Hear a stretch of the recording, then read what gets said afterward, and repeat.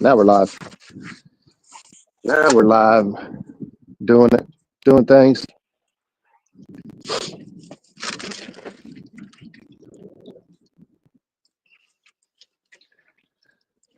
I think I'm going to try throwing one more rod out. Just to be diverse.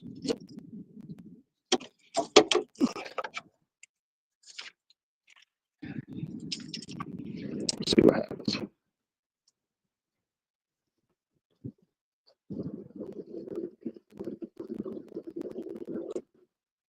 So, yeah, there's no current on this side of me, so I'm just going to put a little 3-ounce pencil sinker.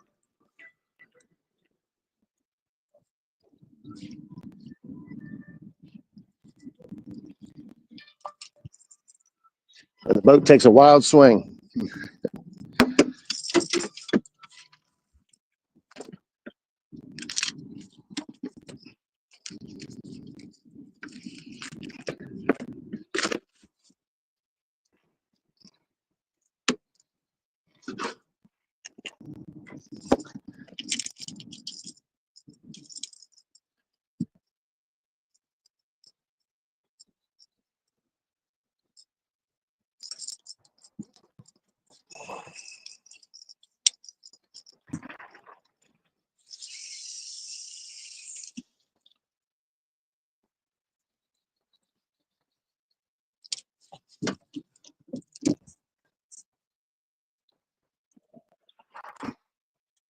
What's up, everybody? Downtown under Brown, what's going on? Nebraska Wildcats, what's up? Rustic? Rustic, if you are able and willing to read chat, I'll drop a link in here. It would help a lot. I know that, and you know that. I'll drop a link in there. That way, if somebody does want to pop up, I've got to be watching to see if Skipper Stewart wants to hop in. I just got a notification that Muskrat Adventures is live. I wouldn't watch that guy. He's crazy. I try to find myself.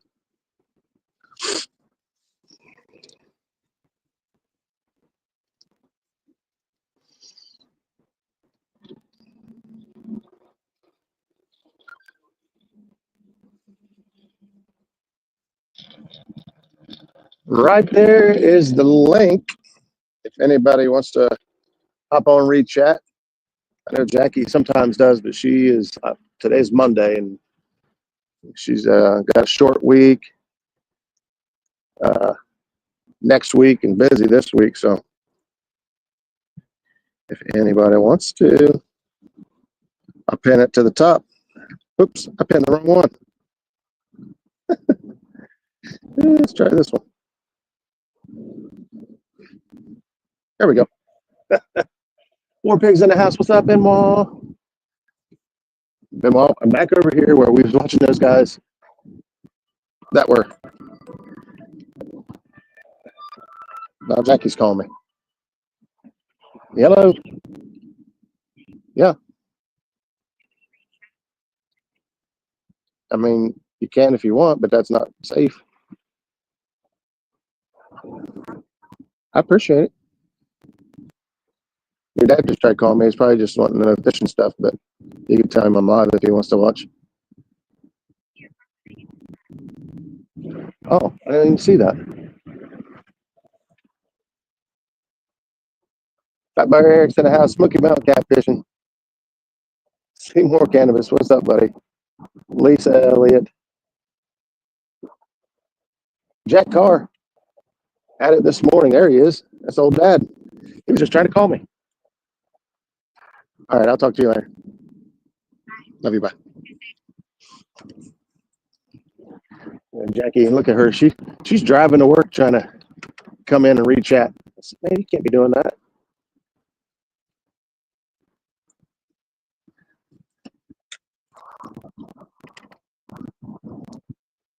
There we go. Are you there? Give yourself full screen, buddy. Make yourself We'll full do that. screen. Got it. That way, if you pick your nose or anything. Thank you, buddy. I appreciate that. Good morning, everybody. Welcome in. Welcome in. Don't forget to thumbs up, share them out. The War Pig, good morning. Benoit ladies. Burrito, Catfish, Lady Lisa, Ratty Royale, Dave Bozar. Eric, what's up, fat boy Eric?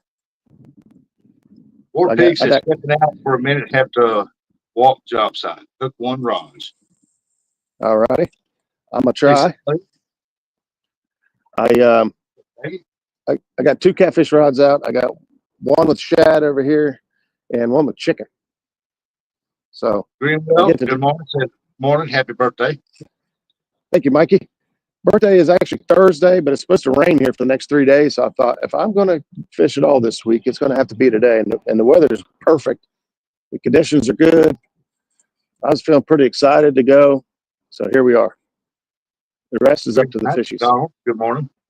Yeah, I think it's going to be pretty decent here today, too, looks like.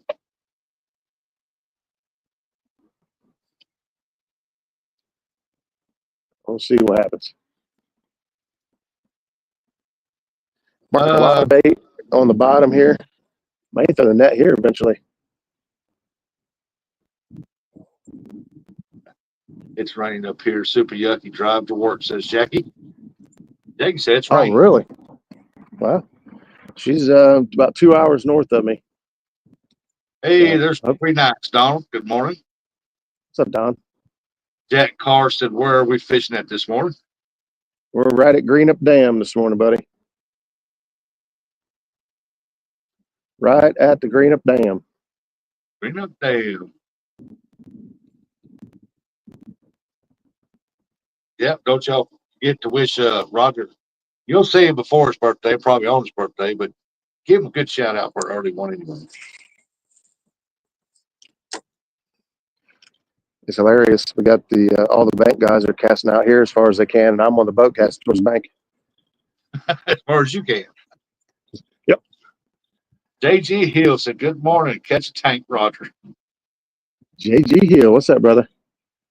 I'm gonna try. We're gonna give it just a little bit. I ain't gonna waste all day sitting up here. There's a lot of bait in here, a lot of fish in here. Which gives these fish something to come eat. Them sauger you guys saw me catch earlier, they eat those. Them sauger hang out right in the bottom, right in their faces. And they aren't afraid to eat one. They get too close, yeah. Especially a flathead, reach out there and snatch him. We had to use one for bait one time because we couldn't get any better bait. And we ended up with one. And, of course, it was legal size. Clarification there. But we had to use it for bait. And, man, I think I caught 4 blues on the same chunk of bait. And I was like, well, it makes sense that they eat them. I mean, they're down there amongst them. Yeah. So Eric said maybe the bait shot will have Roger on for his birthday. I am not cool enough for that clan. Yeah. Jack Carr said, hope you catch some big ones. I'd like to. The bite ain't been great this last week. I've been fishing. I fished Friday, Saturday, and Sunday, and it ain't been on fire. I can tell you that.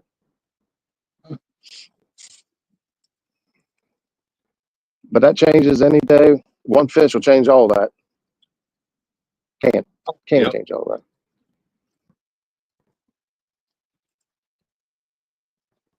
Seems like once you get on that skunk streak for a little while, then you catch one, then it's like you'll start picking them up every time you go for a while. Yeah.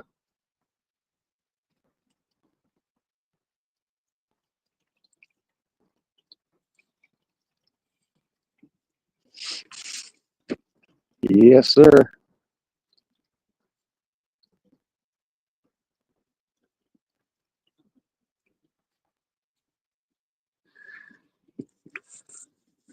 Set up on this side of the seam. I may switch over to the other side of the seam if I can set up over there. They're running some decent water this morning. Yeah, pull from that comp into that seam. Mm-hmm. Eric said, did you go to the Hoover this weekend? Yeah, I went to Hoover yesterday. We caught 6, I think. I think we caught 6 total. I think we won stand day. I'm not 100% sure. There was a lot of issues there towards the end. He was having audio issues, and there was some I don't know what other issues was going on, but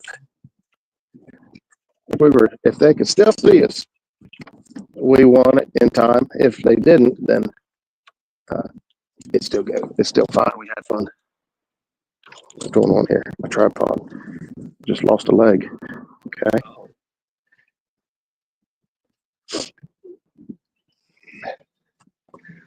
All right. Yeah, the fish seemed to be around 15, 18 feet deep at Hoover yesterday. We tried going shallower with no luck. Oh, shoot. I forgot I had a rod over there. With no luck. And we tried going deeper with no luck. We set up in the channel. Jackie had laid a track that went next to the channel into some deeper water. And the deep side, the channel side, her boards never got hit.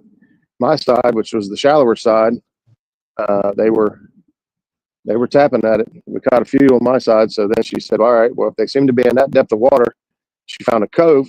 Oh, fish on. She found a cove that had that depth of water. And you think that Hoover was fun yesterday? Oh, what we got? That was a little tiny saw guy. He came off right as I lifted him in. I think he's in the splash well. Yeah, he's back here.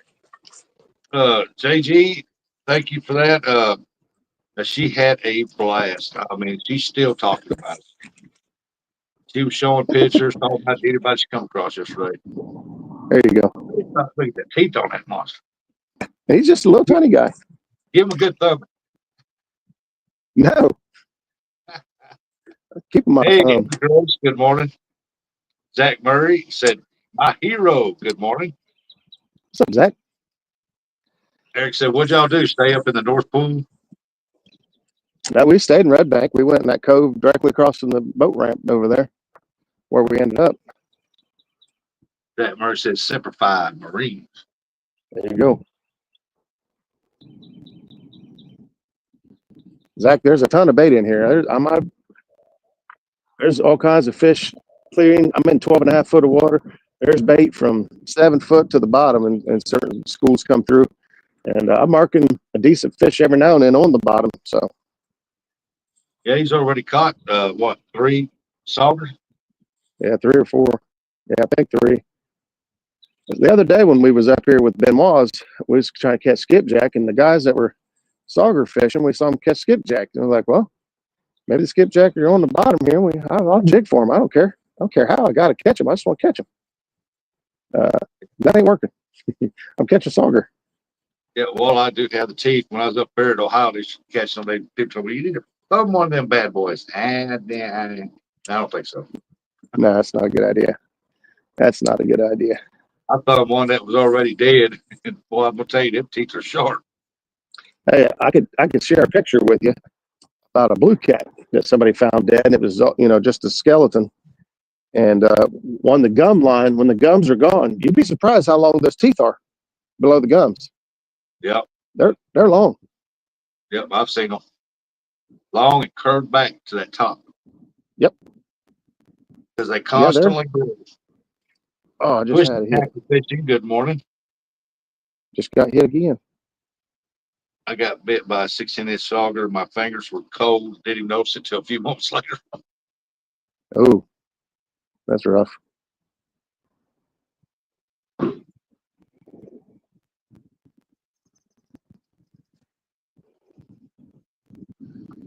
Here doing crazy stuff. It goes from pulling hard to no pull at all, pulling hard. We get this lazy rig out of the way before it causes a mess. Lazy rig. Yeah, that's what I call it. We got the cork float there and a Sabinky rig, casting spoon at the back of it. Lazy rig is what they call it. That's what they call it down south anyway. I like it. Put that bad boy out there and just let the current do the work for you. Sometimes you catch more on that than you do the daggone spoons and anything else. Last few times I was up here, that lazy rig caught the majority of the skipjack and white bass both. JG said, Tay, get ready to head out. Y'all have a great day. Enjoy. Thank you, JG. Have a good one, brother.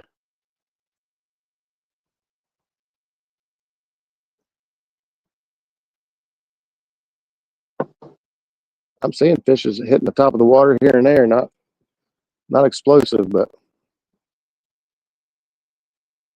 running almost 23,000 through the hydros. There ain't nothing coming through the dam. Yeah, in the wintertime, when I go up there to catch skipjack in the winter, when I go, the cold as all get out, I have to raise it up to the top of the water and just let it fall. Raise it up top of the water and let it fall. And usually on that third fall, they hit it. But that's the only way I catch them in the wintertime is use that technique. Huh. I'll have 3 jigs and a spoon, and I'll just throw it out there, and I'll reel it up right to the edge of that seam, and I'll just pull it up, let it fall. Pull it up, let it fall. Yeah, they got to eat through the winter. Yeah. They can't just not eat. Yeah, all fish have to eat through the winter or they starve. Yeah.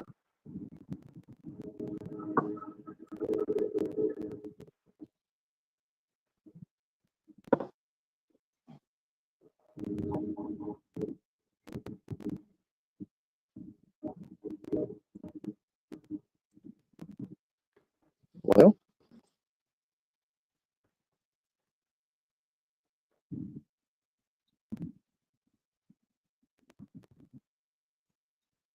come on, fishy fishies. Come on, fishy, fishy. Yeah, y'all don't forget to hit them thumbs up and share Roger out here. Yeah, thanks, buddy. So we fished all weekend. Like I said, we was out all weekend. We did stand day yesterday, and we took the girls, Ben Maws, out on Saturday. I fished with J-Dog on Friday. I'm out here fishing today. So what all happened over the weekend? There was a tournament. I heard you and sounds like your granddaughter was out yesterday and having some fun. Oh yeah, Saturday had the cat claws tournament, casting for kids handicapped. Really? And, yeah, and I think the final total with the donations that they got was like a little over $1,300 No last kidding. hour. And they got some more after the tournament, but I don't know what the total is on that one. But yeah, me and Steve Hooker Thomas got the biggest fish by 13 pounds. And then me and Bristol won the most weight. And right at the end, we thought, oh, I caught one big old carp. And I thought, oh, yeah, this might be the big fish. And it looked bigger than 9 pounds, but that's what it was, 9 pounds. So he got me by 3 pounds on that one. Mm. And I was 30 minutes late. That ain't no good. No, I had to, we got out there. We were sitting there waiting and we're staying to You're waiting on Stan? Yeah, I was fishing on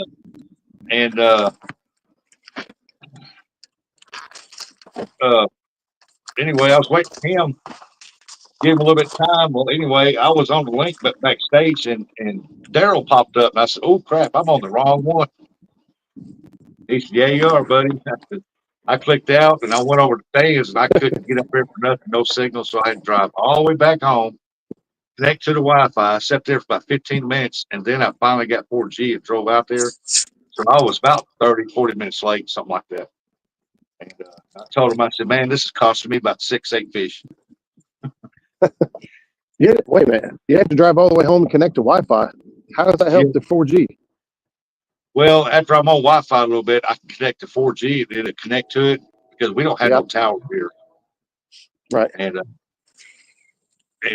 so when I got out there, she was sitting there waiting on me, and I got right back out there, and as soon as I throw it out, it went 5 minutes, bam, bam. I said, look here. They told me, said, oh, you're all right, Rustic. Said, ain't nobody caught no fish yet. And but I just did fish on. Yeah. But we had fun. She had a lot of fun. That's it. That's all that matters right there. Yeah, Ed Evans. We got shirts and got shirts and hats from Ed Evans. He said the one who wins the most weight. He said I'll send a shirt, hat, and sticker stuff, and we wound up winning that. So then Dominic, he was changing locations, and when he got over there, as soon as the live ended, he caught three over a 27, a 30, one I or heard that. 32. Then he caught a 62. A 62? No kidding. Yeah. Huh. My boy can't fish worth a lick. Well, he been wanting to fish this one place where he goes a lot, but for this year, for some reason, especially during hunt season, they close it off. You can't get back there and hunt. I mean, fishing is public waters, but they close it off for hunt season. Yeah. There's real thick woods out all through there and stuff, and they don't want nobody getting shot. So Yeah, people getting shot. Everybody's always upset about that.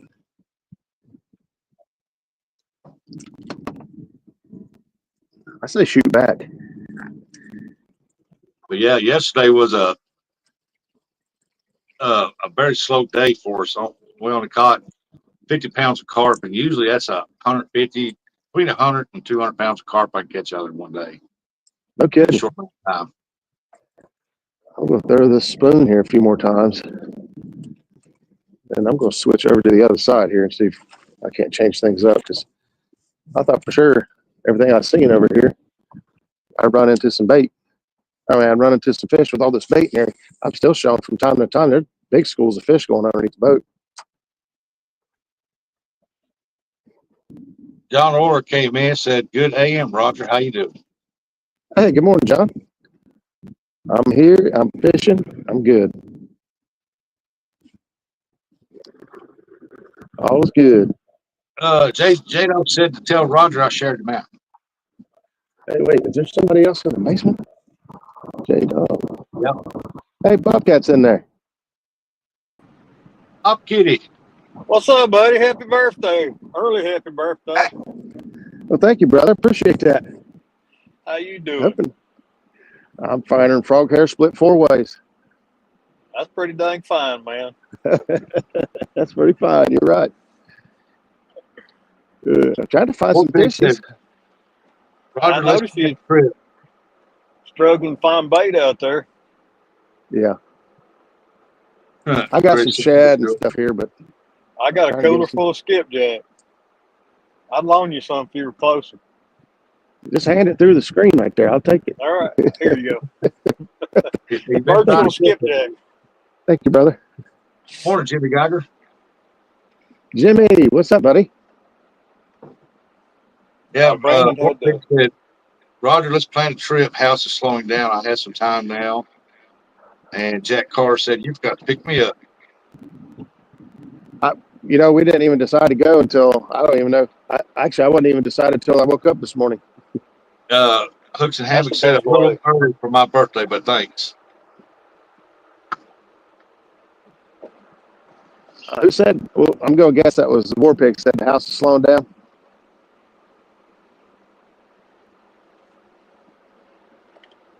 Comments. Hey, good morning, Dave.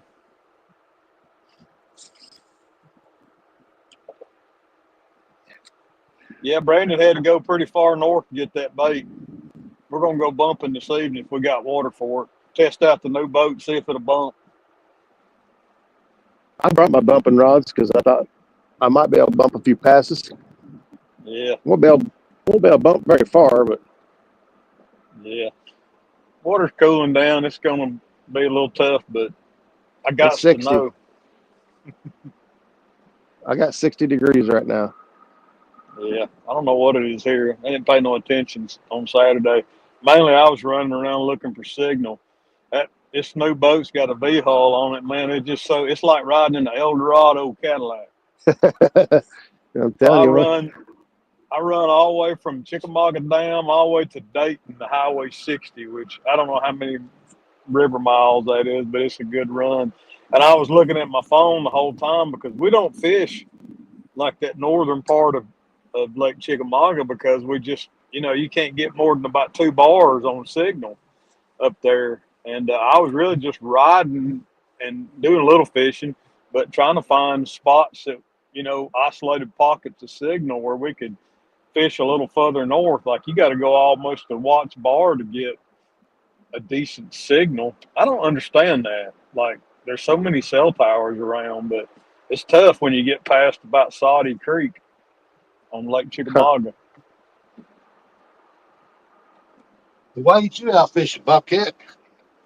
I'm working, buddy. I'm got another week of hard work, and then heading out of town for vacation. My family in North Carolina, and just got a. I don't know what it is this time of year, but like everybody wants everything done before Thanksgiving, and so I got this week to just cram in a bunch of work before I head, out of town. Good morning, Catfish Dog. And might be seeing family that maybe they're gifts for or something. I don't know. I guess something like that, probably. Just always kind of everybody wants everything by November 15th, or Well, that's just no, that's the world. That's the world we're in. Everybody wants everything now. yeah. But been spending the evenings working on the boat. I'm waiting on some mounts to come in for the rod holders, and I ordered them last week, and they still hadn't got here. So trying to get that all rigged up too. Rigging boats is tough. Just you get a boat and you spend a lot of time working on it and getting it like you want it. Yep. And accessing the under the gunnels in this boat has proved to be very tough because they filled the gunnels underneath this boat. It's got real wide gunnels, with styrofoam. And you got to get underneath there and cut it all out. Like to mount things, you've got to cut like 6 or 8 inches of styrofoam out to get, to be able to access where you can put bolts through, because I'm not riveting or screwing anything to the gunnels. I want bolts, Yep.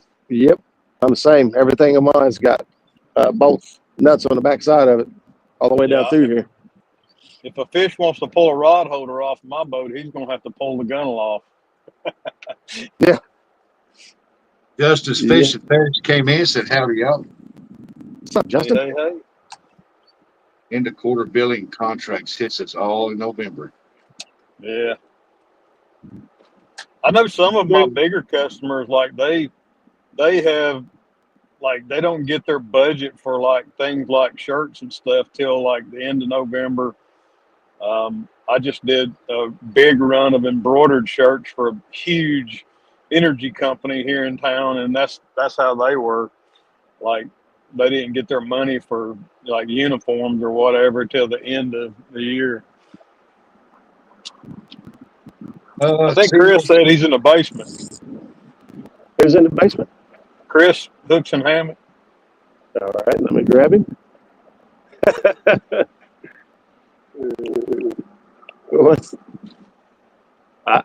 There's nothing I can say. Those are your birthday kisses. Oh, okay. What's up, buddy? How you doing? I'm on break at work, so I just wanted to come in and say happy birthday. I mean, it's a little early to be celebrating my birthday, but thanks anyway. And happy birthday. When's yours? December 5th. It's coming. It's coming. Yeah. Well, mine's in January. We got Amelia's birthday next Tuesday. Happy birthday, catch fish. I got to go back to work. All right. Thank you, buddy. Appreciate you. Bye. See you, Chris. I thought he was fixing to say, well, I'll fix to launch the boat. I did too. He was, they were fishing. They were fishing the other day. Who was it? Nubby said, happy early birthday. What's up, Nubby? Thank you, sir. Seymour says something about New York is on fire or something, wildfire or something. What? A wildfire in New York? Yeah, I didn't think they had that much land. Might be at Central Park. Yeah, I don't know. Yeah, all the trash caught on fire somewhere. A dumpster fire. It's a dumpster fire. All right, I'm switching gears. This ain't working. Might have to go throw a cast net somewhere, Roger. Yeah, I could throw it right here, honestly. I've got boats sneaking in on me all directions. But that don't bother me none, really. Yeah.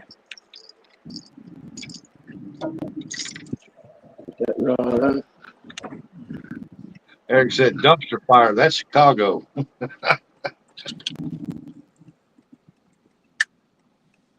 Chicago.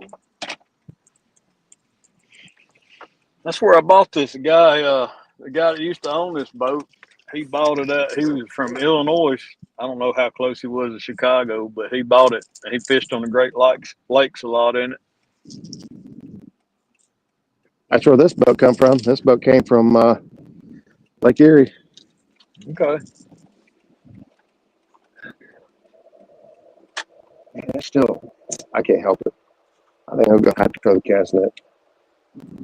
I just can't help myself. There's just I too hate much. throwing a cast net in the winter. Yeah, well, it is cold, but at least it's not. Let's see here. If I can do this without making a mess. Move this, move that. Then I will see.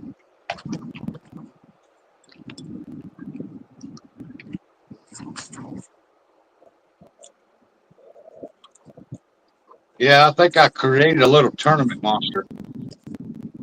Oh yeah.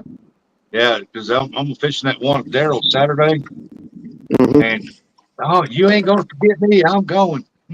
Oreo, did you step on my glasses? Oh no, they're around my neck. Sorry. So if she don't have basketball or softball practice or game or anything like that, she's gonna come. War Pig said, "Watch those boulders, Roger." I know it, buddy. I'm out off the bank a good little ways. Shouldn't have too terrible of a time, but He's pretty good ways from bank.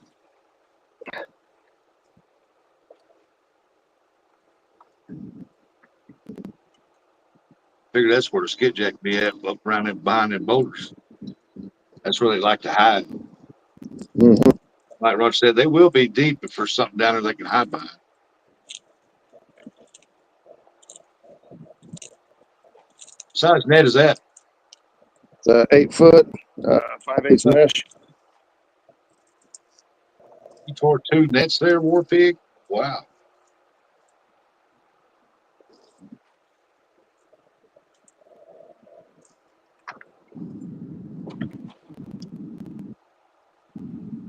I sat up there in Kentucky throwing a net, caught a rock, tore it, and it took me 2 hours to mend that net with fishing line.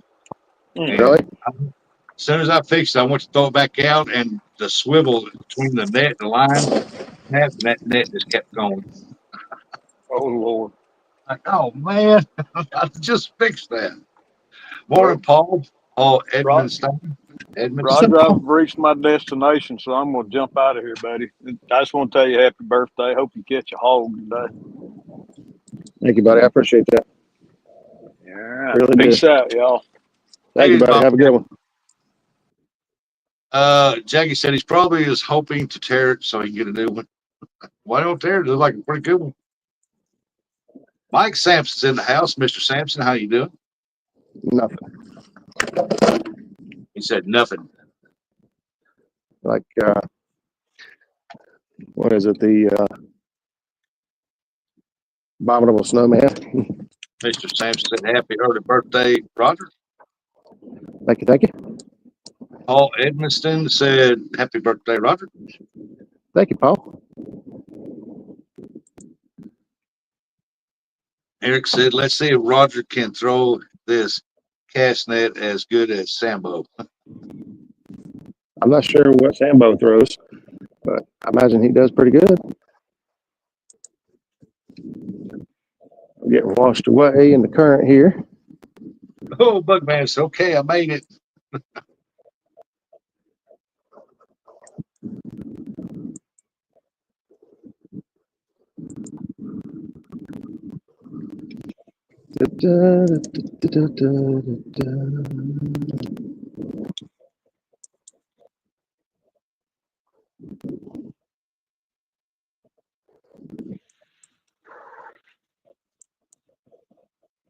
Hey, what? It looks like it could probably rain here. I know it looks rainy here. War Pig said, "Happy birthday, Raj. Get with me. Back to work." Who was that? War Pig said, "Happy birthday, Roger. Get with me. I'm going back to work." All right, buddy. Will do. Thank you. Thank you.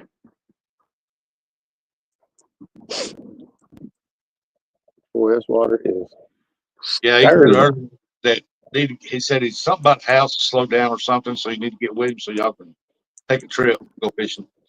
That's it. We can do it. He said it's raining in Cincy. That's not good. Rain in Cincinnati. Rain in Columbus. Not raining here. Getting that rain up there, it all comes down on us.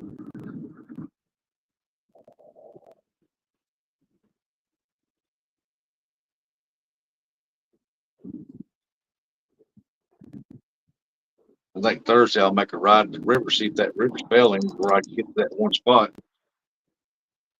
If not, I'll have to make other plans for Saturday.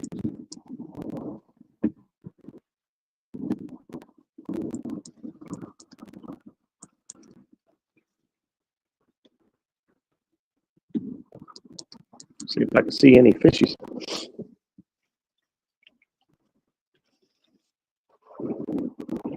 Where old dog's at? He said he was going out to the river.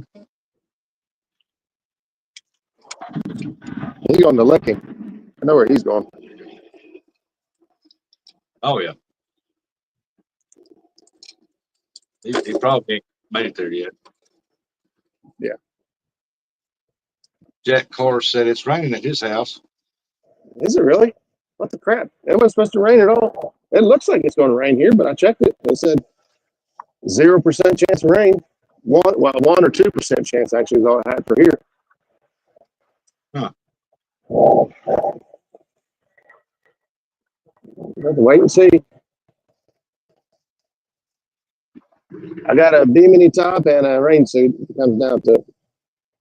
It's funny how it does that. It looks like it's moving your way, and then all of a sudden it don't rain, fizzles out, or goes around. Mm-hmm.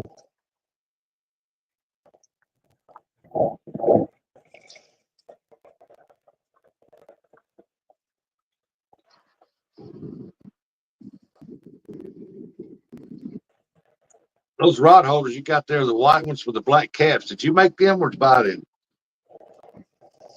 Those were on the boat. Okay.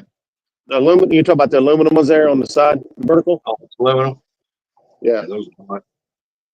He's probably at White Castles, Rustic. He probably is there. What is it? Eric said J Dog's probably at White Castles. Yeah. I knew I should have never told him about the thing that worked there.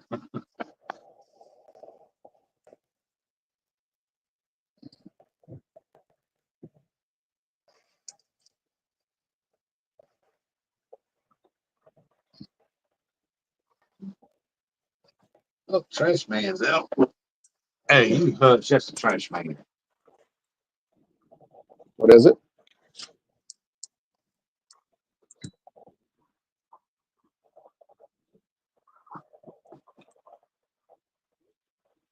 You marking any fish up through there?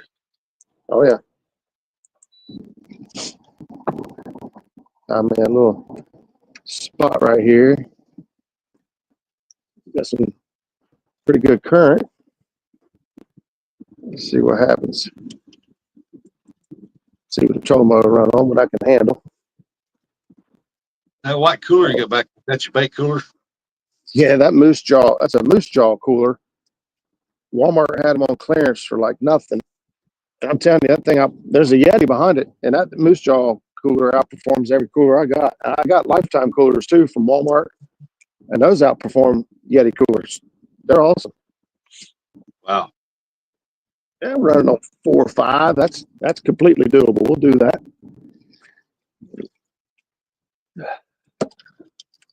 Take this here and throw it out there.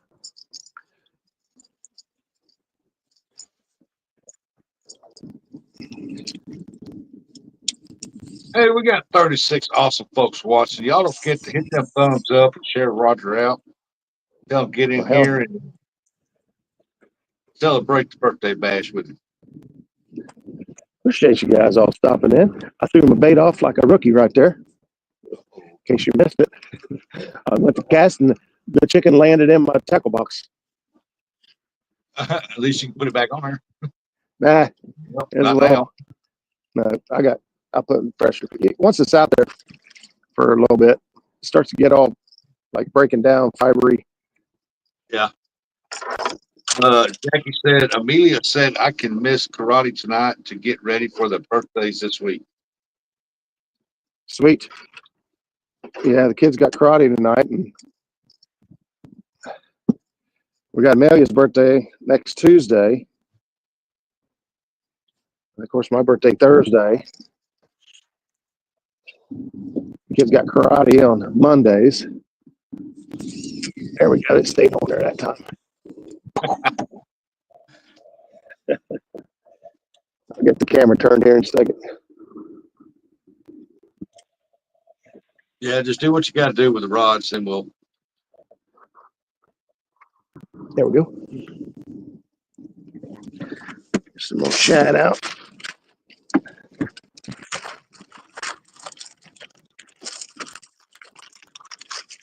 Her party is Saturday. That's right. Well, happy birthday to her. Benito.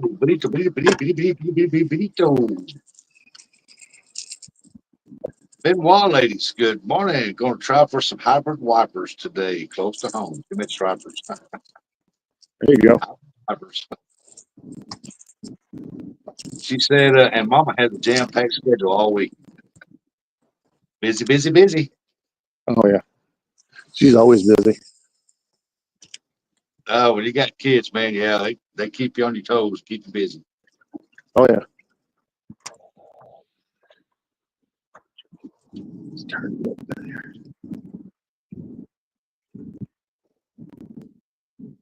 Ouch. It's like Roger's going to get cake all week long.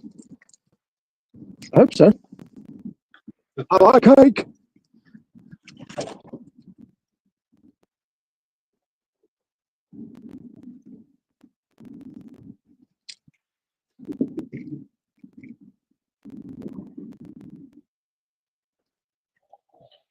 It'll be all right by me. Let's see. What is it?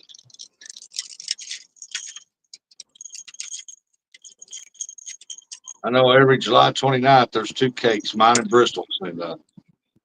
So I get 2 cakes on that day. She don't eat very much of it. She leaves it here.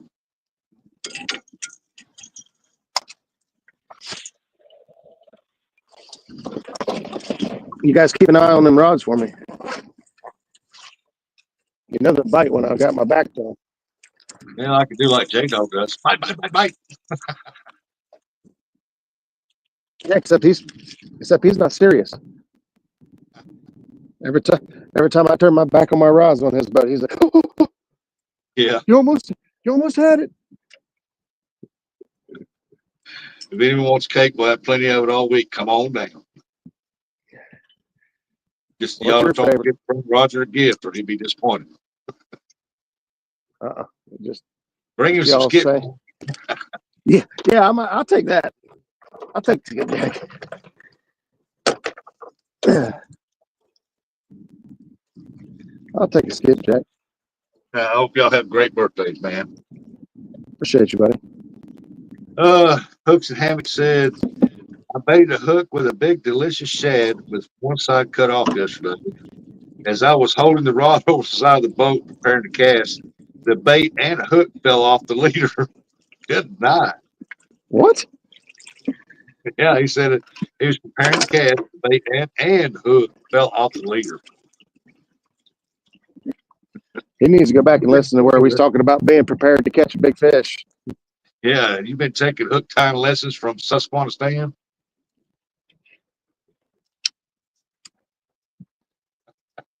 This line. Oh, yeah, this line. I just felt it as I reeled the line up to the tip. The line here is all chewed up. Must better have been from retie. dragging. Yep, I'm cutting it off. I'm gonna retie it real quick. Hey, Takes Catfish and Dreams. He said, "Good morning, Cat family." What's up, Brandon? Because I threw my back out twerking for dollars. There you go. I'm better off like having people. I just start twerking and they have to pay me to stop. And my problem is I start twerking, I can't stop. It just keeps flapping around. The hell's that? Is he having a seizure? What's wrong with him? Yeah.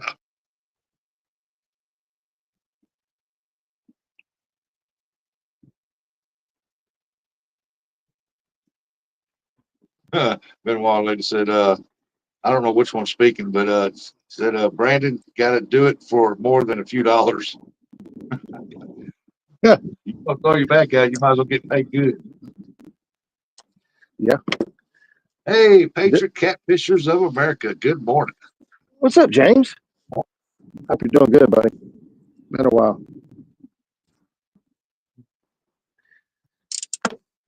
All right.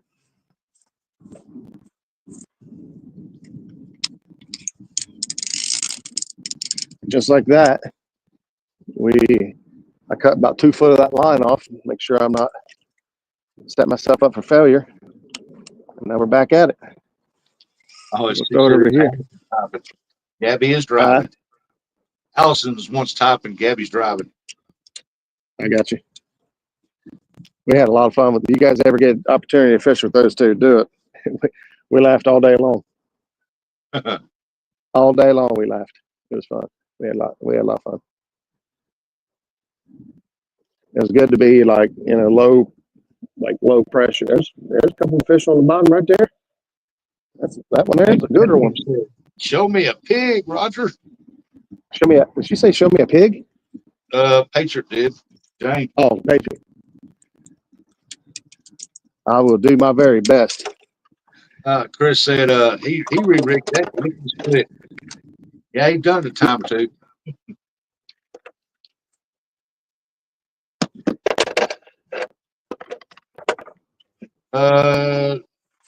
Allison said we had so much fun with you two muskrats. Jackie said, all righty, at work, I'll try to pop by after my morning meetings. Be safe. All right, girl. Love you. Have fun. Good morning, Ernie Brown. Ernie Brown. Mr. Downtown Ernie Brown. Ernie, I think every single person that gets on this boat now looks for the Bubba knife immediately. It says, is that the knife that stabbed Ernie in the butt? Yep, sure is. I think you should autograph it or something for everybody because it's famous. Yeah, you got that one gray slate there. Oh, fish. On the left-hand side of the boat over there. You can take a black Sharpie and let them write their names down there on it. We just got hit. Anyway. Oh, there he goes, right there. Fish on. Fish on. Yep, there he is. Fish on, fish on, fish on. Take a drag. Oh, man. And the other rod. Fish on the other rod. Hey, you picked the right spot, buddy. Double up. Double up.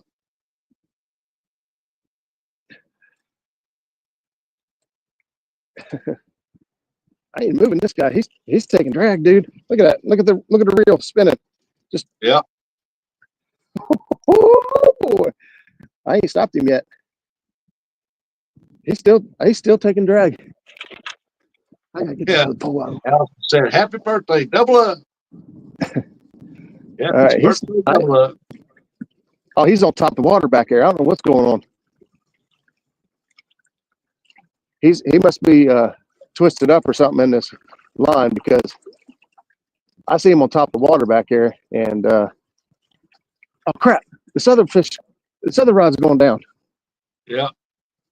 James says, see it over here? Roger some luck. Yeah, I see it. Oh, he got triple.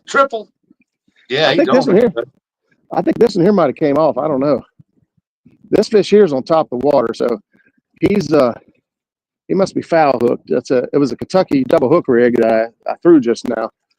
So that's one of the disadvantages of that hook is sometimes the second hook will get in them and it'll mess things up. You actually lose a fish sometimes that way. So, Well, once you get all them situated before you throw that one out, show us what you mean by the Kentucky double hook rig. will do. I'm pulling this fish in backwards is why it looks so good. I can't tell how big he is. He's not going to be that big. I really thought I had a good one there. Hey, it's a fish. It's fish. Got skunk off the boat. Well, you already did that. But now you got if you get this one on there, you'll have the catfish skunk off the boat. If I can, I got to bring him through all these other lines. Yeah, Joe, just he's already caught 3 or 4 saw guys, so this will be his first catfish he gets up on the boat.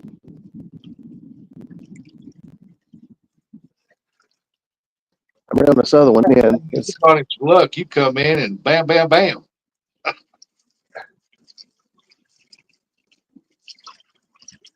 All right, get this one here out the way.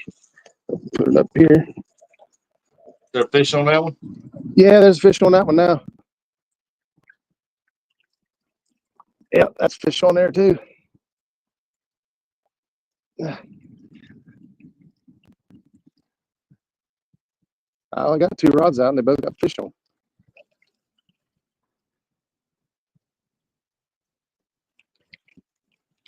Well, that one there is either a giant or he is foul hook. Oh, he's backwards. I can see him. He's coming tail first. Oh, that's why it's taking a tough time on.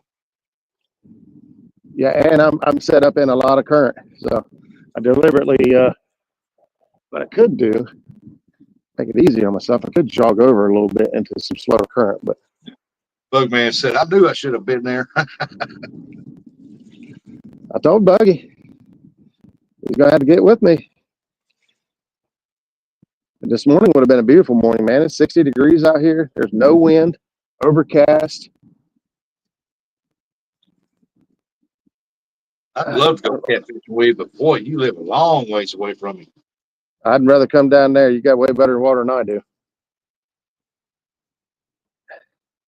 And something like when these fish are tangled up or got line wrapped around them, it's like they just freeze. As soon as you unravel that line, man, he looks like he's got a pretty good sized tail on him. Yeah, they come alive. Yeah. I'll get him up here close. I'll put him in the rod holder. Well, you know, all them fish got lateral lines, so if that line's wrapped around them, that's like a nerve running through there, man. It's probably got sensitivity on them. Yeah. You can see him. He's right behind the boat now. He's getting close. Yep. They don't look like no small one. Uh-oh. I just got slack in the other line. That fish, I think he's still on there.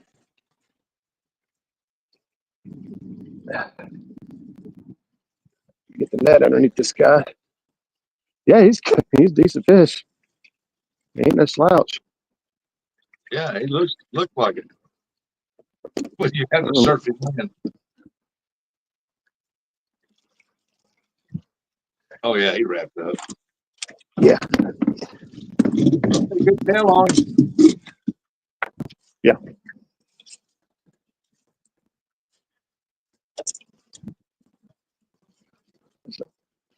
Extend my handle.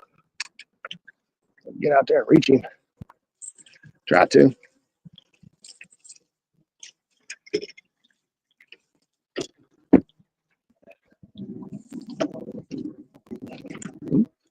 Lose my bounce.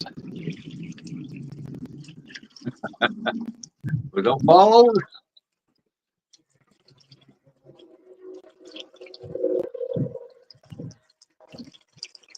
Yeah, that ain't no slouch fish. That's pretty good one.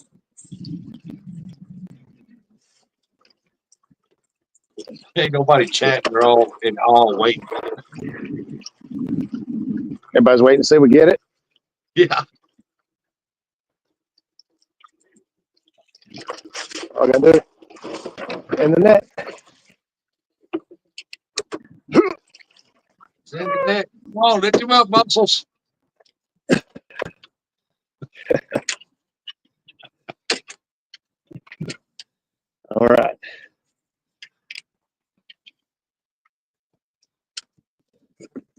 Yeah, Benoit, say in the boat. Yeah, baby. Boom. Kaboom. He's hooked in the mouth. He's also got that line lassoed around his tail. So Yeah, he hit it, turned on it, didn't he? yeah. Yep.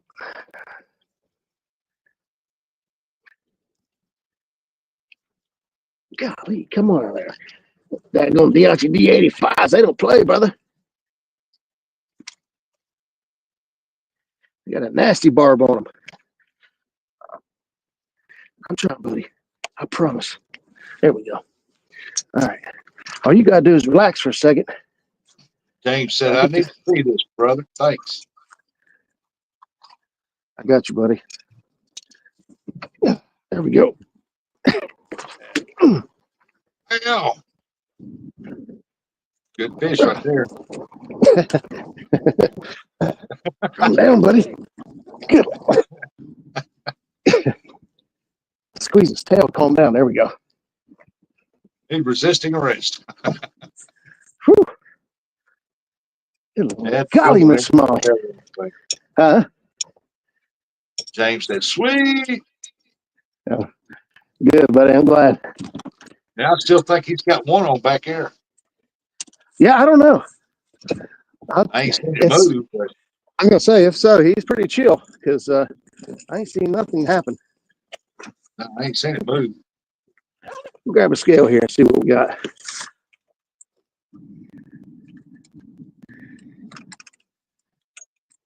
What do y'all think that fish weighs? Y'all seen it? There you go. I'll hold it up again for you while I let the scale tear out. Don't let him slap you in the face. Yeah, I know it. He's a mean one. You're a mean one. I'm gonna call him Mr. Grinch. Yeah. 19.2. That's pretty good. That's a solid guess. Oh, y'all, get there. Catfish dog, 22.22.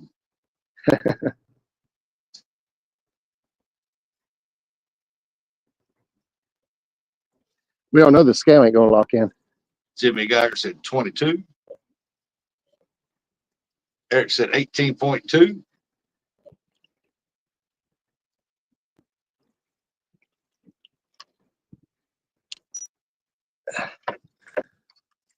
James said, everyone please hit them thumbs up. Yeah, and share it out. Share them out.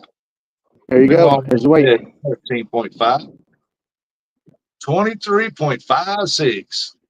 Moved all That's it. wrong. Most one was catfish dog. 23 pounds. 3, at least 23 and a half. There you go. One more look at him. Yeah, you hold on right there and I'll take a screenshot. All right. All right, got it, buddy. Thank you. I'll send it to you. Okay. I'll crop it out and I'll send it to you. Boy, he had that line right around his tail tight, didn't he? Yeah. Yeah. All right. Get some slime on it and starts healing up. It heal up pretty quick. Oh yeah. I can't imagine this one still having a fish on it after all that, but it's possible. Let's see what we got. No. Blues. Man. Yeah, not only is he gone, he broke off the sinker. The weight's gone. He was down in there swimming around. Look at this. Double hook rig. Both hooks are snagged into each other, and the sinker's gone. No fishy there. That's all right. Well, so you basically got that like a high and a low rig, right? that one is just a double hook dragon rig. So this is a high-low rig, basically. Yeah, Kentucky rig. So I got my swivel at the top here. You guys can see that. Yeah. I come down to my first hook. Got just a little bit like 3-4 inch dropper on it. Down to my next hook. That's also got a 3-4 inch dropper on it. And then down to my weight. This one here's an 8 ounce coin sinker. I actually need to go up It's about NJ 10 Fish, ounce. man. Let's go, Roger. NJ, what's up, brother? Good old high-low rig. I'll be using one Tuesday for back blackfish. There you go. Yeah, I got my 12-footer set up like that. And I put 2 big chunks of bait on it and throw it out. I've been That bait using was a, bluegills, so I'll put the head on the top hook and put a body part on the bottom hook. I do that a lot. I'm using small bait right now, honestly. The shad I got yesterday up at Hoover were a little on the small side. The wind was kicking our butt. We was pooped. So we just went ahead and I threw, I think once or twice. We got a few. That's good enough. I wasn't even sure I was fishing today, to be honest. Kept going back and forth on it. I got things I should be doing, but you know, I'm not. You wipe my hands off on my. We got to the truck yesterday, and there was a new towel sitting on my truck. That's fish with us. Now you can get it all slimy. Now, oh yeah. That's when I send people towels. I hope you use it. I like you think, old muskrat, when you're out there fishing. All right. I know I went fishing with J Dogs. I forgot yours in his boat. You're saying You're saying he took yours? Yeah, that's what I've been telling people. Actually, I got some new ones here from Freddie recently. Jackie ordered us some, and I meant to give him a new one. Morning, Dale Hayslip. Allison said, got to get us some bait towels made. Yeah, I got to get me some made.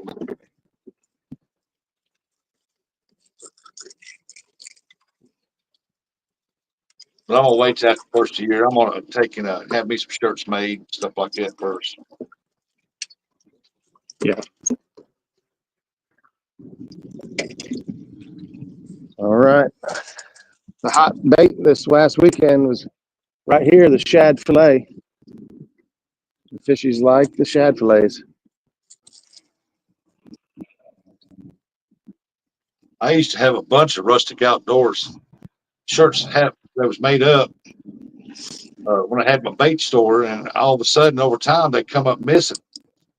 Couldn't figure out where they went to because I know that nobody stole them because we're standing right there and we got cameras and everything. And I'm like, I don't know what happened then. Well, every time I go to my daughter, she's got a different one on.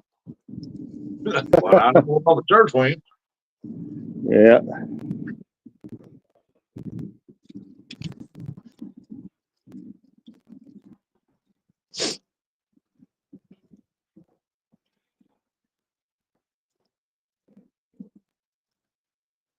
All right.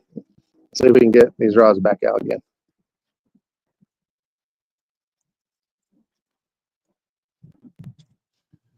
Yeah, because that was a pretty quick hit. Yeah, it was. Yeah, as soon as I put it out there, I threw it over here in the current and the fast stuff. Are you missing bait on that one? No, this one here, that's the chicken still on there. It got hit, but it didn't hook up. That's weird how they can hit that hard, bend that rod, and won't hook up. I know.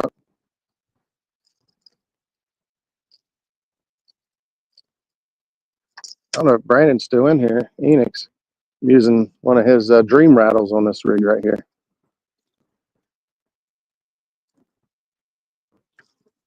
That's basically what that fish told you on that rod. In your dreams. Yeah. So that was a good little takedown that was on there. All right. That one there back out. Man, I'd be scared to death. I could grab that Chase Jack's rod with that line and pull it over. Which one? That Chase Jack's, when you went to throw out, you put it over. Yeah. Randy Rhino, good morning. Said happy birthday, Roger. Thank you. Thank you.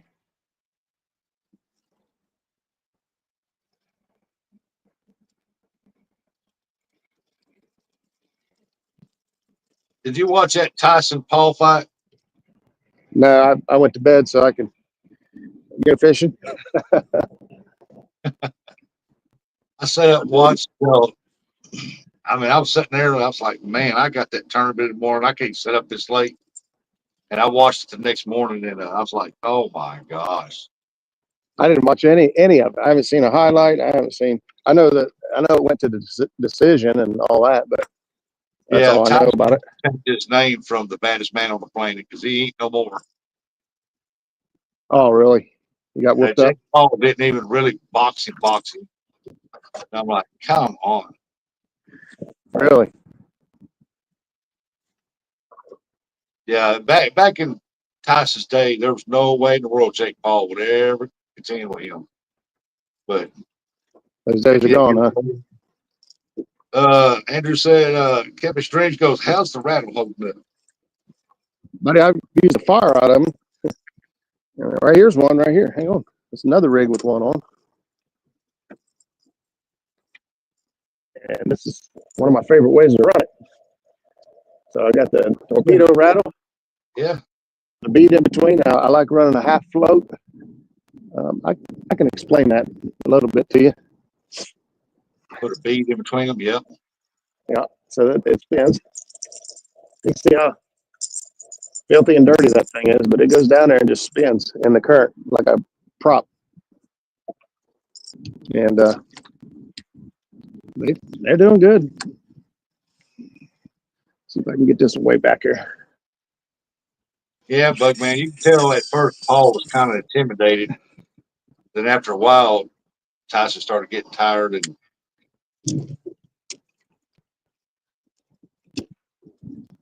I wanted Tyson to win. hey, there's Paul, good morning. Morning. How you feeling, Ernest? How's Rat Rod doing this morning?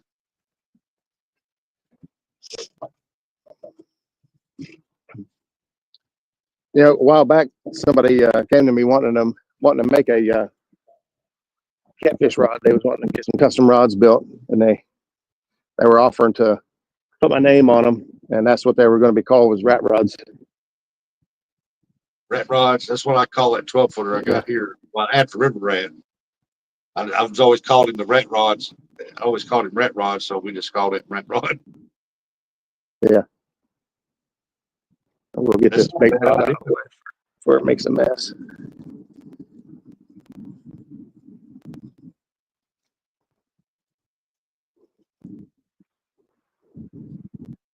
Yeah, I don't know what's up with the bait. There ain't no skipjack up here to be had right now. Hello. Good morning, Merlo. What's up, buddy? I'll shut my graph down. Turn the sonar off. Yeah, boxing has really become a lot of people has turned off of boxing. I mean, there's still a lot of watch it, but yeah, it's not interesting. It's not the showmanship they used to have in it. Yeah.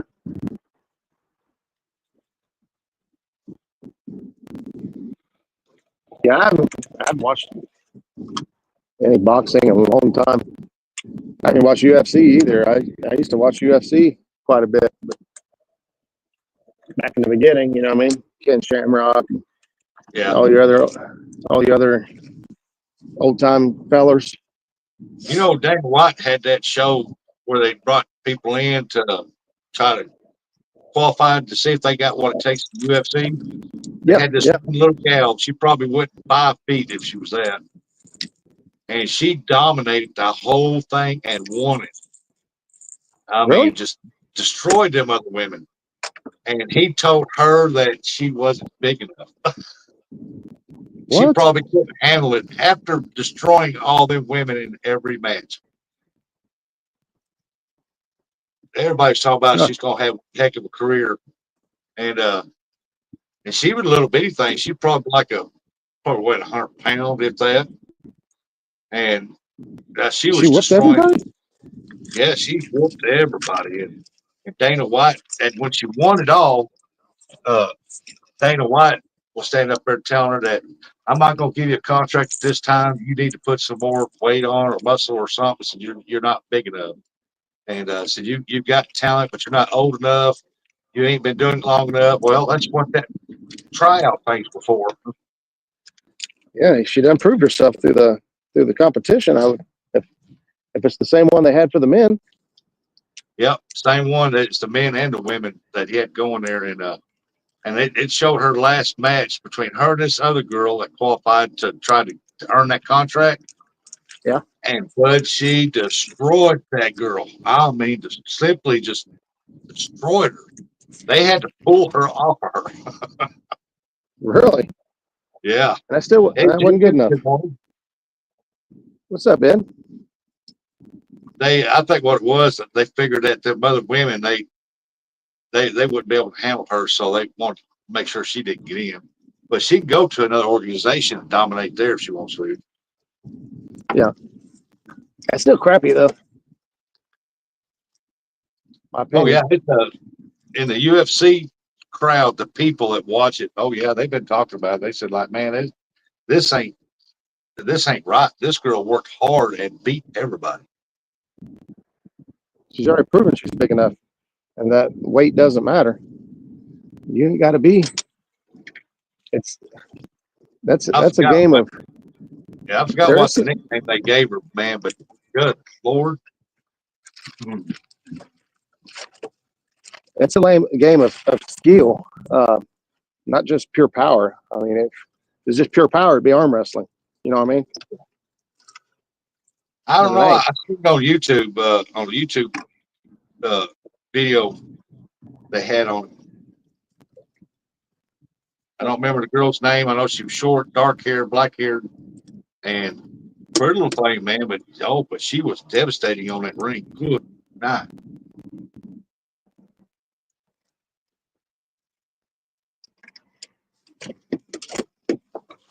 I thought she's that good. I would have had signed her, and I would have said, hey, especially because everyone loves a big underdog story, right? Everyone loves a root for the underdog. And what bigger underdog is a 95-pound girl?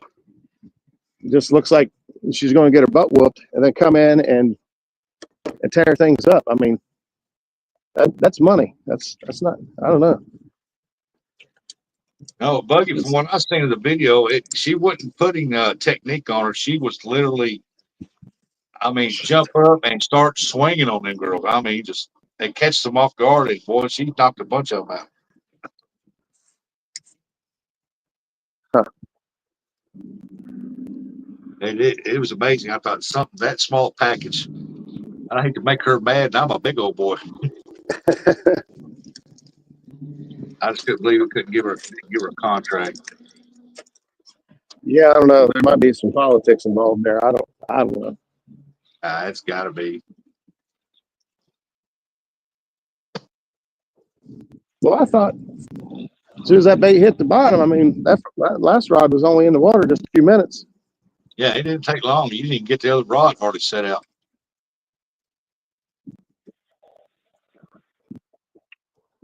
Mostly that's called dynamite. It's called something.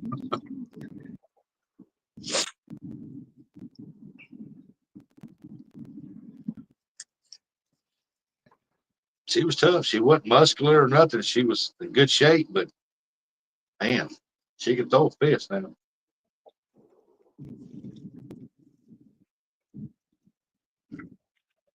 I think. Yeah, he was afraid she'd get hurt real bad. And I'm like, she just went through 8 weeks of this crap, and she never got hurt once. And plus, they got them women in there. They got different weight classes anyway. They all sign waivers and shit too. I'm sure that makes them not liable for, injuries and stuff like that. Oh yeah, just like they do boxing. I don't hold the other boxer liable for my death or injury. Right.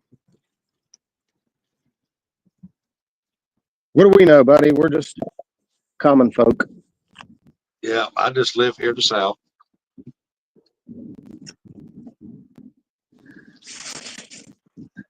But I would have loved that. That would have piqued my interest back into UFC again. Yeah.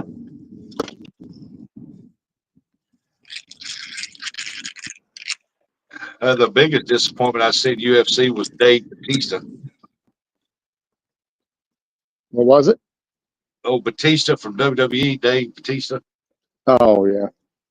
He was a joke. I'm like, I mean, he's not no joke, but I'm like, big old boy like you. And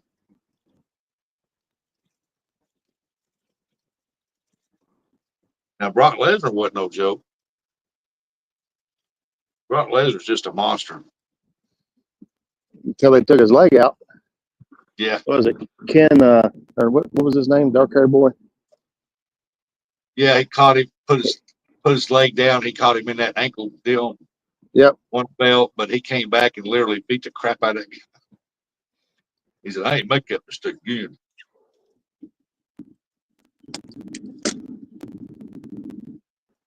I don't know, Curtis.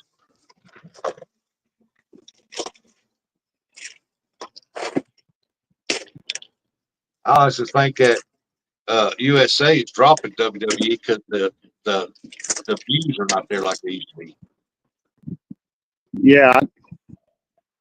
I used to, I think all of us did at some point, watch Hulk Hogan and Undertaker and all that. I imagine everybody did at some point. Yeah.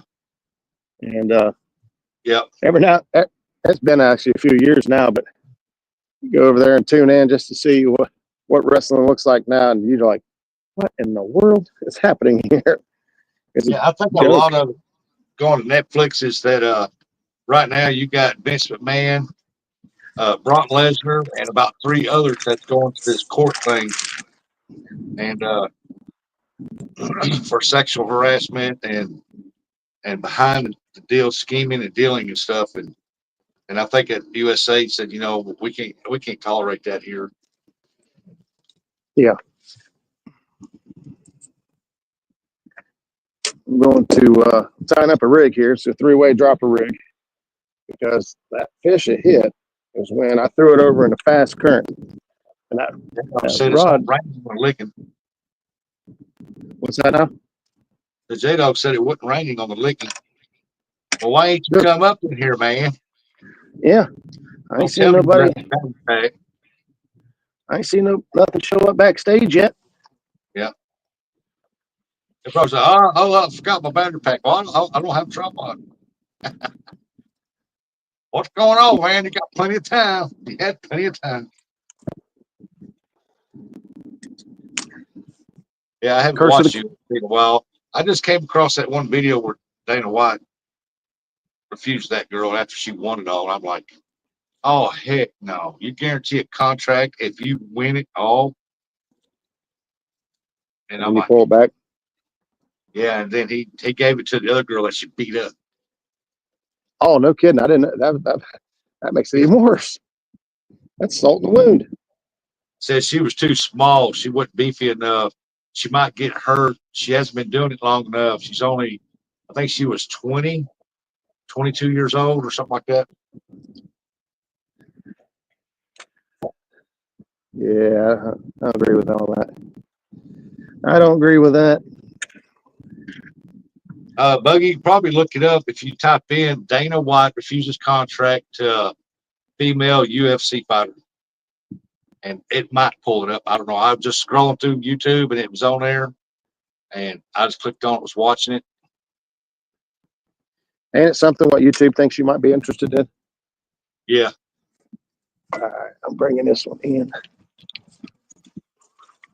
Yeah, I watched one WWE video on YouTube, and next thing you know, I got UFC videos popping up. Like, what? Yeah. Yeah. All right. Take this rig off. Still showing fish down there? Well, I was trying to catch skipjack close to the boat, so I turned my sonar off. I don't know whether that really has anything to do with it or not, but if you go down south and travel and you get up on these commercial guys, all of them believe that the sonar pinging, which you can hear it. I mean, can't believe they can hear it that well, but you can hear it going tick, tick, tick, tick, tick, tick, if you ever run your graph or your sonar transducers on and it's not in the water, you can hear it ticking. So, I mean, I know it makes some noise, but I can't imagine it scaring away skipjack. But, well, you can, when it's on, you can actually put your hand on the bottom of it and you can feel that Feel thud and it'll tick. So you know it's sending that vibration down. Yeah. So, I don't know. People say that you should turn your sonar off or whatever. Pause it. So I did. I turned it off. I don't know. I catch all mine from the bank, so I don't think I've ever caught a skipjack from a boat.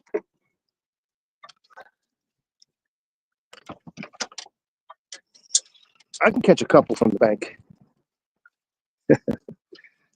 Yeah. That's how I found out about that rod you got over there from chasing outdoors. Yep. All right, we put bigger weight on here. We got 12 ounces. I'm going to sling over here in the current, see if it don't. That's the first stout rod. I took it out, made a video where I was catching carp with it because I wanted to see how tough it was. They're really good. I like them. I figured, heck, if it handle a carp biting the way they do, skipjack ain't gonna be no problem. All right, keep it on this rod here. Getting worked down already. 12 ounces. Boy, it swept it back quick. I thought for sure it'd hang just a little bit over there. They got that current. That's gonna push it on down. Mm-hmm. It hung up over there. Morning, Skull Rush. What's up, everybody? All right. About time to take this sweatshirt off.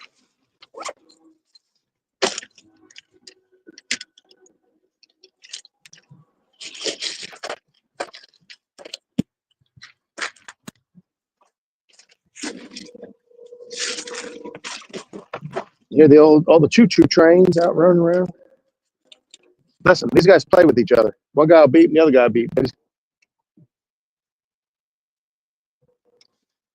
They have themselves a good old time. We're going to give this just a few more minutes, and if this don't pan out, we're going to get to dragging. If I can. I'm going to go run down this bank, see if I can drag. I mean, I'm sure I can drag. I've been using 2-ounce dragon sinkers and 3-ounce dragon sinkers. I might have to go to 3s and 4s today. All right, I'm back. How you been, buddy? What's up, Skull Rush? How you been? Ain't seen you in a while. You doing okay? And a quick reminder, folks, while Roger's cooking for you, don't don't forget to hit them thumbs up and share him out. Yeah, what he said.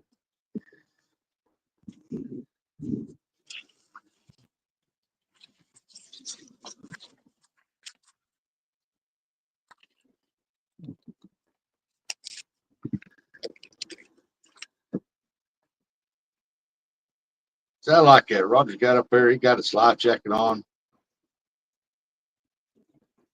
Safety first, folks. Safety first.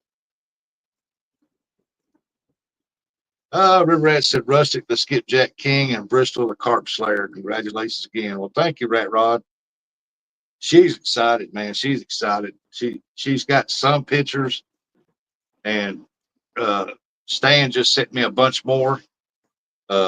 And she's been showing everybody. She's got it posted on her Facebook.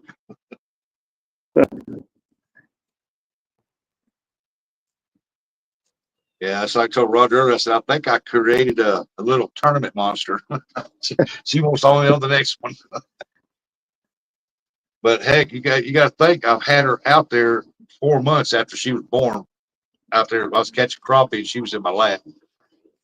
Oh, yeah. So I've had her since she was 4 months old fishing. I got videos.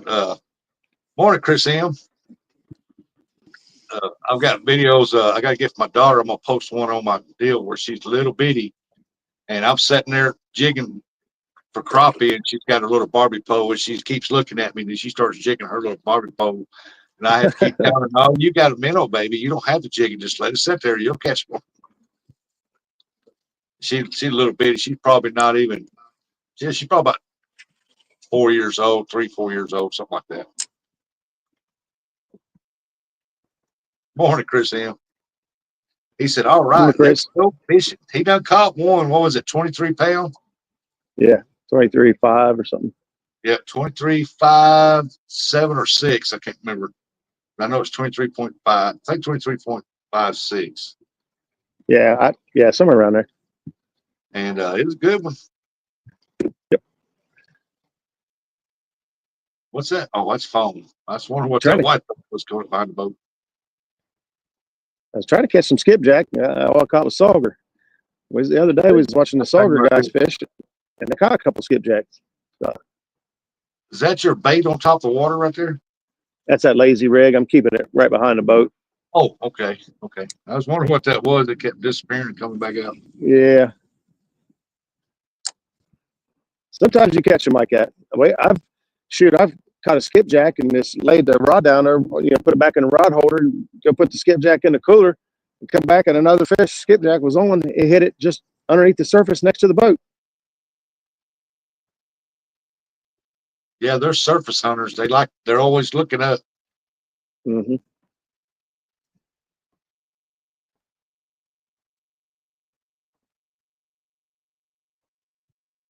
Nubby said, "Can you use those for bait?" What, skipjack? Oh, yeah. Oh, yeah. Oh, yeah. Great, bloody, nasty, slimy bait. Yep. And they're fun to catch. And you talk about stinky if you let it set out too long in the sun. Woo.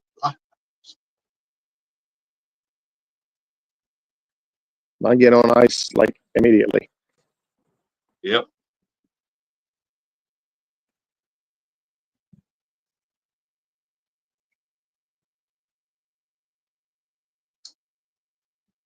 Well, we got hit there like one right after another in the beginning. I thought, yeah, buddy. Yeah, I thought we was fixing to see quite a few fish caught there. Uh-huh. Yeah, we did have 2 fish on. One got off, missed one.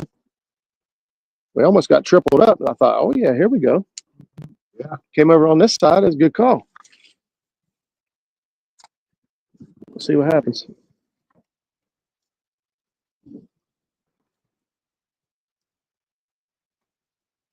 I thought spot lock was supposed to keep your boat pretty much steady. No, it pins your trolling motor stays steady, but your boat can spin around circles around it. If there's no other forces holding the back of the boat. Oh, okay. It can't control the back of the boat, but it just basically makes that head stay completely still. But if you're on the lake or something, you ain't got no current, you got wind messing with you, shit, it can spin you around through. You can just do donuts all day. But like right here, I'm in the current, and I'm on the edge of it. Like over here, now it's opposite. Over here is no current, and over here is lots of current. And so I'm right on that edge playing with it. And so the seam will move a little bit, how water is.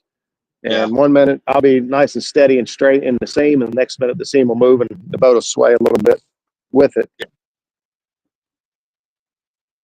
I'm used to it. It don't bother me. I fish with some people that they can't handle it. Cool.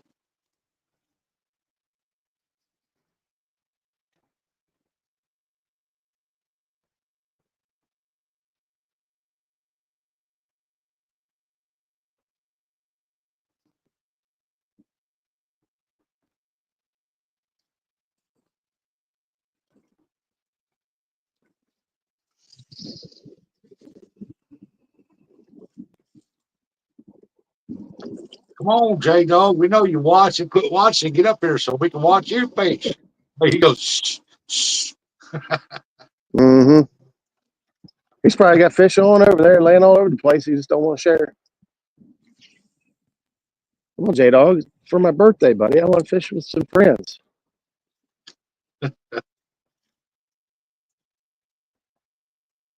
My brother got him a buck yesterday. Oh, really? Good one? We got it yesterday evening. Oh, I just got hit. Finally. Oh, I got hit again. Fish on. Here we go. Here we go. He might have a skippy, folks.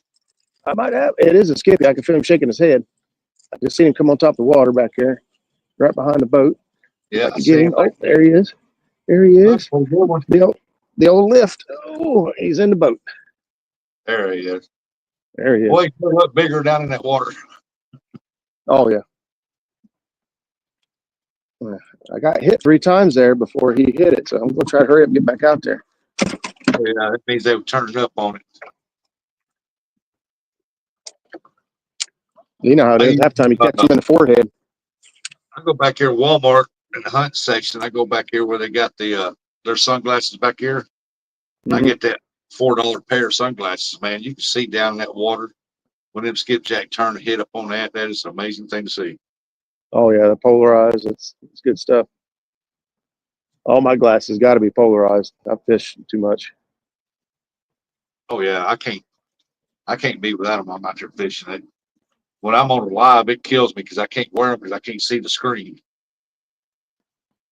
It all depends. Polarization runs a certain way. You ever notice you're looking at a screen and you can't see it? Turn it 90 degrees, you can see it. Yeah. Or the other way around. If you're looking at your screen, then you bend down or turn your head to look at something and it goes black. Yeah. That's the polarization. The lines on there are running the opposite direction as the other lines, so it blacks it out. I just seen a skipjack out there. Doing something to come back to reach at. I looked down at reach at. I said, well, heck, my phone cut off. I took my glasses, raised up, and I can see the screen perfect. Mm-hmm.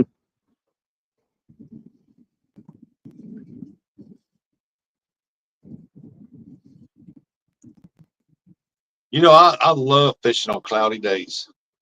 Me too. Me too. Overcast, cloudy like this, man, I love it. This weather's perfect.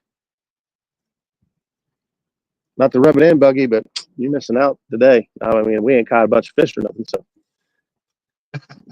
He's still there in chat. He's supposed to get a hold of me. Come on down. I screenshot your phone number this morning. I got your number now. Let's see here. Where's my reading glass here? J-Dog sent me something here. He's out there fishing. He's probably tearing them up. He just don't want to steal a spotlight. Well, I can't actually pull up the deal. If I do, I have to get off here and optimize my phone to come back. But from what I can tell, it's like he's got the rods out and everything out there.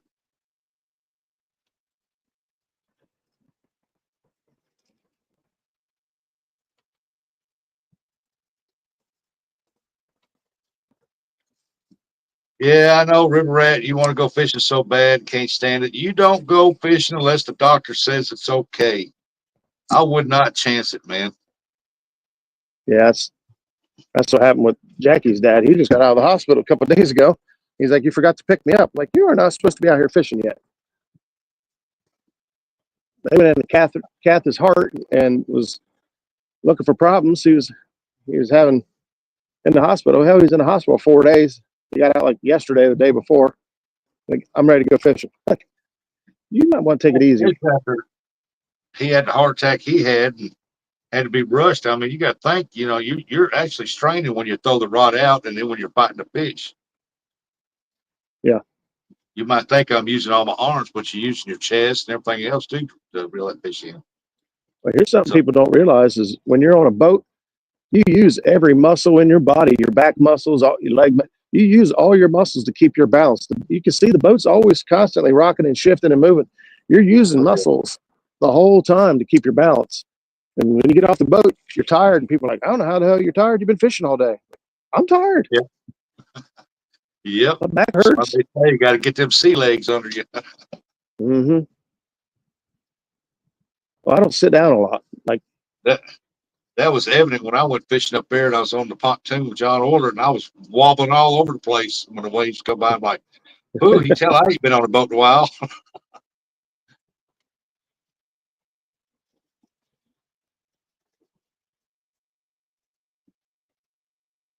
He said, I know, Rustic, I know. Well, don't make us come down here.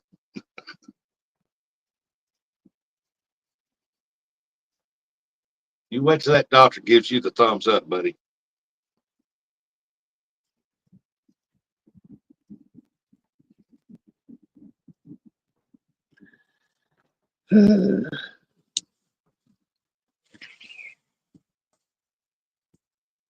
But who am I to say? I mean, I went fishing. My arm was in a sling. I still went skipjack fishing. I went supposed to. I think my arm Yeah, was I had a sling when I was fishing with you down there, wasn't it? I think so. Yeah.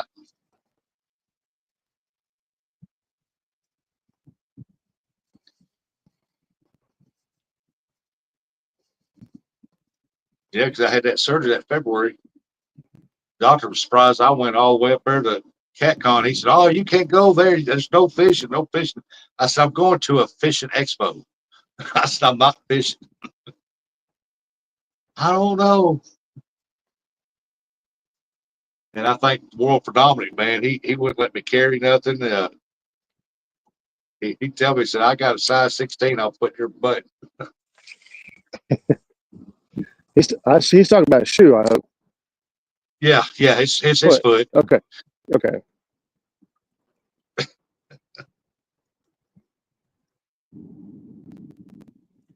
Come on, fishies.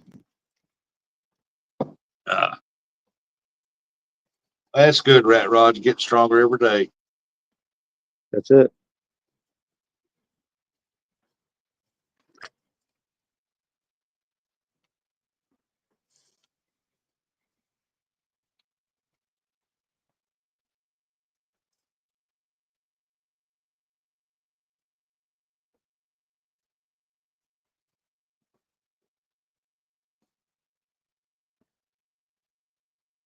All right. We'll go try pink, and that's it. We ain't got no, we don't catch a skipjack after a few throws with a pink spoon. And no more catfish bites. We're going on down. We'll find something else. We'll go down, scan below me here, and see if there's any fish stacked up back below me. Since It's we got a little bit of 10:07. current. It's 10:07 where you're at. Oh boy.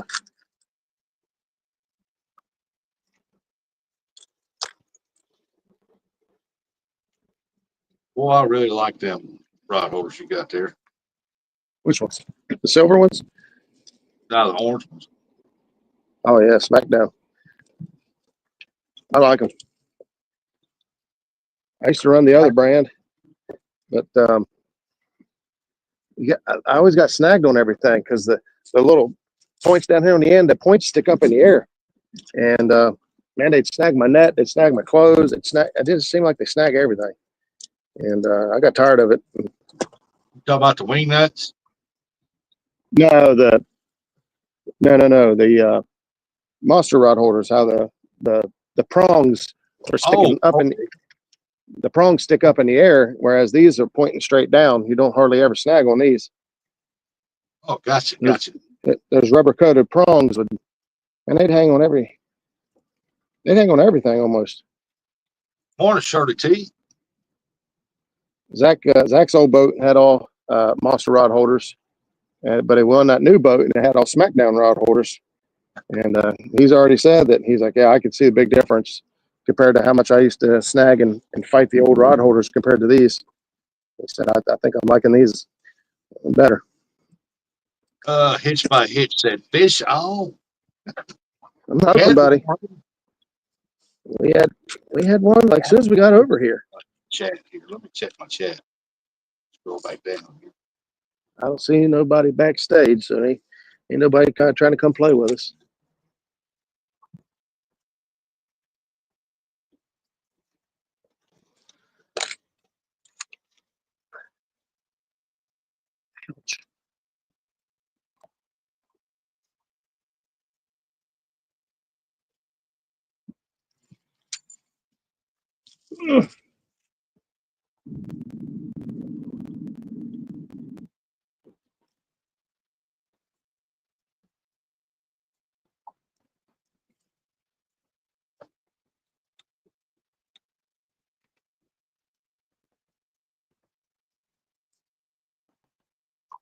Ouch.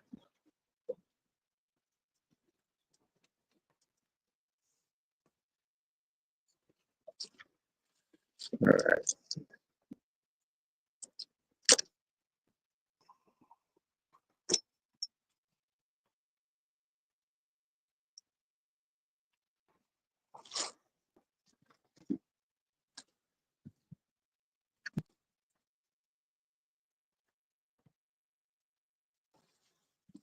Well, look at there. There's Stan 3. Said, happy birthday, Roger.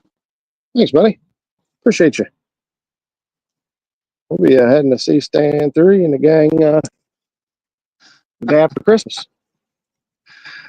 Rat Rod said, Roger, I'll come and play if you let me catch a big tank, bro. A big what? A big cat. Oh. He said big tank. Oh, big He tank. wants that Hogzilla. That Catzilla. Yeah. We're hoping. Let's see what we come up with. Oh, thought I had. Happy birthday, Roger. Thank you, Shirley. Thought I had some sharp pink spoons in here, but no, I have 2 pink spoons and both of them need sharpened. I don't feel like taking the time to sharpen them right now.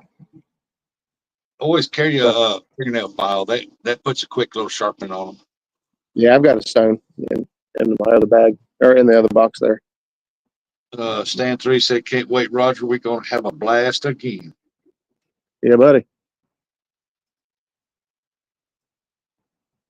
You know what's weird? I haven't even seen a barge. That's crazy. The other day when we, Saturday when we was out with Ben Moss, we saw like 9. We had 8 or 9 barges go by. Like, what in the world? You know, 3, 4, 5 is about average usually for a day, but yeah, they were just coming right after another. That's the way on the Mississippi River. It got so low they was only allowed to push 2 tanker barges at 2 wide at a time, and only 4. Wow. And with regular barges, they push 3, but 3 down through there, maybe 4 sometimes, and they'd have 35 on it. And they were constantly, especially the tanker barges, the fuel tank barges, man, they were running up and down like crazy when the river's low. Now the river's high, that it's like every now and then you'll see one come through there. Huh. Don't make no sense.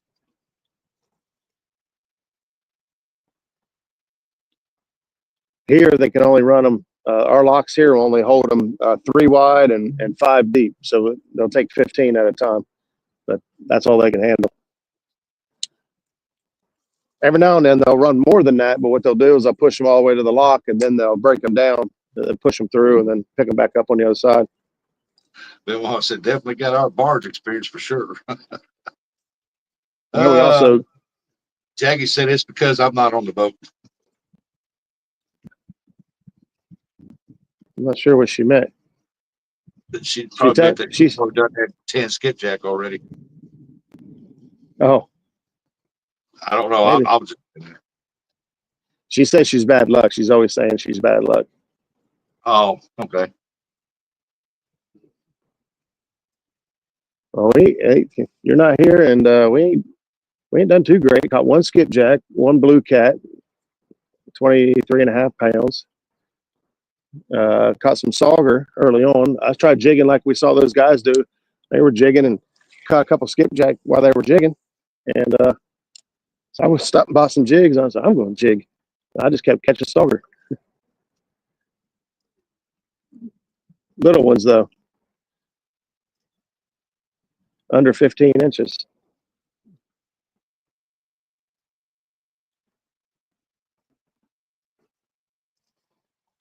I think I got one with me that's over 15 inches.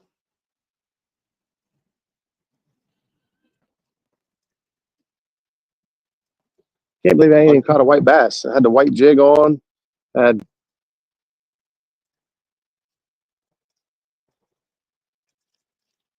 through the white jig, throwing a white spoon, throwing everything slow. One thing I found about catching all the skipjack that I do is throughout the year, you know, it's like in different types of weather, it depends on what kind of. I mean, it's always changing up your technique, what you got to do to catch them. Mm-hmm. Like the only time I use a spoon is in the wintertime, and I'll start December and I'll put 3 little jigs in the front and then a little spoon in the back, and I catch them like that. Mm-hmm. Then I had to pick it up, let it fall. Just pick it up, let it fall. Allison said, "Jack, you're not bad. Look." Yeah, the girls all caught fish Saturday. I think they caught 6 fish total. Oh, that's good. We got a couple PBs in the boat Saturday, which was easy because Allison had never caught a bluecat. So I think our first one was 11.5 pounds, and she upped it by the next one was 13.5 pounds. I think that's her PB now. Yeah.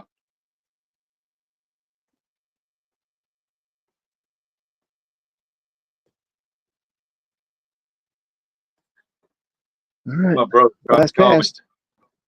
What can I do with this deer? Well, it's your deer. I don't care what you do with it.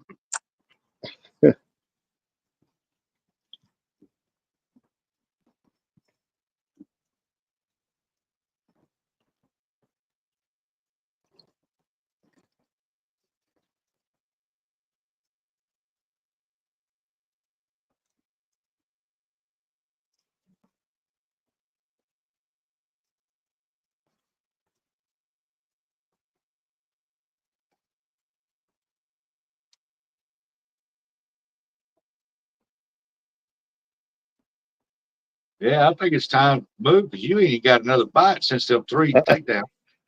Yeah, I don't know. I don't know what happened there, but yeah, we're moving. That was the last cast there with the spoon. Man, that was weird. 3 Yeah. takedowns and nothing since. Mm-hmm. Yeah, I thought it was going to be real good here for the initial few minutes of sitting up. Yeah. But Mama said there'll be days like this. Hey, there must have been a hole there that had some fish in it, and you just. Well, the lines were all scattered. I threw one to the right, one behind us, and one out to the left, and they all got hit.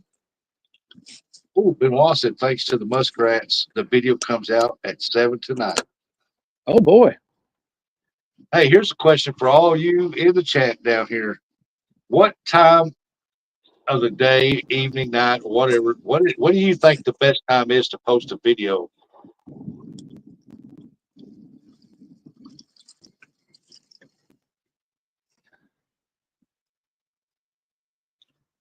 We talked about that the other day here.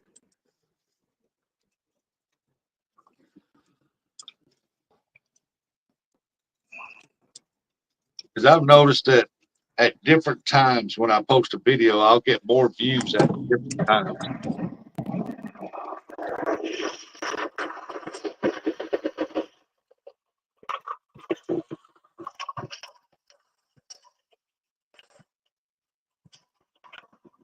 River Rat said early morning.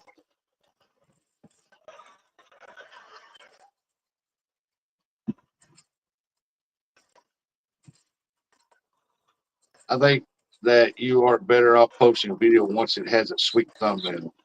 That's true, Mr. Murillo. One that what? He said, I think you are better off posting a video once it has a sweet thumbnail. Oh, yeah.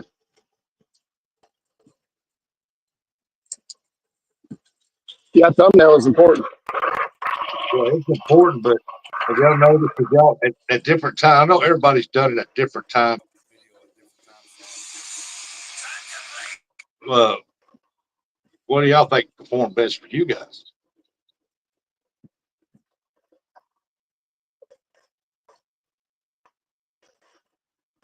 Huh. That chicken ain't got no bait on it. Rico said, "Day 3, guess what? Tag, you're in." Uh-oh.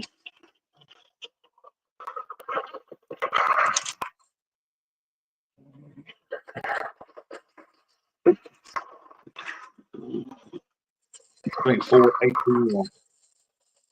I do know that to let your video acquire the views that it needs to get it out there for people to finally see it, is that don't drop a video every day. Try to drop one about every 3 to 4. Let it get time to get circulated. A short you could drop 3, 4 days.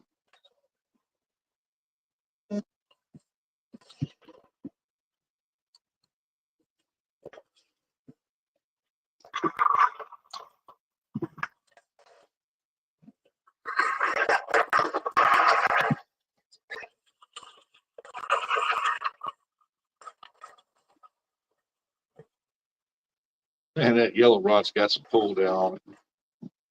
Oh, turn Yeah, on it. it's in some heavy current. Oh yeah. That's an anvil. That's an anvil rod. It's actually one that Kevin Palmetto Cats gave me at CatCon last year. I know I got the bolt rod. It kind of looks something like that, except it's about that color, but it's got the blue on it. They're pretty stout rods. For anchoring and stuff, heavier current. I like them. I got one of the old style Gold Rush. Orange Crush, and I got one of the newer ones they call the Mach 3 or something like that. But it's just a Crush. They changed the name, put a different style handle on it and stuff like that. I don't like the handle.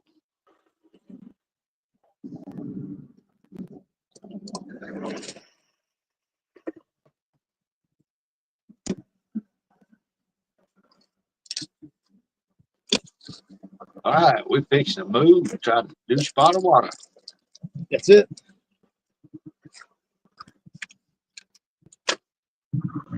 Hopefully, I ain't got to go real far. I'm just gonna go down through there and scan that bank and see if I see anybody. See if anybody's home. Don't knock too loudly.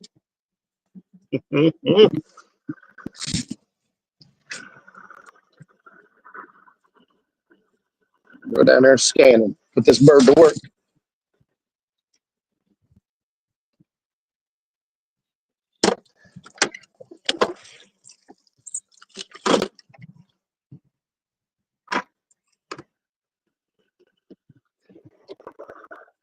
All right. This over here. And out down to speed 5. It's here we go.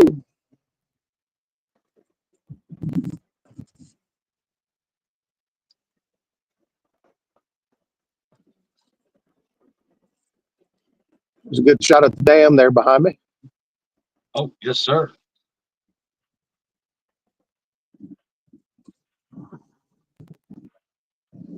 We'll get on down here just a little bit and see what. The water looks up. Is it up? Looks up. No, not really. No.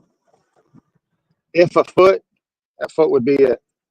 I'm not sure if it's even up a whole foot right now. I know last Monday ours was on the rise. It fell a foot, because I could tell by the debris on the boat ramp. Yeah. But when I was sitting there fishing on buggies, then we got off, and I kept on fishing when I caught that flathead, and that water done reached that, come back up a foot while I was sitting there. Reached that debris, and I'm like, "Ooh, the river's on the rise." Mm-hmm. John Orr gave a super chat. What? I got to go in the chat because that what? Oh, yep, John Orr, $20. Boom, boom, boom. Thank you, John. Appreciate that, buddy. Yeah, I'm trying to read chat off my big screen, so all the chat does not come up on the big screen. Oh, I got you. So I I got appreciate J-Dog for texting me and letting me know, because I had to go on the phone to check to see it. I didn't see it either. Thank you, buddy. Gotta put some gas in the boat.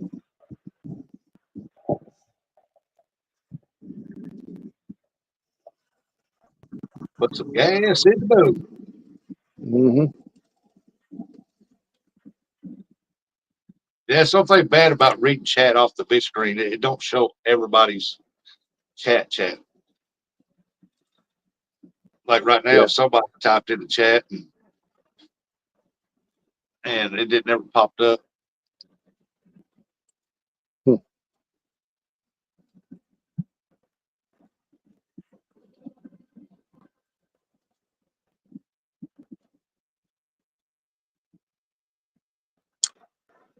Something wrong with it right there. Chat with everyone in the studio. No, me and Roger in there. My phone's vibrating on that mount. I can't tell if the picture's actually vibrating or if it's just the phone vibrating and I can't see. Yeah, he got a message with it too. He said, "Happy early birthday." Thank you, John Oler. I appreciate that, buddy. All right, we'll get down here and take a look at I some didn't know things that real quick. I could touch it behind the scene there and it pop up the whole thing. We're learning today. This is a learning channel. Yeah. Aren't that? That's new to me. I didn't know I could touch that and make it pop up big like that.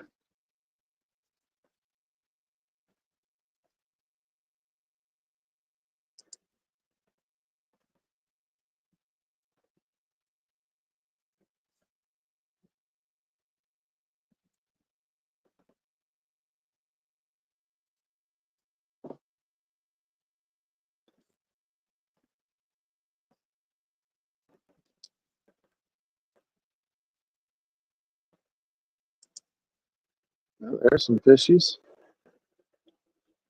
Oh.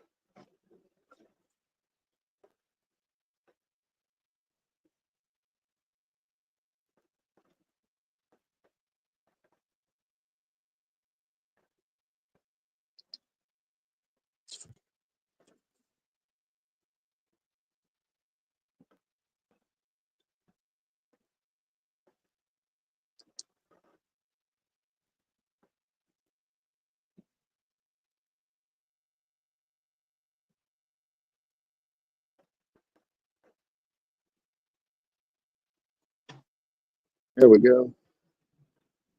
There's some fish up there. Showing the fishy. Showing the fishy. Where all the fishes at?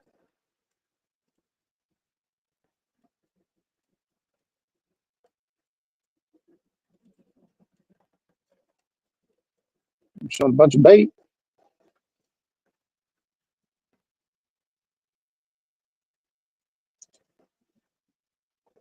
It looks like anyway. Roger, you'll have to tell me if my editing skills are any good. Yeah, I'll watch it. I think they've I'll been let you know. Huh? From what I've seen, they've been pretty good. Oh, they're good. You know, and you get excited on the boat and the camera's off, you know, you say things. Oh yeah. And or even if you know the camera's on and you just want to see how good your editing skills are, you'll just say things. Edit that out.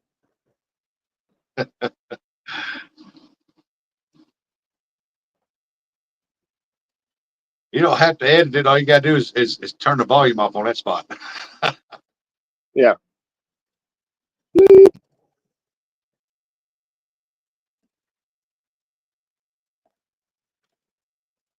Hey, I think that's Allison. Allison, do you do on the GoPro or you do everything on your phone when you record? Because you got some good clear picture on them videos.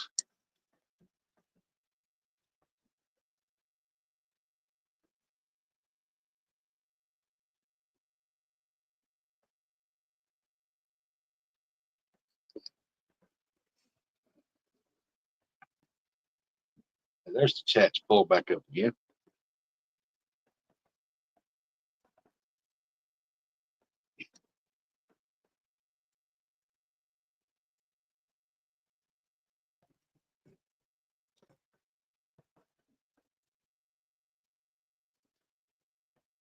One, two, three, 4, 5, 6, 7, 8, 9, 10, 11. I see 12 rod holders. Ooh. 12 what? Rod holders? Yeah. I don't even know. Probably. There's 12 rod holders, and then those silver ones back there, the aluminum ones with the black tips on them. Yeah. I have 4 sets of those, 2 in the back and 2 up front. So there's 16 rod holders vertical, and 12 rod holders in the back of the boat. What is that? Cool. 28? I got 28 rod holders. I might even have Jody beat. Maybe. If she was on a pontoon, I'd have to think about that. Yeah. Yeah, All I right, kind of figured it's GoPro. I'm going to mute myself. I'm going to run down here. It's going to take a couple minutes to get down here. About 3, right. 5. And I'm going to go down the end of this track. I'm going to set up. We're going to start dragging. All right. We're going to start dragging. So I'm going to mute it and be back with you in a second. We'll be right back after this commercial break. Feel free to talk amongst yourselves. Yeah, I figured that was GoPro because that's some good quality video. I mean, just the picture's so clear. I don't know what he wants.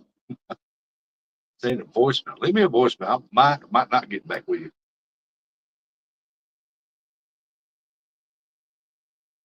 I do everything from my phone, videos and everything. And I'm not even going to try or attempt to even get a GoPro until I get a computer because I wouldn't be able to download any footage off of it anyway. Dog and I said, what kind of GoPro?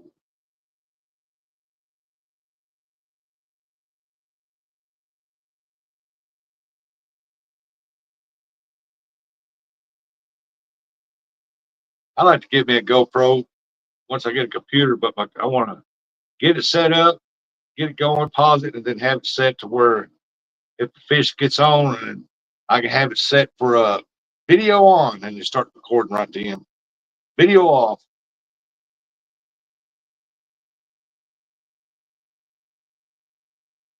Yeah, you definitely need a computer for the GoPro. Oh yeah, a number 9 GoPro Hero. The way it gets good quality picture, I'll tell you that.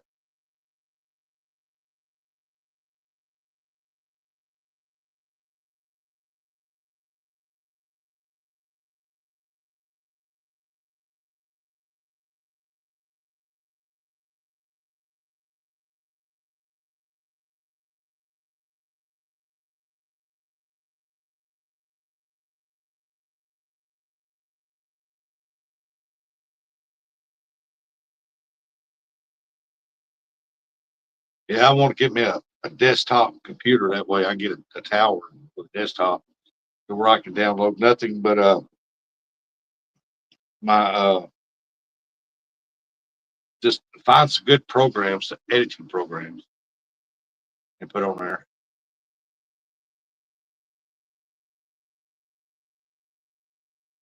Yep, it's that 4K. Can't beat that 4K. Like the man said, that ain't me.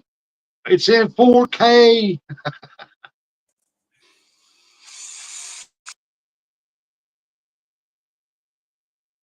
My brother just hounded me.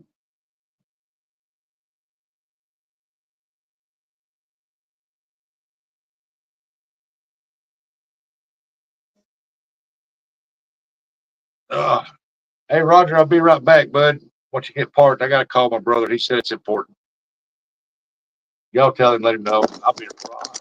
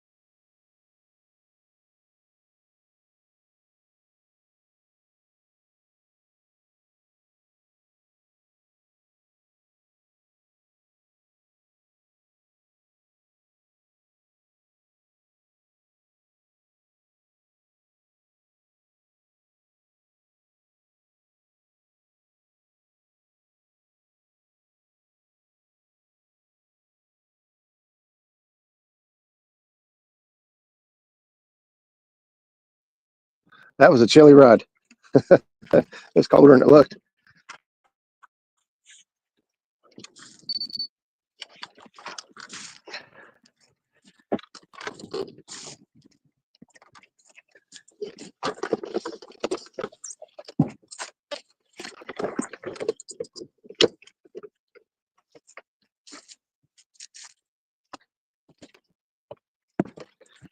You guys saw the barge go by there. Oh yeah, I'm marking some fish. Fishy fishies. Oops, cancel. Go to iTrack. The one we made a couple days ago. Go to start. Let's set the cruise control at a point. We'll set it at 0.4 for now. Actually, we'll set it.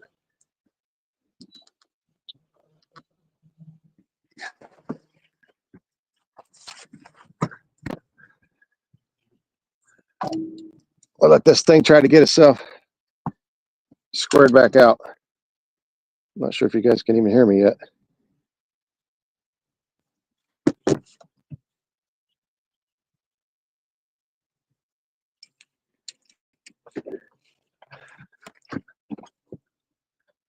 Let's see. It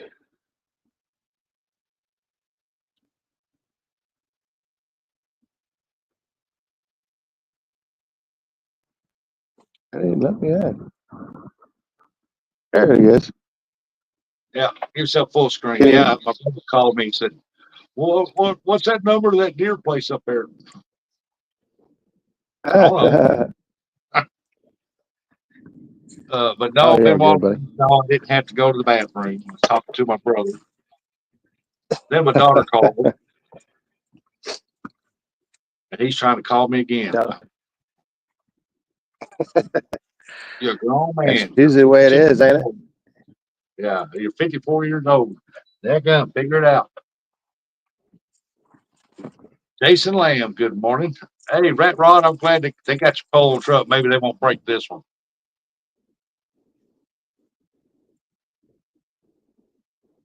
Retired Rick, welcome in. Good morning. What's up, buddy? Uncle Lou says, show us the fish. Well, he got I'm gonna one try. under 23.56, I believe. I think he said he's going to do a little bit of dragging here. Yeah, I'm gonna try dragging. Yeah, he went up there and spot locked that one spot. Throwed one rod out, throwed another rod out, throwed another rod out, was going to throw another one, and that one rod went down. Then the other rod went down. Then the other rod went down. And what's weird I is he got. thought that was going to be. I thought it was going to be in the money there. Yeah. Had triple going on there. Mm-hmm. That's all right. Hey, I always look at it this way: one beats none. Mm-hmm. Always. Cut some better bait.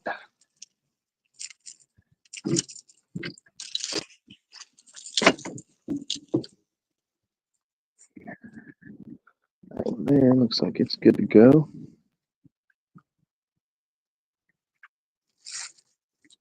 Oh.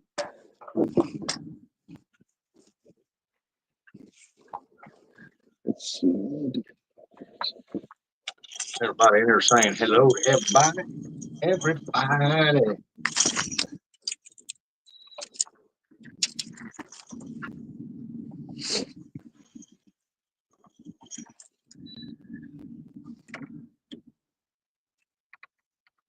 It looks like a pretty good size of meat. That bait there? Yeah. Oh yeah.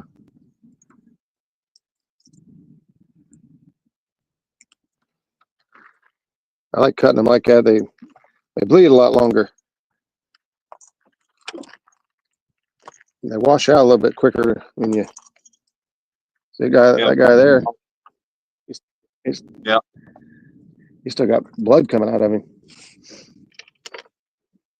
Hold him upside down. Blood won't come out.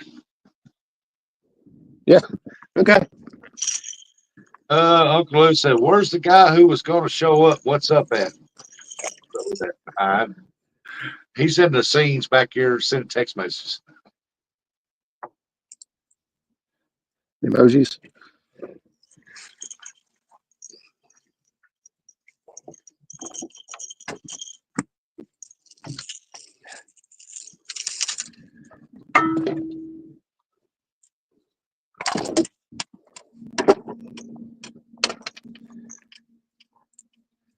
Look out, sharks got blood in the water. That's it.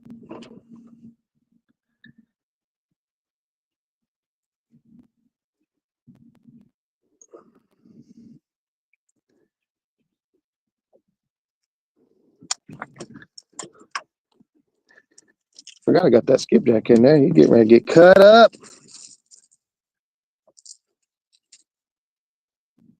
So spot lock to see just how much flow I got down here.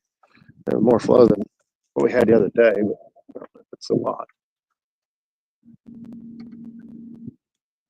A little bit. It's a little bit. It ain't bad.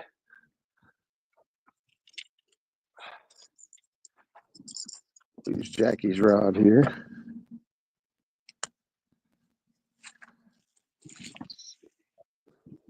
Dirty or catfish. Them is some good fishing skies you got there. Some good what? Good fishing skies. Oh yeah, I'm saying I love it when it looks like that. Well, I looked outside just a minute ago. We had some extremely bright sunshine, but the clouds have moved back in there. Oh really?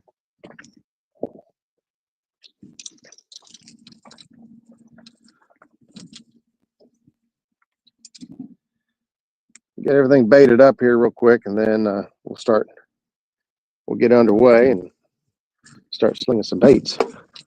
Let's get that skipjack out of there. Yeah, buddy. Yes. Yes. He's excited about something there, folks. This fresh skipjack. Red skipjack. Is that one you caught a while ago? Yeah. Yeah, it's the only one I caught today. Yeah. Only one we caught, so got to make it count. What's that? So don't get no fresher than that. No, it's twitching when you cut it. It's like a murder scene on the boat now. I love it.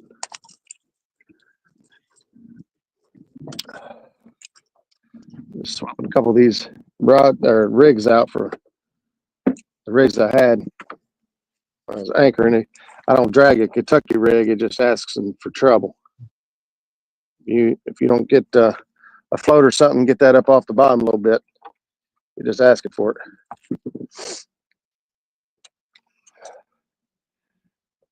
So I'll put this over here. There we go. And now I'll get one more rig out and ready to go. And what is it? Dirty Horse said, "Are you on the Ohio?" Yep. Yep. I'm down around Portsmouth, Ohio right now. Greenup Dam, where we started out at this morning, Greenup, Kentucky. And I have chores to do. We'll leave this running. Good luck, Roger. Catch a big one. Thank you. Appreciate you. Hey, there's PB trying. Catfish. Paul Boyd. He said, "Happy birthday, Roger." Thanks, buddy. Appreciate that. I wanted to go Thursday. It's actually my birthday, but it don't look like it looked like the rain ain't gonna let me do that. So yeah, he's got some current. he was just fishing in some heavy current up by the dam. Yeah, we got a little bit. I'm hoping it ain't too much. I'm gonna get this bad boy going here in a second.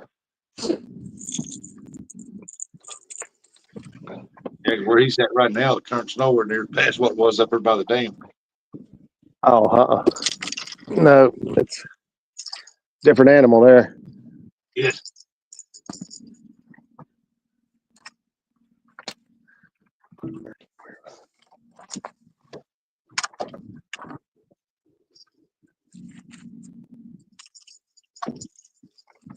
Well, I thought I got 6 dragon weights out. Maybe I didn't. I'm hoping to bust out the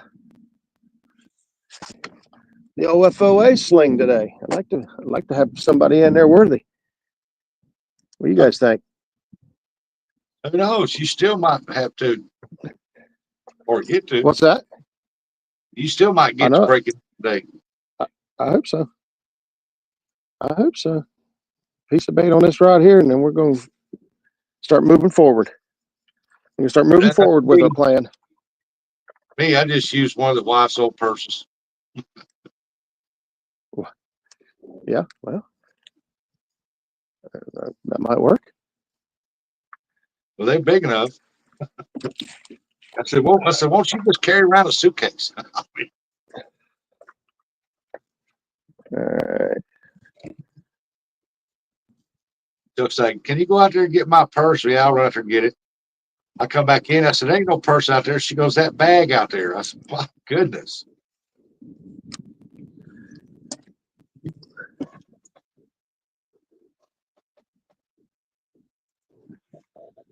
All right. Go to Yeah, he's eye going track. to Go here. Go to start. Uncle Lou, you ain't supposed to tell that part.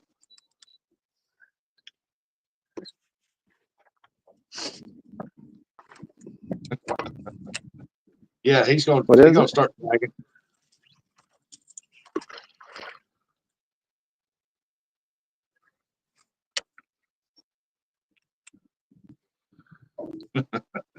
Luke said, don't fib, it's your purse.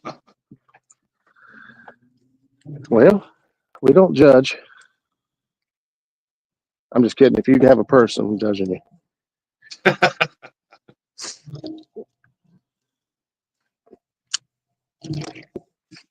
If I had a purse, I'd be hanging out at Walmart all the time. Might be true too. All right, I gotta move the camera here for a minute. Get to my planer boards. Putting the OG Uncle Lou planer boards to the test today. I can stop stepping on the phone cord. Yeah, that ain't no good. Get her out the way. Right there. The OG, triple OG.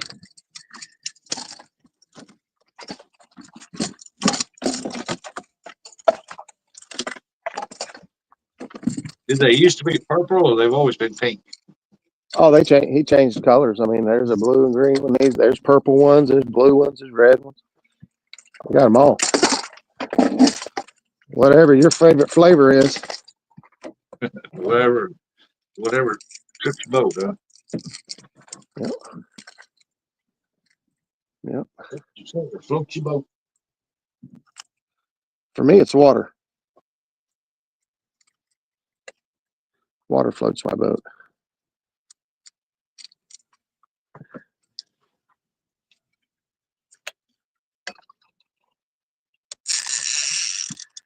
All right, that was going back. It's going back fast. Might have too much current. Probably slow down another notch. Yeah, water is helpful.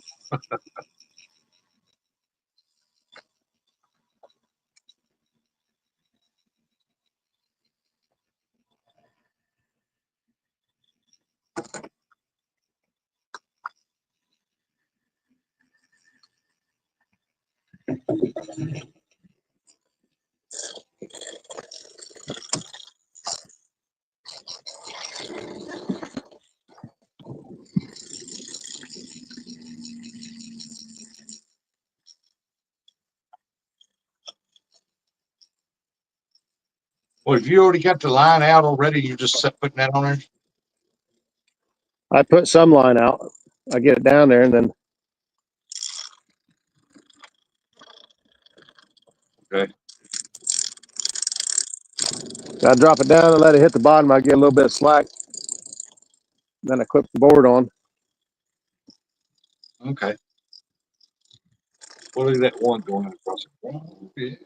Like a little speed demon causing weight. It's digging. Digging. Oh, there's nastiness over there too. Nasty.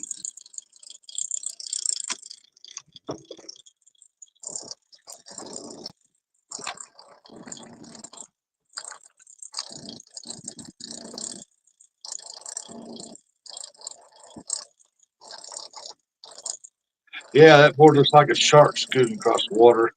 Blue said, yeah. Feel like turn that 2 horsepower motor on that thing. It just get me.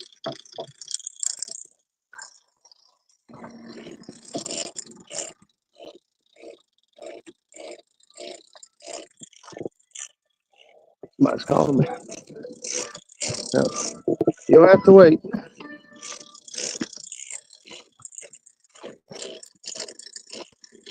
Oh, I think I need to stop that one.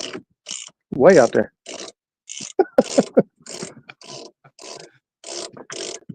Can't even see it. It's back there popping wheelies right now because I let a little too much line out. Oh, I see it back there. You got too much current or you're going too fast, they'll start popping wheelies on you. Yeah, that's what it's doing. It looks like a big old buffalo jumping in out of the water. What? Wait, he's dragging turn up that. river? I guess it's going up river. Yeah. See, I got these clickers on. You notice, like, I ain't got that one locked in yet, but it's already kind of working itself over that way. Yeah. It helps me, one, put tension on it, keep everything from getting all twisted and tangled up. And two, helps keep me from forgetting about it being over there.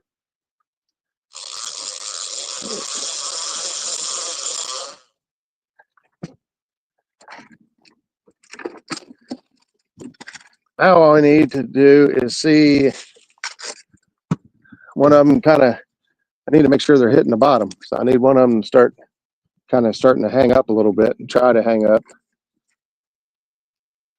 What will happen is if they're not on the bottom, oh man, there's a good fish over there. Come on, let's go. I don't know. I've never used none of them, and I've always try to watch everybody that uses them so I can learn. The clicker thing is just something I started doing. As far as I know, I'm the only one doing it. Yep, they're on the bottom. That one just tried to hang up. So this side of the boat's good. It's got less current, but it has more trash. So I'm hoping 3 ounces is enough. I mean, not too much. You try to run the lightest weight you can get away with. If in a perfect scenario, it just touched down the bottom, just every 3 to 5 feet, it tapped the bottom. Huh. You don't want it to drag real hard across the bottom because then you're definitely going to get hung up and get into some things. Dirty Horse said, "How much current do you think you got?" I didn't check it. I don't think it's much, honestly. We're running like 23,000 at the dam. So I'm thinking down here I might only have 0.5. I don't know. 0.5 of current, and I'm going upriver at 0.3.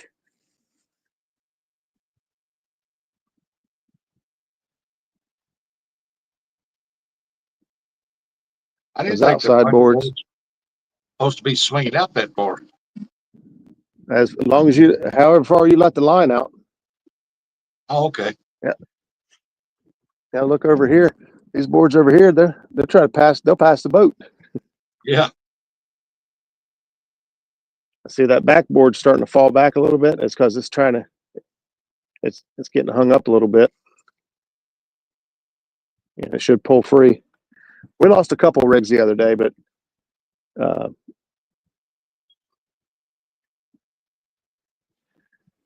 usually we can get them out.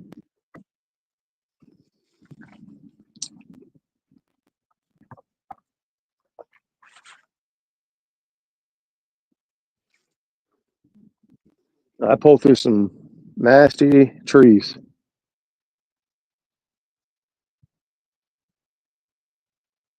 I don't know what's going on here. Looks like they're both trying to hang up. Oh, that one came out.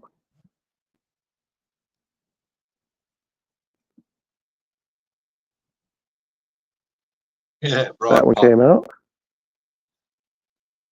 You see it? Yeah, I seen it rod pop. Yeah, that's just like this one here. They try to hang up, and then it starts to go back, and they get a little bit of tension on them, and boom, like right there, just they come on free. Those dragon weights are bees knees.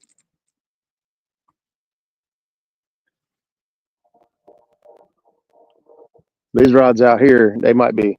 It's got less current up against the bank, you know. Yeah. So this is the bank side over here behind me, and this is the main channel out here on the starboard side. So they might be in too much current. I don't know. Let's have to take our time, see what we get. Dirty Ore said, do those planer boards have the tight clips that lock on the line? Yes, these ones do. I used to run the other ones like the Scotty clips, and I really like those. But in a tournament situation, like if you break off or do get hung up, and you got the Scotty clip, and it'll pop free, and your board just be floating down the river, and you have to go get it. On these, if you do break off or whatever, or let's say I got to adjust the board, whether it's too far out, to whatever, they won't come off the line. Like I can break it off and still reel it in and retie it and put it back out. The bad part is you have to fight the board and the fish, and sometimes that's a problem. Those are dragging pretty hard. They shouldn't be getting hung up that frequently. I mean, I'm in some I don't know, I'm in some decent stuff. It's not as bad as what I'm normally in. So I'm always scared of losing a big fish trying to unclip those tops. Once you get the hang of it, I mean, it's pretty easy. You just flip it with your thumb, and you can let the board just slide on down the line at that point. And if I got two people with me, I normally, we'll just go ahead and disconnect the board, take it off altogether. But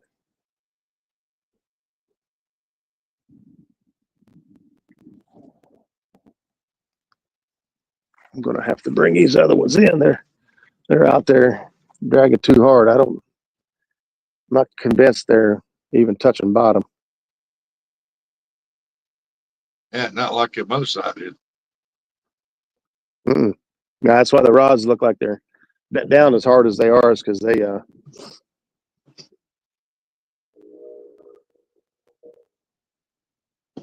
a lot of current pulling on them. It's not too much because they'll pop a wheelie pretty quick if they got too much current on them. Let's see.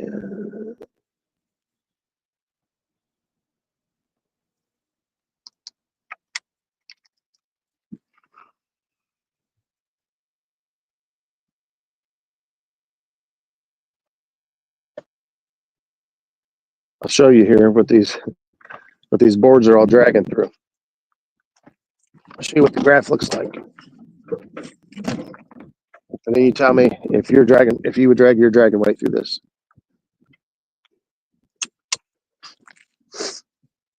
Whatever dragon weights you guys use.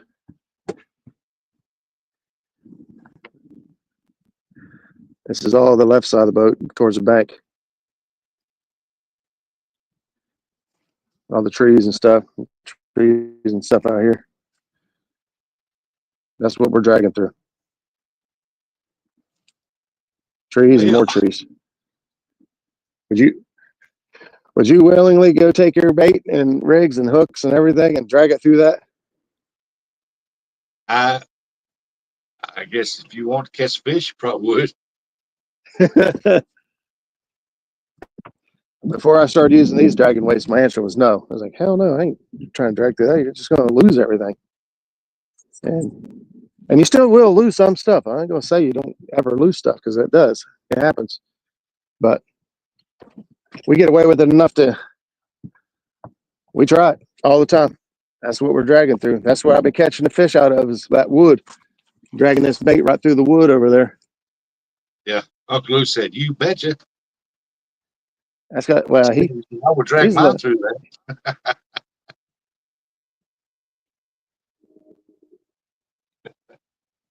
Yeah, that's some gnarly stuff there, Dirty Ore. Yeah. Mm-hmm.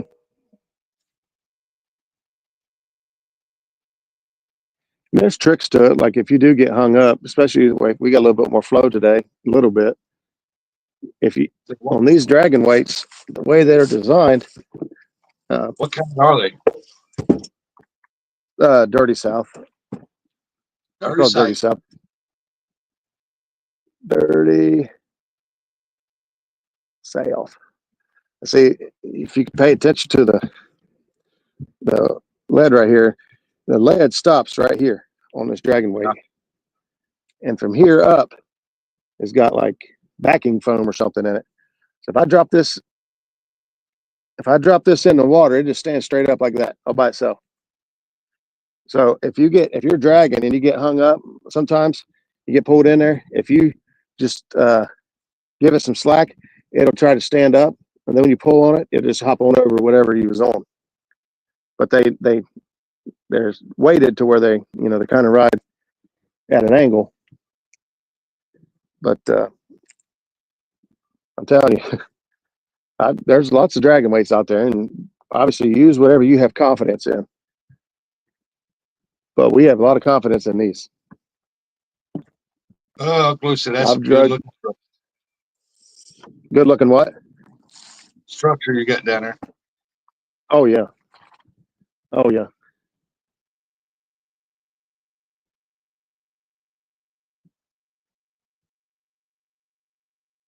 And now all we need is one to double the rod over and make it a gooder day. Oh, he said I'll make the Larry Muse type dragon weights. They work pretty good. Nothing is snag proof. That's right. Ain't nothing snag proof. No, I made the Larry Muse dragon weights myself. Several of them actually. And hey, I was told to ask you about the railroad tracks. Is that J-Dog? Yeah. Yeah. Yeah, he made fun of my hummingbird when we first launched the boat. He said, "Are you going to put your flat screen on there?" Oh, there goes a fish right there. Taking drag. In the wood. Fish on, baby. Fish on, fish on. I told you he'd be in the wood. He was making fun of my hummingbird. He's like, "Well, does that make them bite better?" I said, "No, but it does help me see better. Help me make better decisions on what I'm, where I'm going to put my baits and what's down there." And we was checking out an area he fishes a lot, and found a railroad. Like, you could count the railroad ties, and he didn't know there was a railroad down there. So for the first time, he got to see the difference. Now, did it make us catch more fish? No, it didn't. But the more knowledge you have, the more information you have, you make better decisions on, where to put your bait at or how to fish. Yeah. See right here, I'm fighting this planer board, and I'm gonna switch this one over here. I'm gonna switch this one over here. So here's what happens when you're using planer boards like this, like 3 of them. Now that once I get this planer board in, this board, when I put it back out, it becomes my inside board. It was my middle board, but now it's going to be my inside board. John And I'll Boy's just slide the middle one out a little bro. bit, or the close one. Yeah. What'd you say? John Boy said, John Boy's catfish said, happy birthday. What's they don't say? Thank you, thank you. I have a built-in fish there. If you say Built so, in too. what? He's got a built-in fish radar.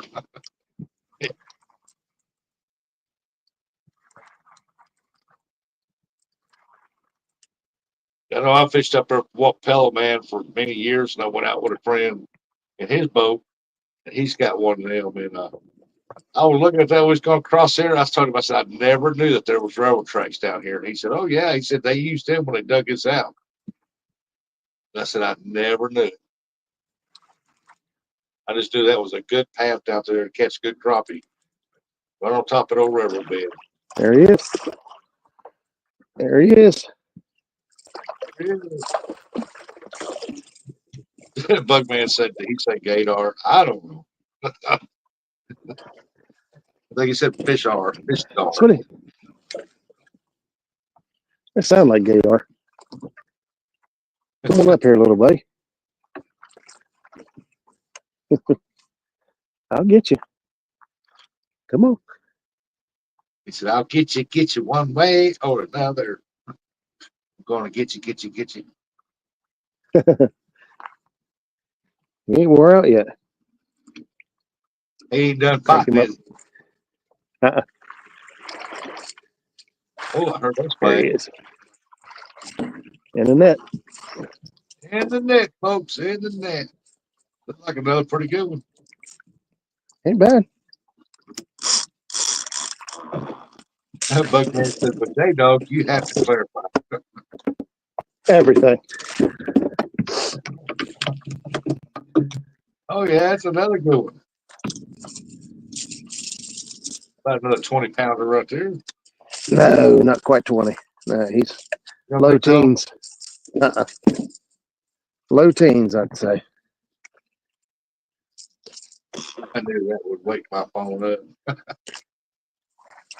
Dirty North said decent fish. Mm-hmm. Yeah, it's not as big as the other one. No, I'll take him out.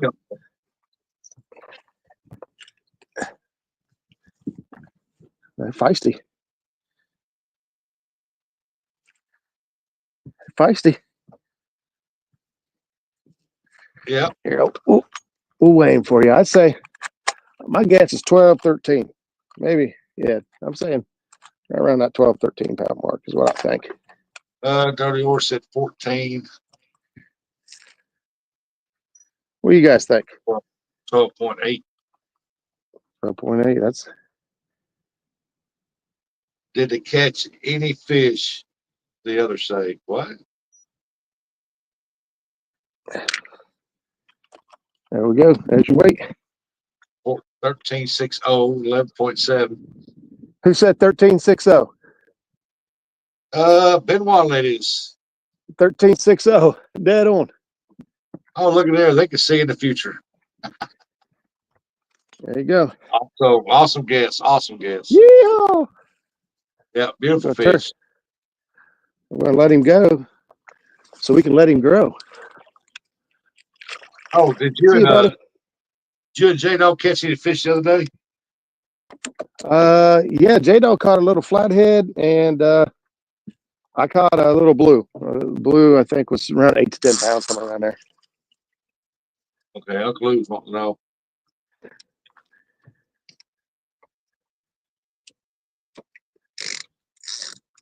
Let's send that one back out.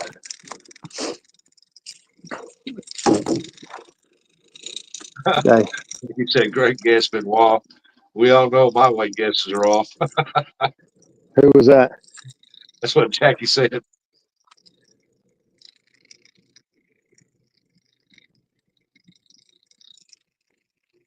Benoit fishing outdoors. Yeah. Yeah, they was close.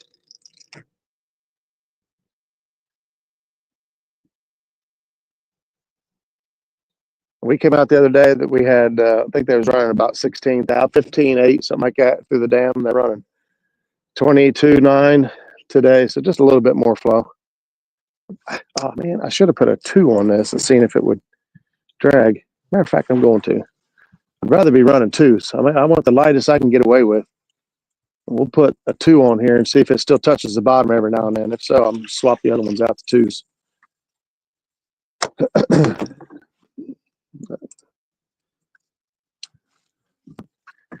I'd much rather be running 2s than 3s.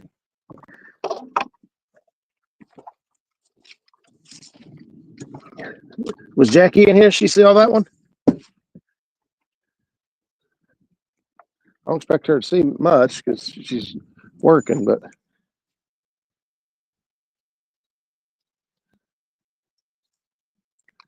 try that. We'll put that one out there. See if we can't. Hey, luck or not, you got it right.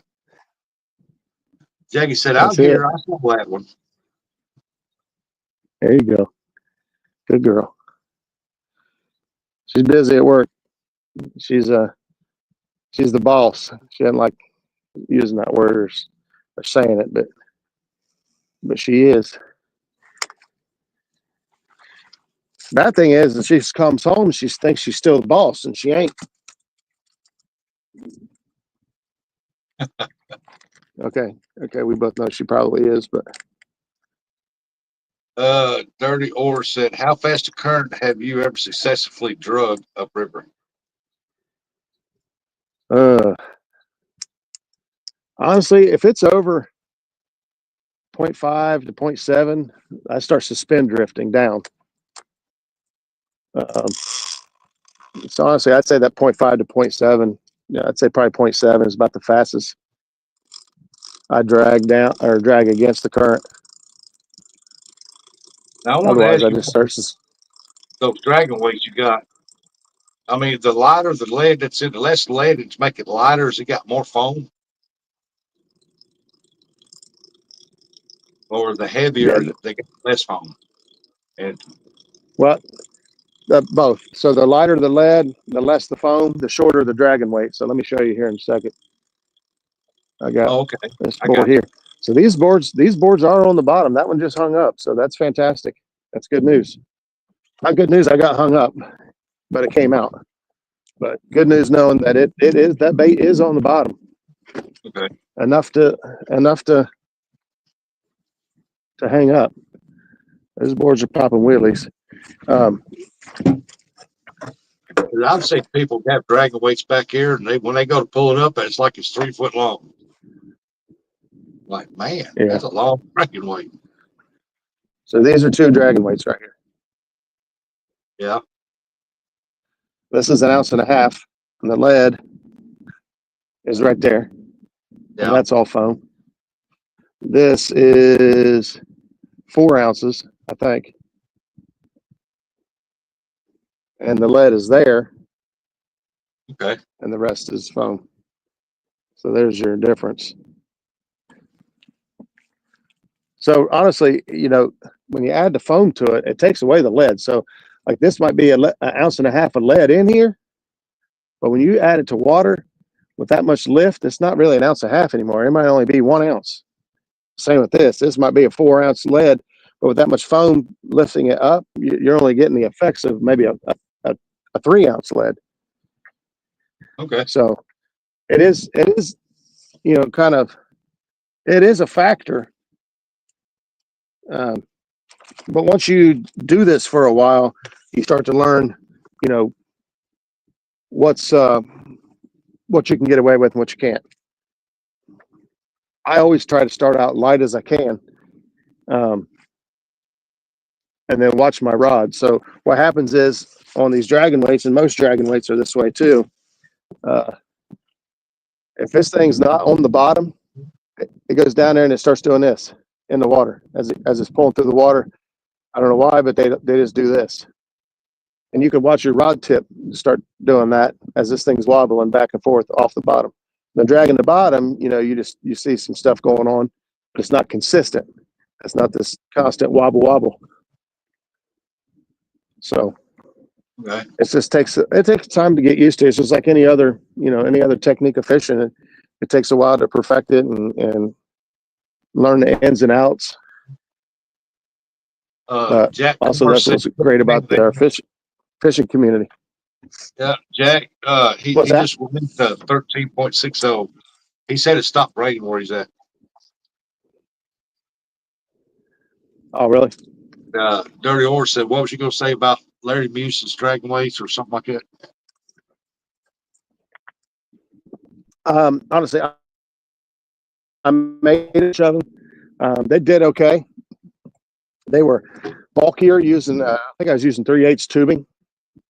They were bulkier than these are, and honestly, once I found these, I just started picking these up, and I really like Tyra and Craig. They run that company. They do a really good job. They support the catfish community a lot. They do a lot of charity stuff and work. So I just love supporting folks that support our community. So I spend my money with them. But I could keep making them, do it myself, but I don't want to. They have good prices on them. You know, they've helped me out with kids tournaments, and you know, she's donated some weights here and there. So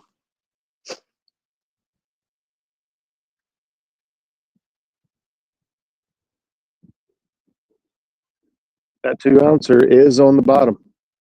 I'm watching that board, and the board is just trying to hang up just a little bit. You can tell that it is definitely making contact with the bottom. So if I get an opportunity, get the other 2 boards in, hopefully we catch 2 more fish over there. We will swap them out for 2s. Yeah, Uncle Lou said they're very good dragon weights. Yeah, and I'm not putting anybody else's down. You know, there's other companies that make good weights. Other companies that support our community, like Carolina Lake Weights, like Jamie and Rebecca. They do fantastic. I've used their weights as well. There's a time and place I can use those and get away with those. But Tyra and Craig are also local here in Ohio. They, you know, I mean, I run into them at the events and tournaments and charity events and stuff. So it makes it a little bit easier.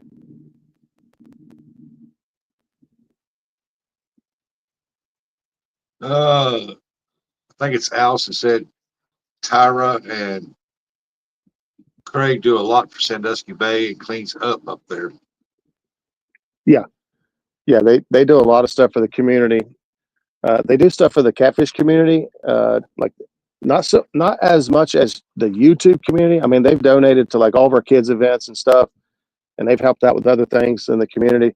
But like in the actual community, like hands-on, they show up and get stuff done, help do things, organize things.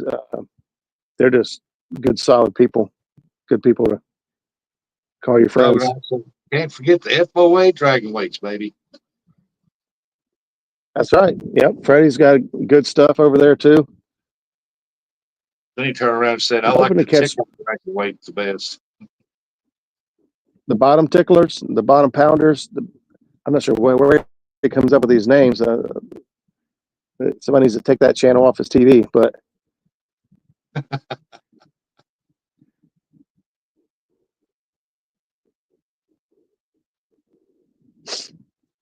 what I do like about that last fish, he had a little bit of mud on him. He didn't have a lot of mud on him, but he hit it good.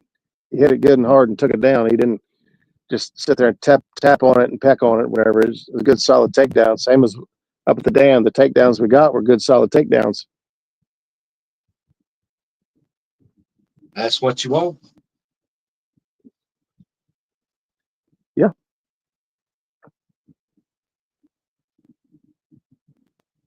Ground and pound. Don't tell Jackie, but I'll tell Jackie, but I'm using her Mad Cat's rod out the back.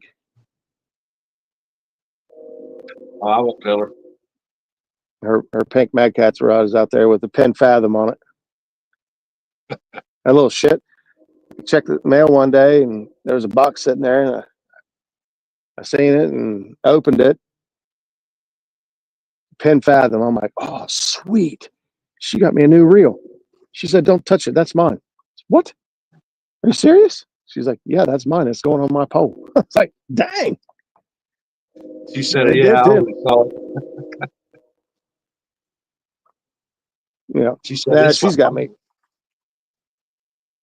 Yeah, those Fathoms are nice. So what I'll tell you is I love the Penn Squall 20s. But even on you go to Penn's website, and it says right on there, it is not a casting reel. It's a trolling reel. And for the most part, trolling, you drop the baits down and let the baits go back and whatnot. It's not designed really so much for casting. Yeah. You could do it. You can get away with it. You can and you can cast them far at times, but they're not the bestest to cast. But the Penn Fathom, oh, you can sling those bad boys. They are set up to send. That's why when I was up there at the Lake of the Ozarks, and the reel I had on there broke. I went up there and I found that Luve.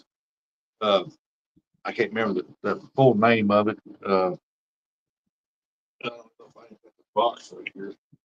Laser Cast XL60 or Luve Speed What Spin. is it? LXL C60? Yep, I used to Man, have that some. thing. Oh, that's a smooth casting reel. That thing cast on out there. That thing is very smooth. It's got a very low gear ratio though. It's a 4-3-1, and it's Yeah. like a winch. I mean Yeah. It's very slow, but it's very powerful gear ratio. Yeah, but it is a good reel. I used to use them. last Monday I caught that flathead on it, and it pulled it on in like it wasn't nothing, and it had to pull it through all them cuckleburs. It was under the water. Oh yeah. Good reel. I like it. I think about when I get the money, I'm gonna buy a couple more.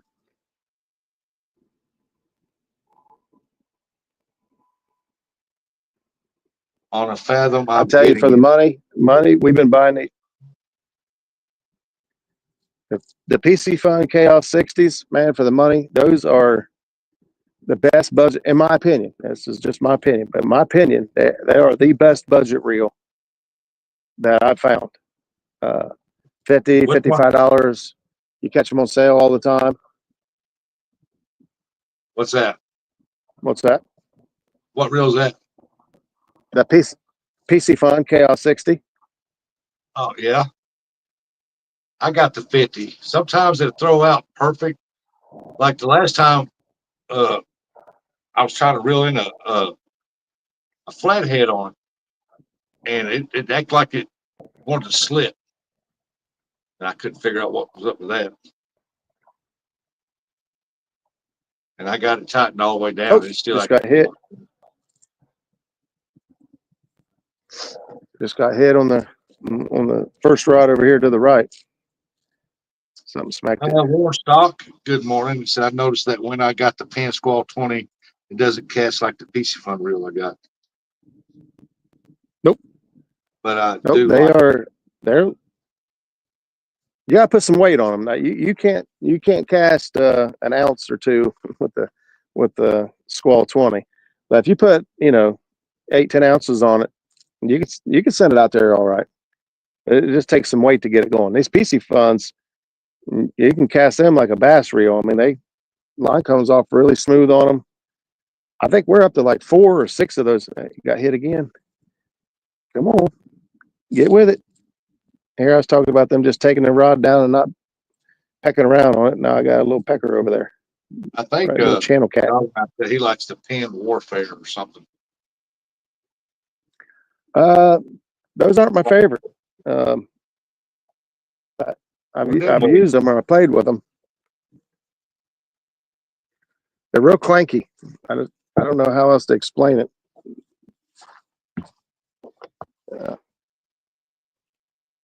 You can definitely feel the difference. There we go. You can definitely feel the difference, as you go from the Warfare to a Squall to a Fathom. I mean, the craftsmanship just continues to go up. I can't remember what the lowest one is. It might be the Penn Rival. They have different levels of craftsmanship, I guess is how you call it. I'm not sure what the real technical term would be, but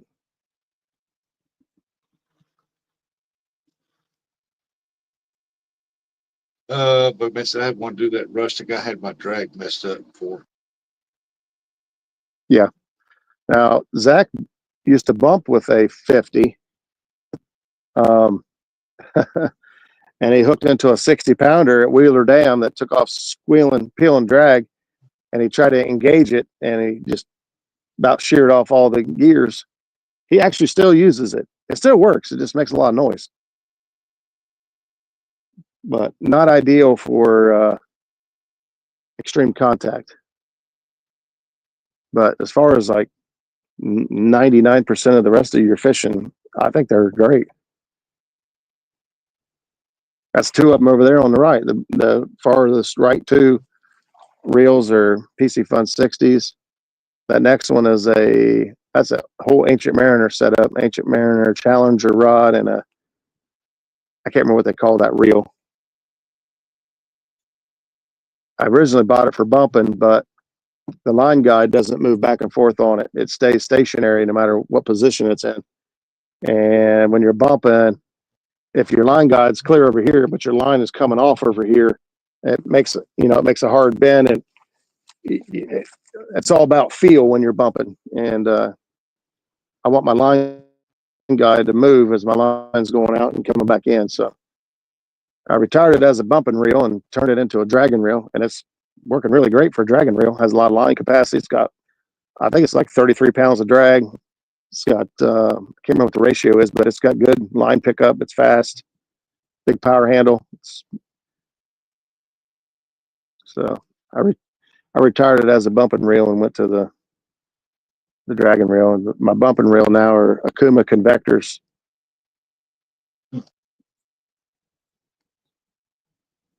I like the line counter on it, and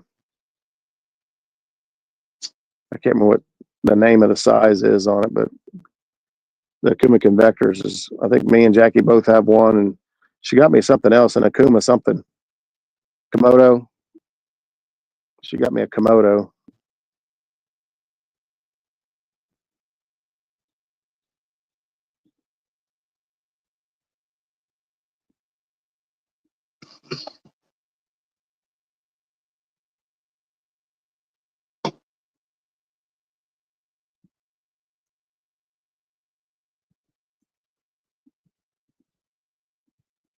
I hadn't had any Johnsonville's this morning at the house to pack, so I think I brought me some ham and some cheese. Make me a wrap. Try to decide if I'm going to heat it up, throw it on the grill, and make it a hot ham and cheese, or roll it and eat it. What is it? Jackie says she loves her convector. Oh yeah.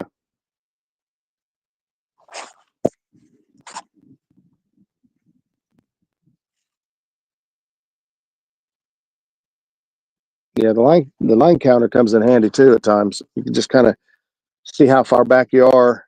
You're fighting. Oh, that rod's getting smoked. Yep. Oh, is he still there? What? He ain't there. He got to be there. He ain't. Yep. He hit it again.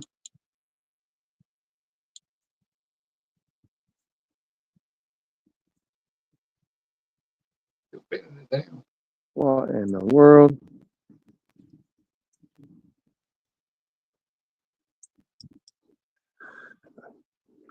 I don't know how that happened. Everybody was down.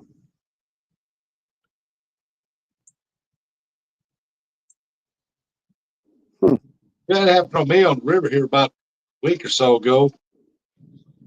Two rods and both of them almost touched the water, and neither one of them hooked up. Yeah, he ain't on there. What was that?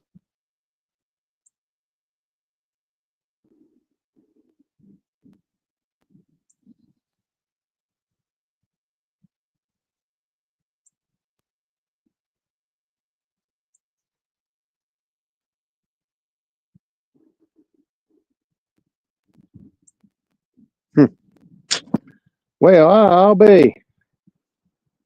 Look, good takedown too. Yeah. Yeah, it pulled a little bit of drag.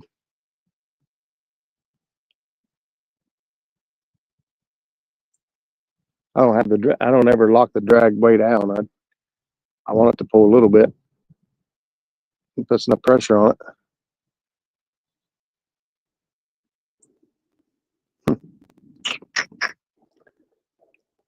I don't remember what. That was that skipjack. That was the fresh skipjack. See if Jackie was on the boat. She'd have been up there and snatched that dude. Whatever, her reaction time is terrible. I ain't playing. Her reaction time is terrible. I have to yell at her, get it, girl. What are you doing? Cross his eyes. I don't know what happened there. All the hooks were sharp. I checked them all.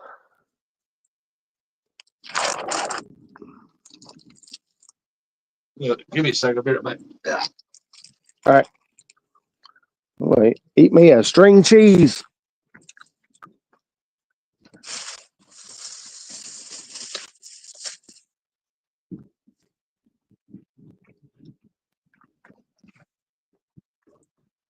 We got 35 people still in there. Bobcat said rubber hooks. Yeah, buddy. I don't know. You know what it's like.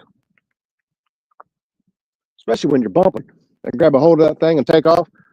And you're thinking, there ain't no way that fish come off. Yes, he did. Somehow or some way.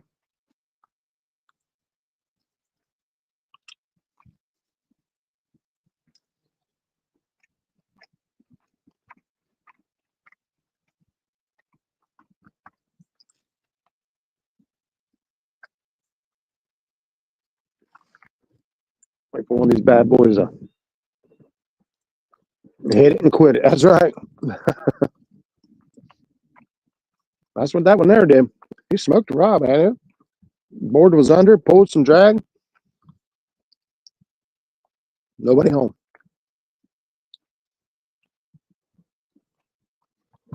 I got 2 baits on that hook. I'm dragging double hook dragging rigs today. So even if you yank the bait off of one hook right now, there's still bait on the other hook. Otherwise, I'd give it. Oh, I think I got a rod getting ready to go down right here. Watch that green pole. It just got hit.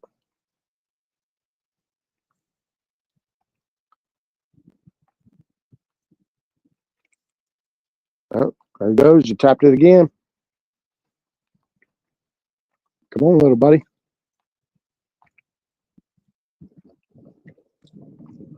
Take it like you mean it.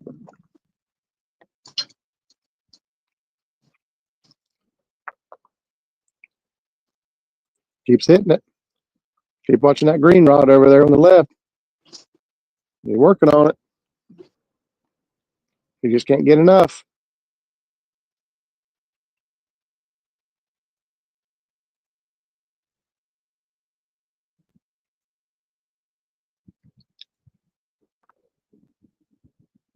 That's good to see, because I was just about ready to reel all those in and put heavier dragon weights on them, because I was just scared they weren't on the bottom. But the outside rod just got kind of hung up there a second ago and come free. And now that board's getting hit, so they're on the bottom. I'm happy now. Looks like a lot of stress way to be dragging. Yeah, I got a little bit of wind.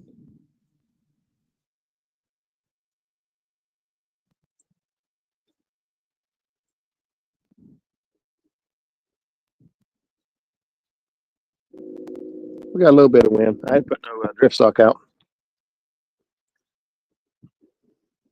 Also, I may not have laid a real perfectly straight line when I laid my track down. If I go too slow and I start scanning, if I'm looking while I lay a track down, I'm down here just going down like this, looking at stuff and think, oh, I'm too close. Or if I get up on plane or go pretty quick and lay a track straight.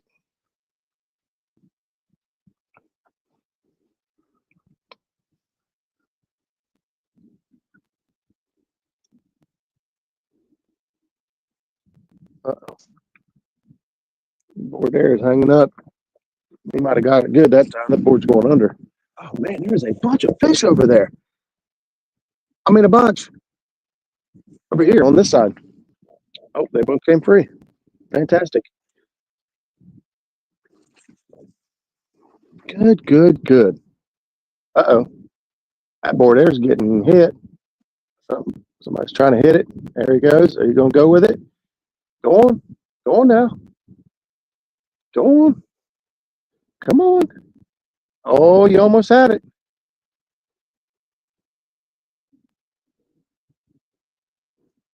Looking awfully channel cattish. Ain't nobody got time for that.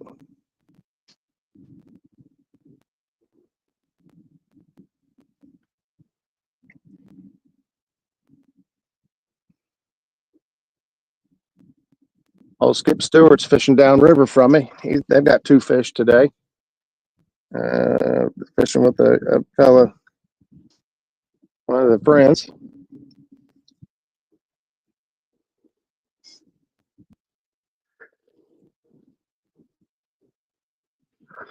Oh boy. Let's see what else we got going on.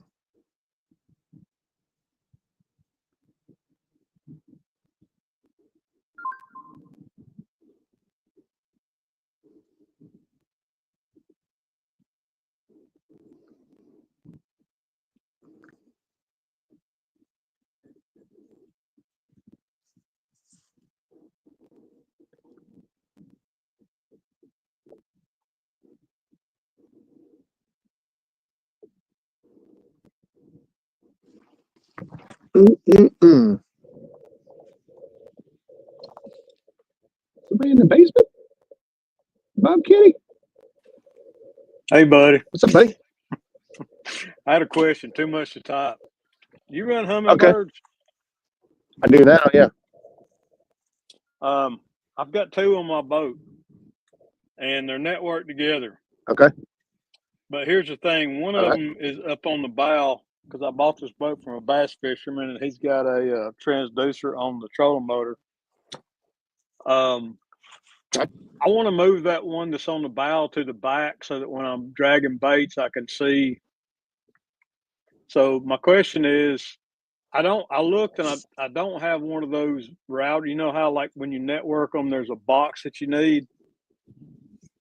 Yeah. Is like it a Helix? A router. Yeah, they're both Helix. It's a Helix 8 and a Helix 9. Yeah, it's called a black box. Yeah, I want to be able to move the one that's on the bow to the stern of the boat, you know, and move it back and forth. Okay. I just wonder if I want to leave all the connections to the front, the bow trolling motor in place, and add another cable. But I'm like, I can't find that black box, so I don't know.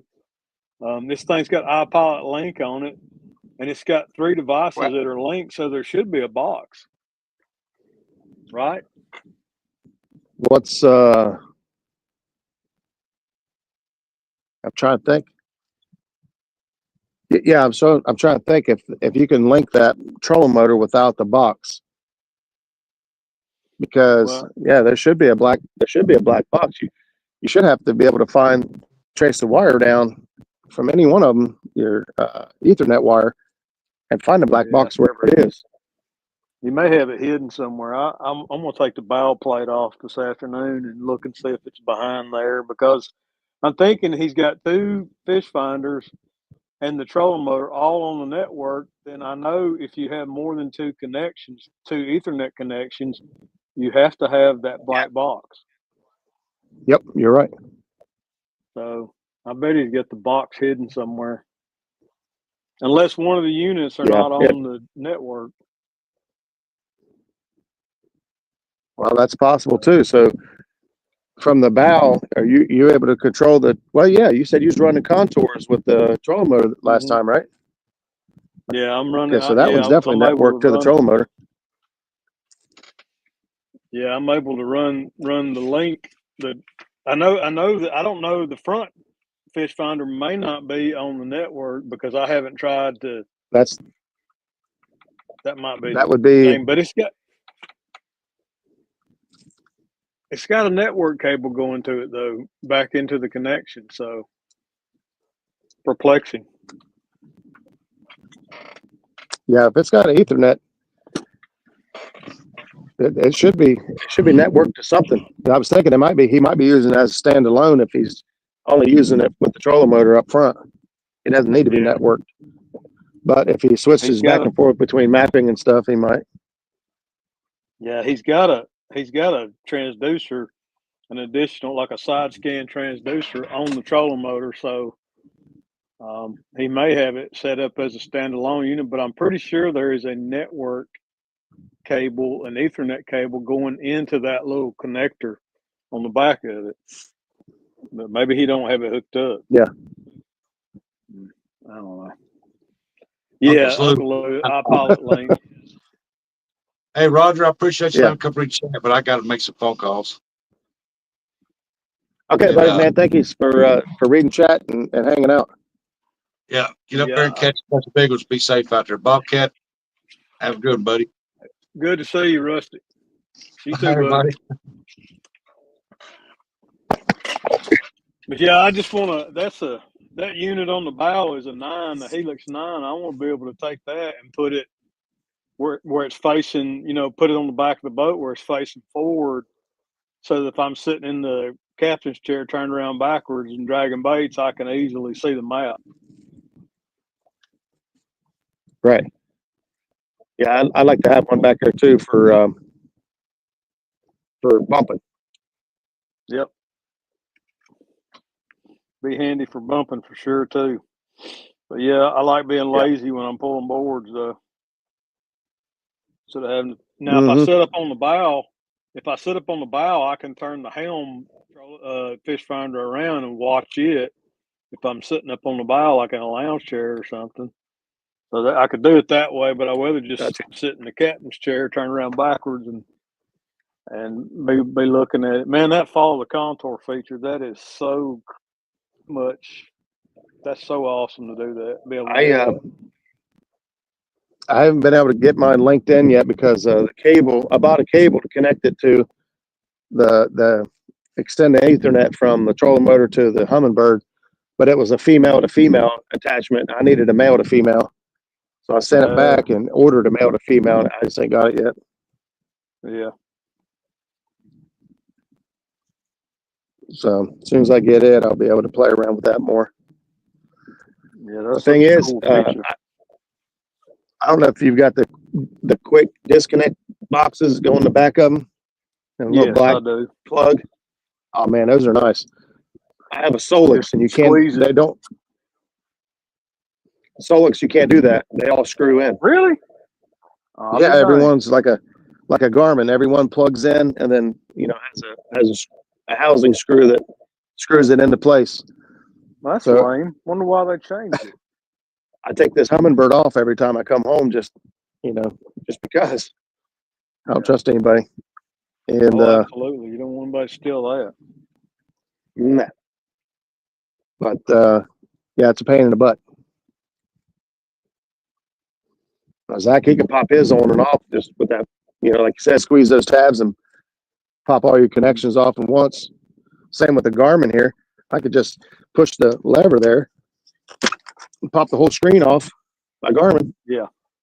And it has the, the plugs in the back. I just snap it back in there and it's good to go. I had to stop taking mine out of the cradle because the pins, and I cleaned them with contact cleaner and we put dielectric grease on them. But I would have a fit every time I took it out of the cradle, getting it to reconnect. It drove me nuts. Hello, Benoit. How are you? Or however you say, I don't know how to say your name. Benoit. Benoit. There you go. Yeah. But yeah, that thing drove me crazy, man. So I just quit taking it out of the cradle when I got it working. Looks like Lou's putting some stuff in her chat for you for the he's Yeah. been using Humminbird way longer than I have. The only thing I know about Humminbird is like what I've been watching Zach do, and then now I've got one, you know, about a month now, so I've been playing with it. Yeah. Yeah, he has to have both graphs on the same screen though. My question is the physical connection like, because I want to be able to use the bow graph in the stern, and I want to be able to swap them. So I need to run another network cable back to the back. I'll figure it out. I just got to get in there and start digging around. And I think if I go to the bow or go to the helm unit and turn it on, it shows me what's on the network. I could do that and see what all's on the network when I plug the other one in on the bow. Yeah.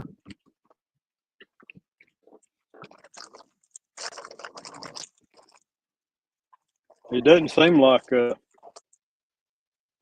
like if you had that box, you'd want to hide it though, in case you added another piece of equipment. Well, that's right. I don't think I would. I wouldn't hide it real hard. I mean, I'd run it out of view and out of the way, but exactly. He keeps his up underneath the console. Yeah, I seen that takedown a while ago when I first come in. Yeah, that fish should have been on there. I got it hung up now finally. You know as well as I do. I've had them hooked up, got them nearly to the boat bumping, and all of a sudden they just let go. Like you wonder if the hook was really even in them. That happened the other day. The hook wasn't in them. They had a hold of the bait. They missed I was running a big bait, and they had a hold of the bait, but they didn't get the hook. Oh my God, what did I just do, Bob? What did you just do, Bob? I don't know. My screen went black. Uh-oh. I might be hung up for real. Oh. Hung up for real this time. I've been meaning to send you a dang dragon sinker. I just hadn't got around to it yet. Don't get in a hurry. It's been about a year or so. I ain't gonna put no pressure on you. Well, I've been tweaking them, man. I've been trying to make them. I've been improving things and making things better on them. So that's why I hadn't pushed them or even tried to sell them. I just want to get it. I just want to get them perfect, and I've come up with some new ways to make them and stuff. So I've just been, you know how it goes when you start developing something new. I want it to be perfect before I start asking people for money for them. And I put them in the hands of local guides to test out and getting pretty good feedback. There we go. Came out. Let's see. His is run through the box. I do know as we cussed tracking down what was run where and for what when I bought that boat originally. Okay.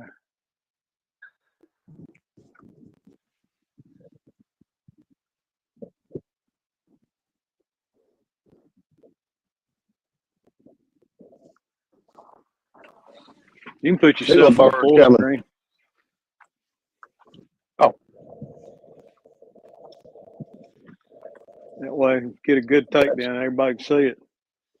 I'm just working and talking. I'll try to read chat if I can. All right. I'm gonna pull it up on my other phone here. That way I can try to pay attention, keep up with everybody. Now I'm making me a ham and cheese wrap. By the time I get it made, we'll get a takedown. Well, that's sometimes I eat just for that reason. Just to get a takedown? Yeah. Like, I don't need no excuse to eat, but I'll take it. There you go.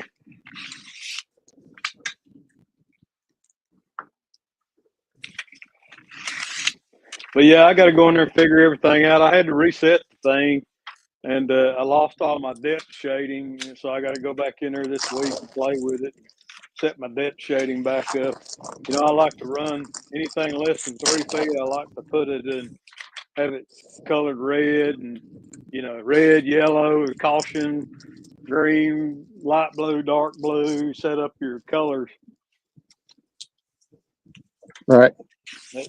And that's one thing the Garmin doesn't have that the Humminbird has. I used to have Humminbird the depth offset because they drop our lake 6 or 7 feet in the wintertime. And the Garmin Who didn't don't have have that it? feature.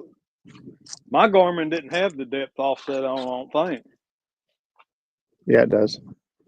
Does it? Well, I never It figured does. out how to set it up then. Yeah. It's actually not easy on those. It's not as easy as a Humminbird. Humminbird's easy, especially on the Yeah. Solix. It's one of my options on the side menu there. I just touch it and I can change the offset instantly. Well, that's cool. Yeah, I never figured out how to do it on the Garmin, but we was playing with it. Me and Jackie were at up on Hoover because they said the lake was down 11 feet. So we was going to adjust our maps so it'd be easier to find stuff quickly. I said just minus 10 off of whatever you see. It's easy. Uh-oh. yeah. Rod getting hit. Come on. Come on. I'm almost got my wrap made.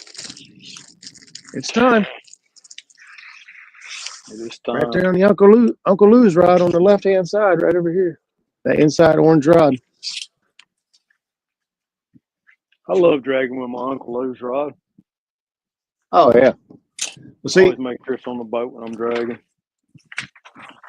well, the action on them is the tip is so soft and it keeps constant pressure on your planer board. So what I don't like doing is dragging with the stiff rod and it starts to hang up and it just snaps it back. You know what I mean? Just constantly snapping it back. It's not only do I feel like I get hung up worse, it also is not natural looking at all. But on these Uncle Lou's rods, they keep tension on that board. I think it makes the board pull out better. And it also is more natural when it does start to hang up. It's nice and soft. And when it releases, it comes back nice and soft. Yeah, I can attest to that working because when we're on Brandon's boat, he uses all Mad Cat's heavy rods, and when we're on my boat, I'm running all medium heavy. So, yeah, I know what you're talking about with that snap back on the heavy rods. Mm-hmm. Where my rods on the Mad Cat rod, steady bend in them. Mm-hmm. The Mad Cats run heavy anyway, so the heavy Mad Cats is really heavy, like a damn broomstick. Yep. Yeah, well, he likes them for running when we're spin drifting for running, 10, 12 ounces when we need to. I can see that. Plus, he breaks stuff. Brandon's hard on equipment. I am too, though.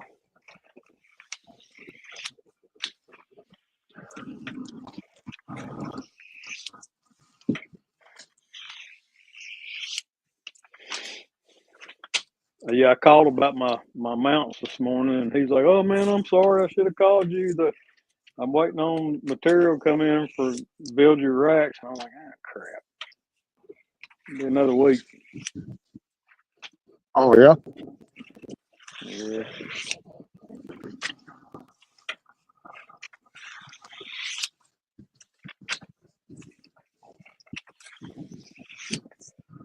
Yeah, I'm gonna have every rod rack manufacturer represented on my boat. That way, everybody will be happy. I've got Smackdowns, I've got Monsters, I've got fish bite rod holders.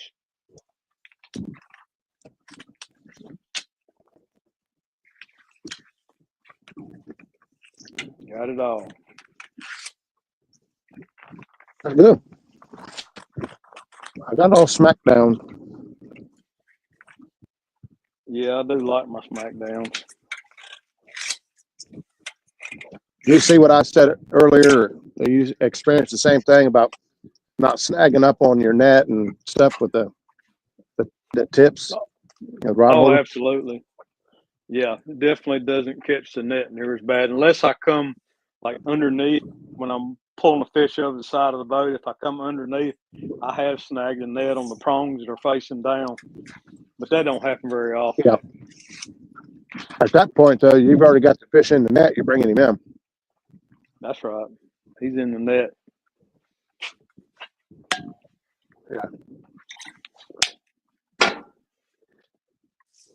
People don't realize it until they have both or try both that there's a difference. Mm-hmm. Yep.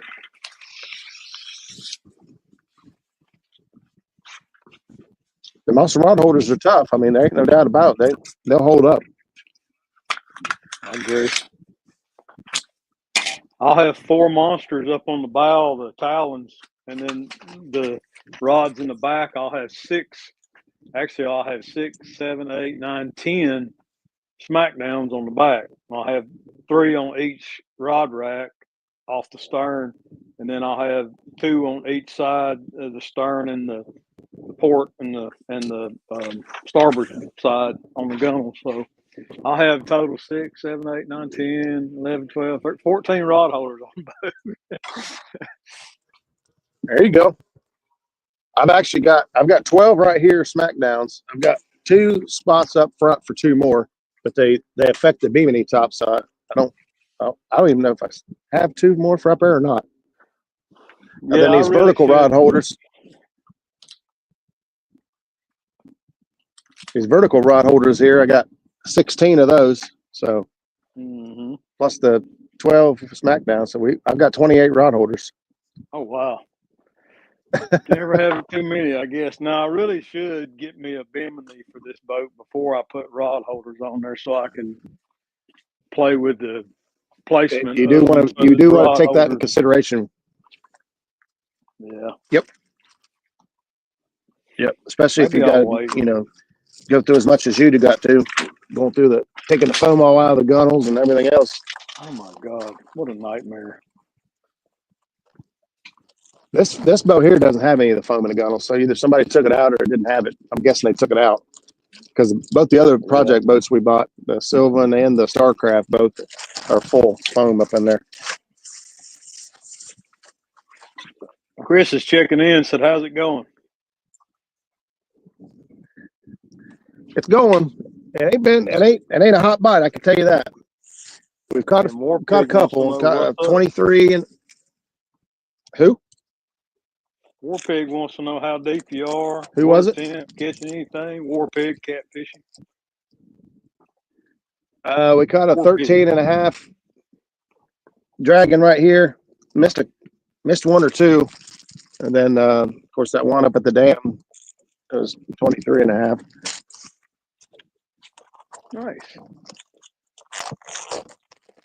Not gonna make a full day, all day event out of it. They're either gonna buy or they ain't. I got a lot on my honey-do list. Yeah.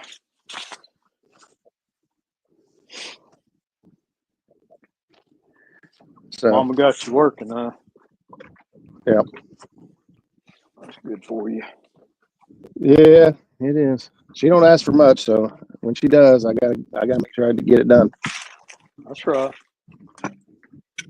Mama ain't happy, ain't nobody happy. That's right.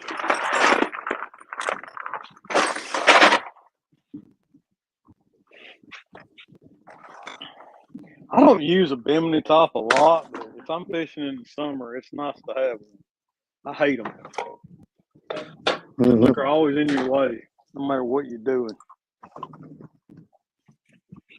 My boat, my bimini top, I mounted it backwards. It lays forward instead of backwards, so it's actually never in my way. Well, that's good. Yeah, if you can get away with mounting it backwards and make it lay forward, that's the ticket.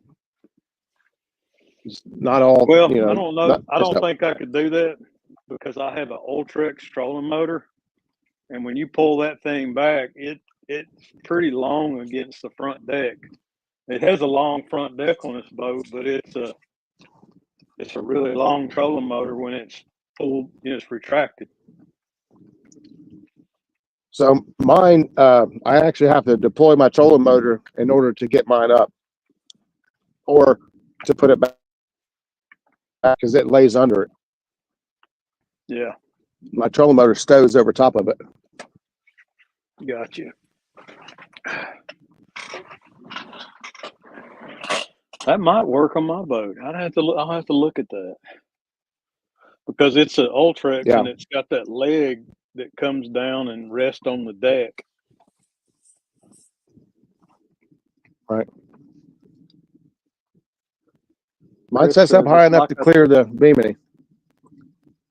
Chris says it's like I tell Telly, if I say I'm going to do it, I will do it. You don't have to keep reminding me year after year. I was waiting. Usually that's followed with every 6 months. You have to remind me every 6 months. Yeah. Dana don't ask me to do a whole lot. I kind of just do it when I know something needs to be done. Yeah. I put brakes and rotors on her car on Saturday after I got done fishing. That took way longer than expected. I thought I was going to have to buy new rotors, but I took them down to the auto parts store and they were able to turn them. Saved myself a lot of money because it was going to be $160 for 2 new rotors. They turned them for $50. So yeah.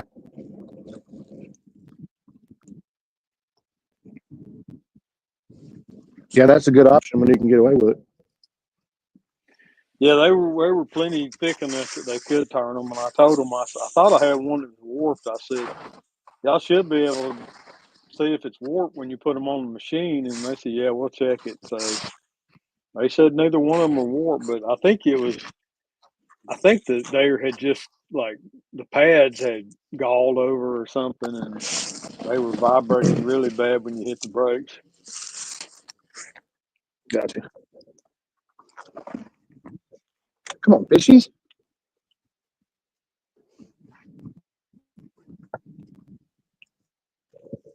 Time is it? 12 o'clock. Stonefly said, "Happy birthday, Roger." Thank you, buddy. Appreciate you. Birthday's on Thursday. I wanted to go fishing Thursday, but it's supposed to rain for the next 3 days, I believe.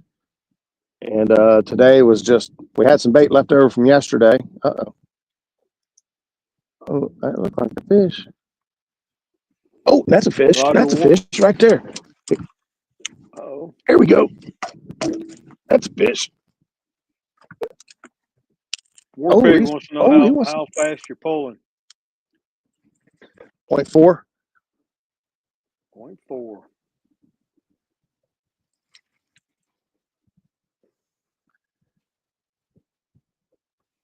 The fish probably been on there all along, Roger. He was just swimming along with the boat. Oh, yeah? I have that happen a lot. I'm trying to get him out of that other.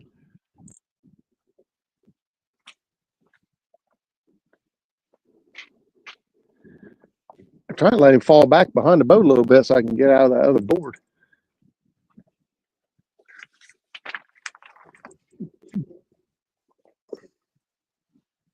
Stonefly said snow Thursday night. Good grief. Where you live? That's what I heard. Oh, thank you. Boy, it's nasty over there, too. Man, I'm working a bunch of fish. Good gosh. Man, I'm marking a lot of fish. You're marking them, huh? 3 youth meetings. You can mark them, but you can't make them eat. That's I mark them on side scans. That's so so frustrating. Not really sure what they are. I got a couple underneath the boat. Those are scaled fish, for sure. I was fishing for crappie on Saturday, and I thought I found me a nice pot of them. Turns out it was a pot of drum. So I ended up catching old pucker lips. Yeah. Pig lips. You got to fight the planer board, then we get to fight the fish. Yep. The planer board's fighting really good. Bluecat boards, and I started running some B-cat boards last week, and man, them things grip the water something awful. I've They got some of hold those up on so here good. somewhere. Yeah.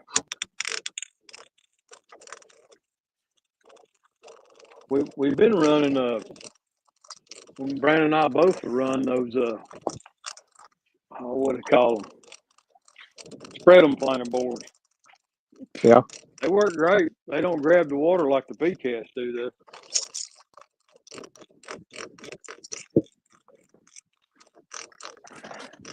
Or somebody Sometimes you don't want them to grab. out for me.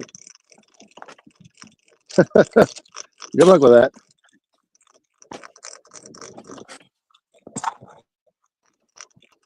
No, oh, oh. He's digging. Small, too small. I found him down there flipping around. You know that's not a big fish when they go doing that. I was Jeff running at Duval me. asked if I've ever tried fat rooster. No, I never have. It must be a planer board brand. It is. I think it's from South. 7 medium. That's right. All right, here he comes. There he is. I got the good. Is it a good one? Yeah, he's in the teens. Looks like.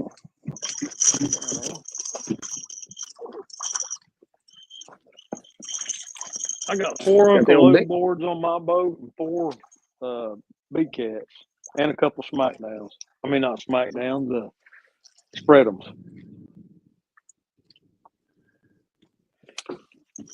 You hear the old pink demon dragon out there? Just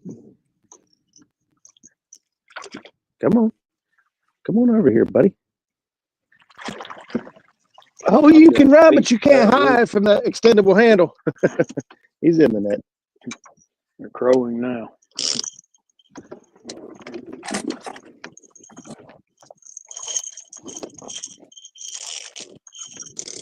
Extra large. How many extra large are there? 4, 2, 3, 4. Okay. 4. Oh, never mind, man. I'm counting shirts and Mom listening to you. Oh, you're fine. Maybe.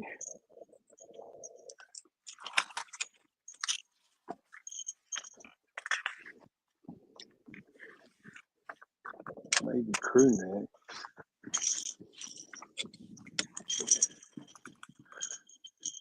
One medium, one large. Yeah, they do, War Pig. He said those blue boards are rock. Yeah, I like mine. They're good boards for sure. Yep. There we go. Got demon dragon out.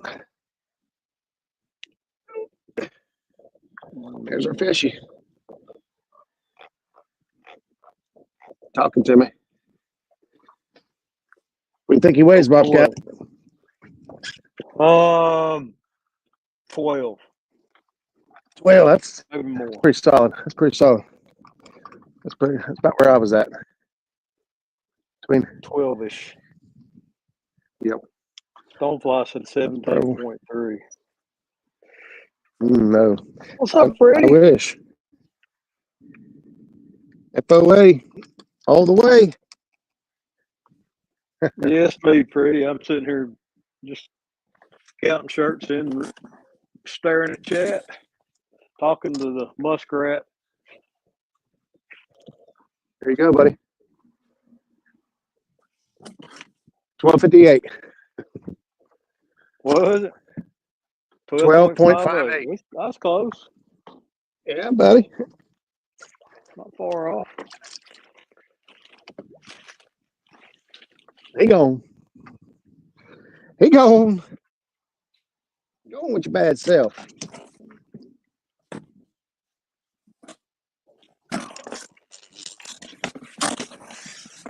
There better be some more t-shirts in here.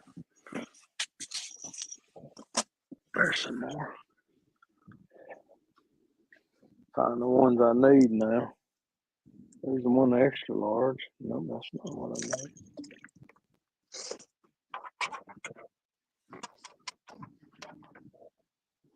All right.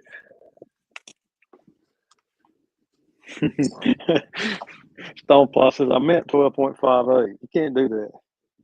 Cheat. There's those.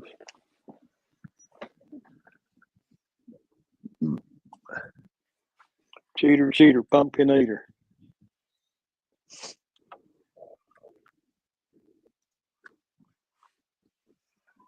Two large. There's one large. I need one large. Oh, now this board over here is getting hit. Need one medium. There's that. That's right, Stonefly. I've been there, brother. Seemed like I bought a whole new wardrobe. I got my old wardrobe sitting in the corner of bags. Stonefly said that's the bad part of losing weight is having to buy new clothes. Matter of fact, I had to go to a funeral. I was asked at church to be a pallbearer for my pastor emeritus's funeral this weekend, and I went to the Goodwill. I'm not against going to Goodwill and buying clothes because I mess them up anyway. I bought me a whole suit and a set of dress shoes for $30. There you go. Score! Nice looking suit too.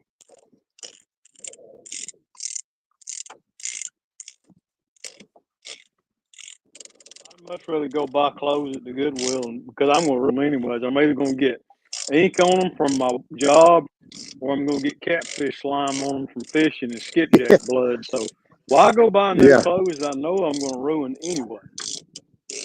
Yeah. It makes no sense. Plus, they're already broken in when you buy them from the thrift store, which is a plus, which is a win. In my opinion. There ain't no V-necks in here. Good grief. What color are the V-necks? Red? What about the rednecks? What color are they? Rednecks are red. Let's see where them's coming from. This job is such a mess. I bet. It's not a lot of shirts. It's just all different designs on a bunch of different items, and that's when it gets confusing. Yeah. Roger, skips, or shad? Stonefly wants to know what bait you're running. I got skipjack and shad out. I don't know. I didn't get any. I got one fresh skipjack this morning up at the dam. Wow. I need to come down your way and get some. Hey, we Stonefly's been getting them. We haven't seen one here below Chickamauga since April. I kid you not. There's been some caught below Nickajack Dam. Yeah, I caught some there.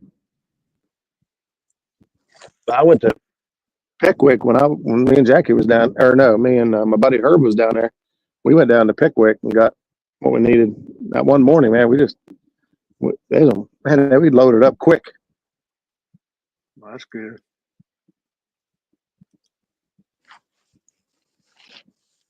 War Pig wants to know if anybody's tried to buy tires lately. He had said he had to sell an arm and a leg. Yep. Oh, thank God. Yep, they're expensive. Yep, they're coming out of, let's see. Them two shirts I'm looking for is coming out of Florida. And they ain't here yet. God. Killing me.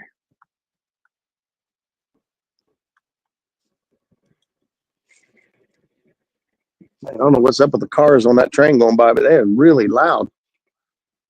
That train goes by over there. It's not normally very loud. It's really loud today. Mm-hmm.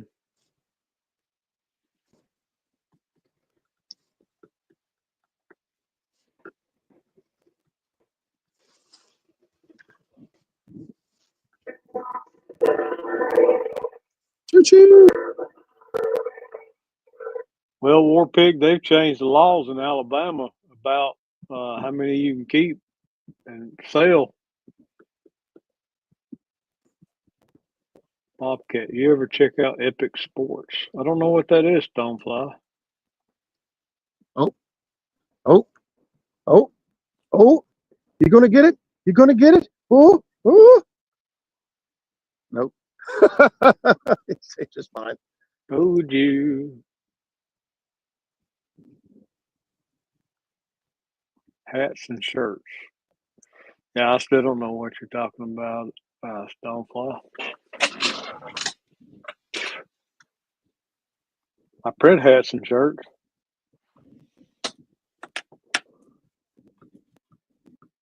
White. Chris Yeah, said white when we bass got are on your fire below Louisville. good bait too. Yep. When we got your hats in for the after the kids tournament, Jackie's like, we need to have Bobcat make us some muskrat hats. I can do You it. might be getting an order of muskrat hats. Yeah. I think those hats I sent you were. I found a new hat. I know everybody loves the Richardson 112s, but dang, they're just so expensive. But the ones I sent you are another brand, kind of an off brand, but they are a good looking hat. I mean, they're like, they look and they're made just like the Richardsons, and they've even got like a contrast bill on them. And the problem with the Richardsons is, man, they're stock. They've run out of them things so fast. They're hard to keep in stock. Right. War Pig said you shouldn't be able to cross state lines with fish or bait fish. Well, I think that's what was happening down in Alabama. They were selling so many. I mean, they were catching so many for commercial sale, and they were just destroying the skipjack population down there. So, didn't Alabama ban you from taking their bait out of Yep. state? Yep. Not allowed to cross state lines with it.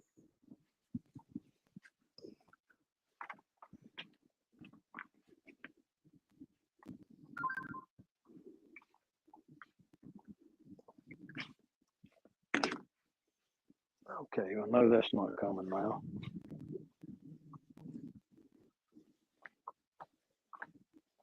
That's why I can't get bait there anymore.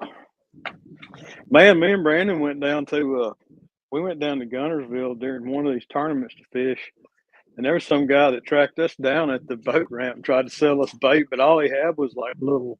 We were like excited, but all he had was like little 3-inch shad. Like no, that's not really what we need, man.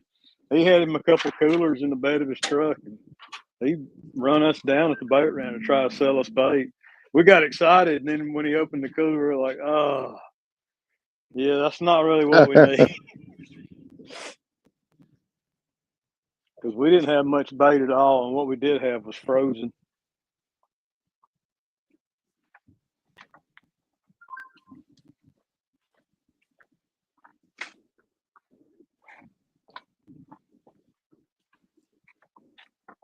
He had a whole cooler full of little thread fin.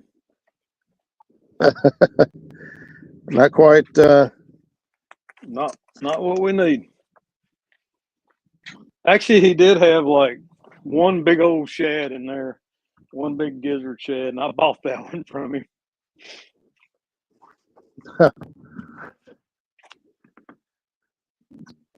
I think that was a tournament we ended up skunking in anyway. Man, Gunnersville God, it was so hot down there that day we went. That was the one where we had to fish the place we've never fished before, or not fished in 6 months. And man, they were just spilling crazy water. We had to throw an anchor in the places we did fish because you just couldn't spot lock.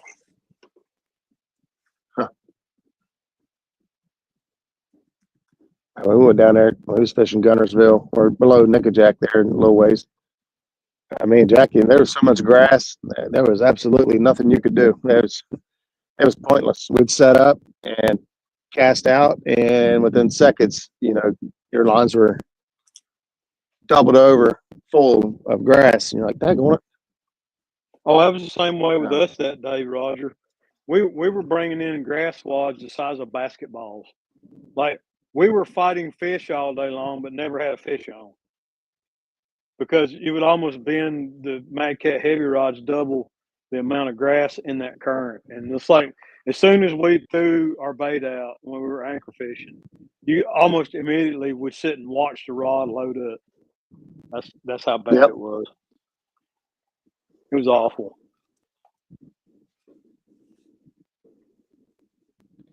Light, medium one. Yeah.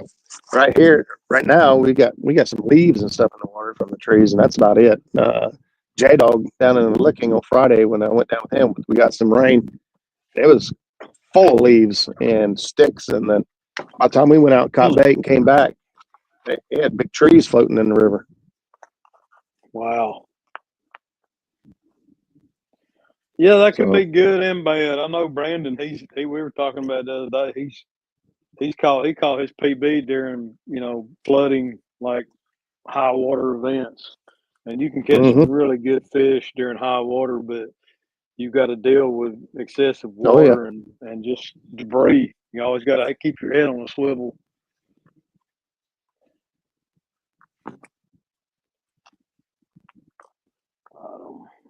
Medium. How many of them are supposed to be? One. Yep, one.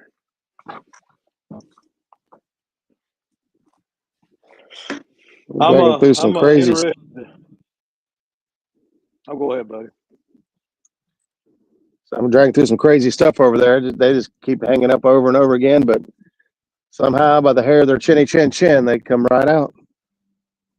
Yeah, as long as they're popping loose. One.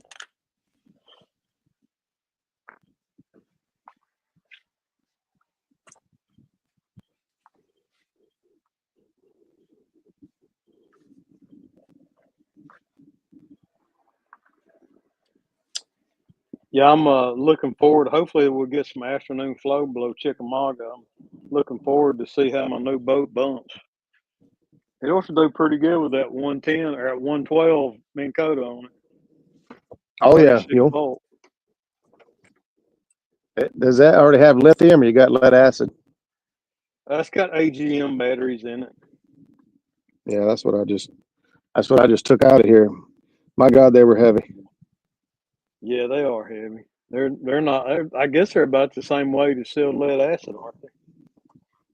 Yeah, it's absorbed glass mat. It's the same thing. It's sealed.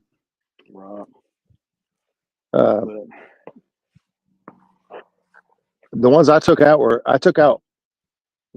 4? I took out 4, and they were 77 pounds a piece. They were what? 77 pounds a piece. Oh wow. Yeah. And I replaced them with ones that are 22 pounds a piece. Yeah. How much you pay for those? They're lithium, right?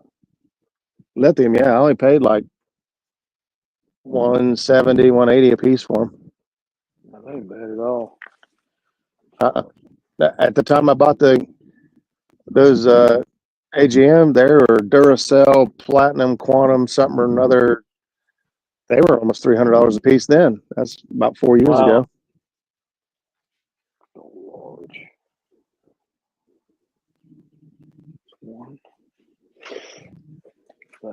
I'm not sure if the Bluetooth. So I'm hearing that people are having issues with the Bluetooth ones, the ones that you can just pull up on your phone. I've been having trouble with the ones I got. I ain't happy with them. Now I've got 3 of the Watt Cycle ones, the folks that are like sponsoring the fishing league. I've got 3 of those, but I'm only using one so far. I've got one running my graphs, and I've had no complaints with it. But this other company I bought 3 off of, one of them was junk out of the box. I'm still fighting them. Well, try this and maybe try that, and download this app and let me take a look. And I'll send you a charger. I'm like, no, just send me a battery, dude. It doesn't work. Yeah.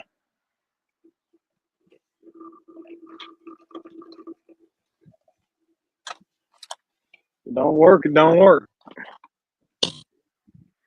Yeah. So I was like, look, I got a battery. It does not work properly. I just need you to replace it with one that does work properly. Yep. That's right. Yeah, that's the scary thing. There's so many people making the lithiums now. You don't know if you're getting a good battery or not. Chris, I've got some made up. I don't know that they're 4 ounces. I'll have to weigh them. I'm really trying to just get down to making one weight of dragon sinker, maybe two. But I'm gonna tell you what I'm doing. I'm actually tank testing every sinker to make sure that it's what I call neutrally buoyant. When you put it in the water, I want the tip to float and the sinker end to sink. If it lays down on the bottom of the tank, I trim some lead out of it. So I'm being really picky about them. That's good. That's how you get a good product. You know what I mean? You continue to test it and try it, and yep. And you actually, you know, you fish a lot, so you know what you want in a good dragon weight, what some of the features are that you like and don't like. I can actually even tell if I've got, let's say I got a sinker a half ounce heavier. I can tell by the way it pulls if it's, you know, that it's a little bit a half ounce heavy. I can just tell the frequency at which it hangs up. If it's not floating right in the tank, then it's not going to do right on the water. Let's see. Hey, Mike Greenwell's in the house. What's up, Mikey? He said morning or afternoon, depending on where you're at. Jeff Duval says I have a 36 on my protege. I don't know what LOSSIGY and 12 volt in my kayak, and never had any trouble with either on Bluetooth. Yeah, I'd say it might just be the company that. I'm not sure what that is. Protege. If it's Protege for a boat, it's a Sea Arc. Okay. Brian B. Catfish, member for 21 months. Muskrat love. What? He said, hello, everyone, listening and working. Well, thank you, Brian. Thanks for stopping in. Two medium. I can get a couple more fishies here. I'm coming across a little contour change on the bottom, going from rock and mud to sand for a bit. Well, let's go. Back to rock and mud. There's my one small. Those are all here. Rock and mud. Rock and mud. Okay. Yeah, I think I'm going to take because I gotta go out and test this Starcraft boat we bought. It's got 70 horse on it. Man, that thing starts up easy, purrs. I gotta go run it, make sure it's all going to work out good. Huh? Is it 2-stroke?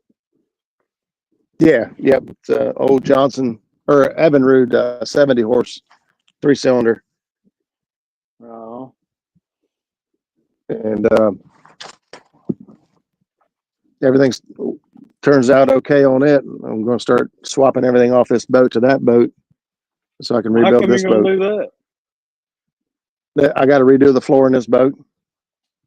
Oh, is it soft? Yep. Yeah, I already had to cut one piece out and replace it. Now I got another bad soft spot.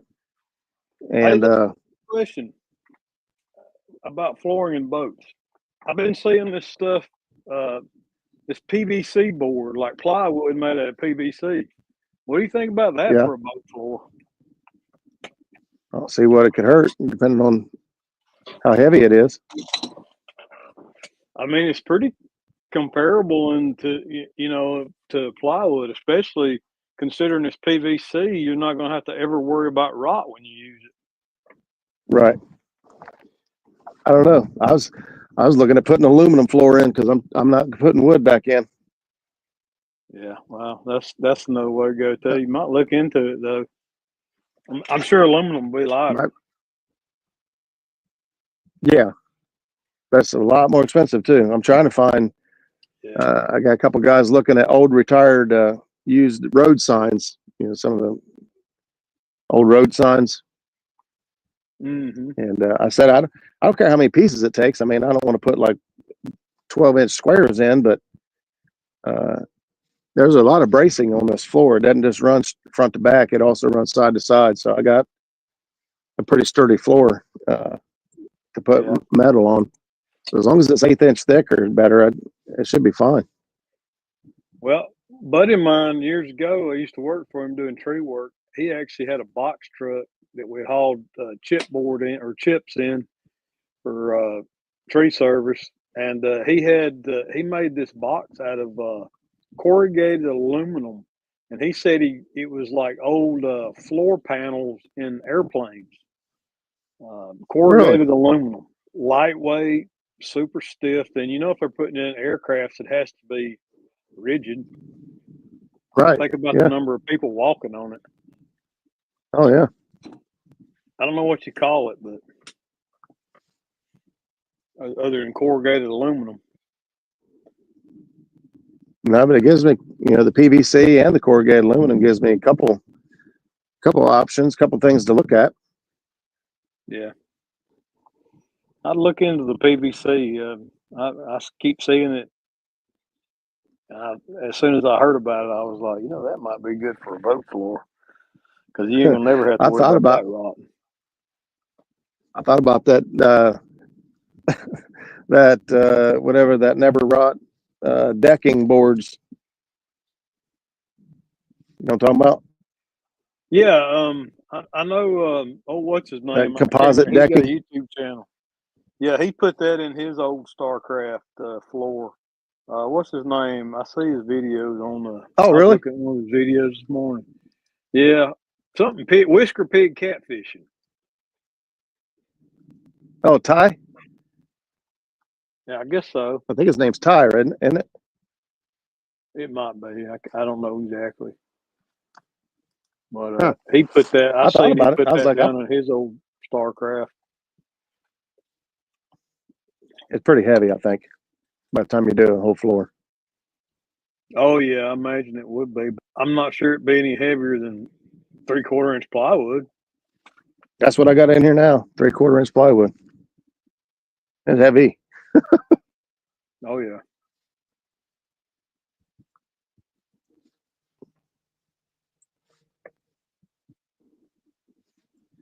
Where are these fishes at, man? Do you keep your boat covered when it's outside, or do you have a carport you keep it under? Yeah, I got a cover. I got to cover it every time. I wish I had a carport. I looked at some, but man, they want like $3,000 for a carport. Yeah. And we're not planning on staying there forever. I mean, I guess if I bought an aluminum one that I could tear it back down and take with me when we move.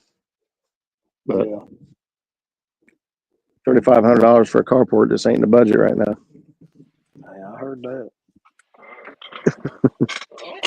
I've got mine under one of those Harbor Freight canopies, and it's worked pretty good. But it's kind of protected and out of the wind. So I don't know in a windy, especially if you get snow. I can tell you, I've already lost the cover in the snow we had last year. I didn't think to come down here to the shop and get the snow off of it, and ended up collapsing it. I was like, oops. Oh yeah. Yeah. My bad. My bad, dude. Definitely. The weather comes at our house. The weather comes from the side of the house. It would actually be slightly protected, but I don't want to spend the money to buy one that with a cloth top on it and just to have to replace it every 6 months. Sure. That makes sense.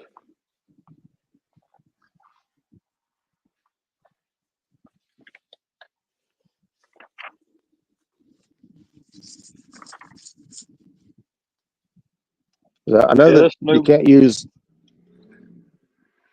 this new boat. What?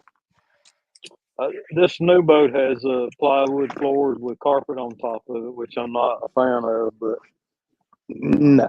Oh, fish. Oh, come on, dude. You just it hit is it what hard. it is. Front, back, 3. Okay. I'm gonna go ahead and do this one. Go B.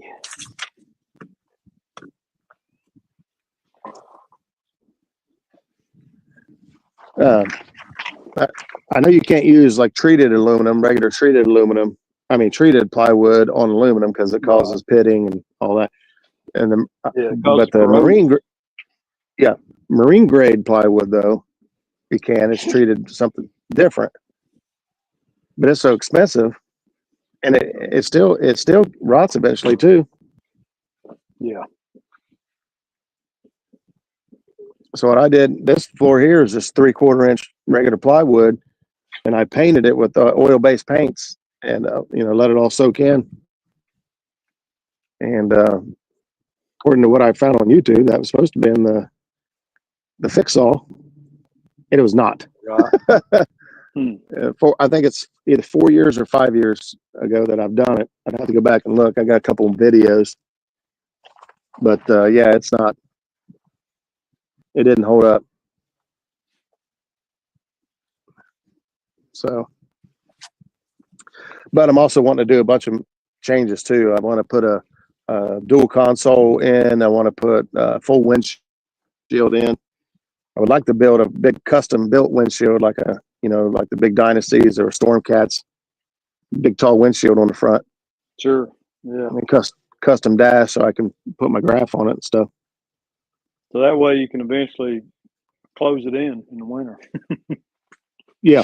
It'd be sweet to be able to have some type of enclosure. That boat's big enough Oh, yeah. that you ought to be able to accommodate that. Oh yeah, I should be able to get away with building stuff and doing whatever. At one point, there he goes. There he goes. Is he going to keep it? Are you going to keep it? Are you going to keep it? You got it in your mouth? Eat it. I should have. He's still there. Fish on. There you go. Fish on. Fish on. Fish on. Let's Fish see. on. Stonefly says, I need to, in next few years, replace my floor, but I will have to epoxy and glass new plywood as one sheet isn't wide enough. Well, this thing must be like a little channel cat or something. He ain't fighting at all. That little guy. Long for the ride. I bet he's just a little channel cat. He hit it and then backed off of it and then hit it again. Yeah, he was just hanging out, I guess.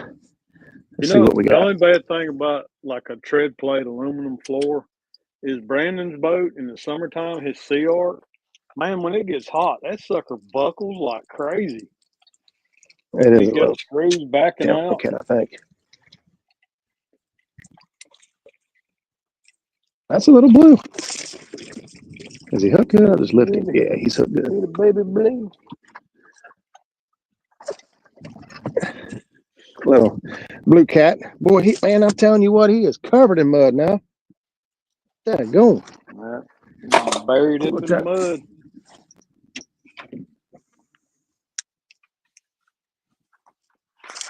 Quiet.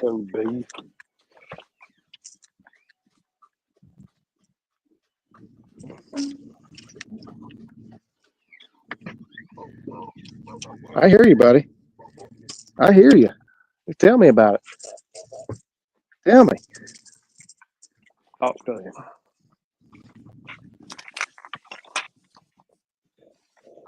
Look at the mud on this guy. See that? He must come out of his muddy hole. Yeah, he is. You got one play bury up when they do that, or is that just from all the way across his back? What'd you say? I wonder if they do that. I said, "Oh, he's talking to you. He's telling me all about it. He's fussing at you." He said, "Put me back." All right, buddy. I'm going to put a big M on his side here. Mark him. There you go. There you go. You got a big M on the side of you now for muskrat. He's been marked. See you, buddy. Yeah, every fish we've caught this last week or so has been completely covered in mud. I can't believe it's almost 1 o'clock. I ain't even ate lunch. What? I ate 2 wraps. Well, I need to go home and eat lunch. Well, buddy, my dog's looking at me all ugly like she's wondering why I ain't fed her yet. So I'm going to jump off here and head home and go eat some hamburgers. All right, man. Good Thank luck you for today, man. hanging out. Appreciate you, buddy. Oh, Thank you're you. welcome, man. See you, brother. See ya. Something done chewed the back end off of that piece of bait.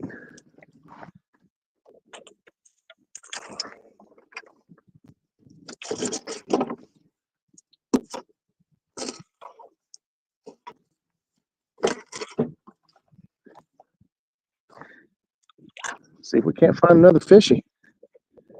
We got, I don't remember how much further I laid on this track. Got a little ways left. We'll have to switch gears and try something else. A couple shad fillets on there.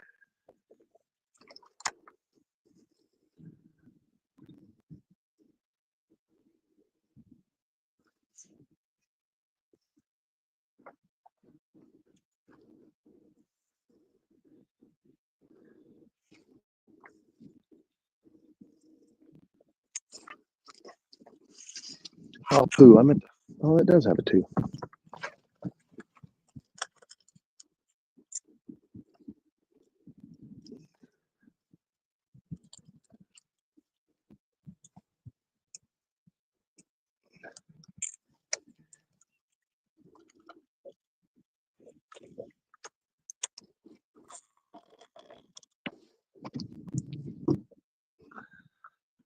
Let that one there start working itself out. Wipe my hands off on the Jackie's FOA towel.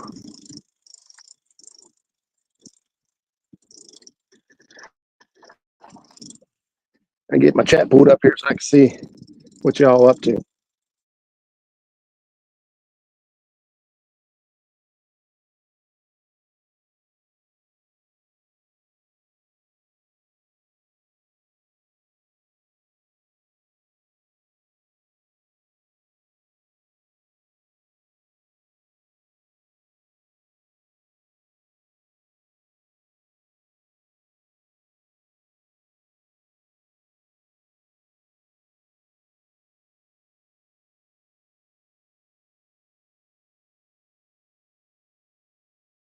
But actually, that side is worse right now than this side is.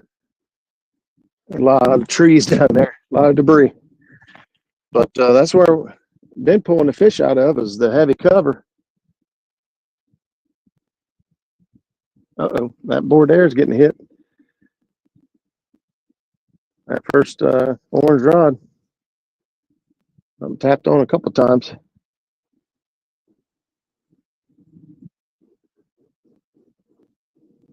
A little flurry of activity.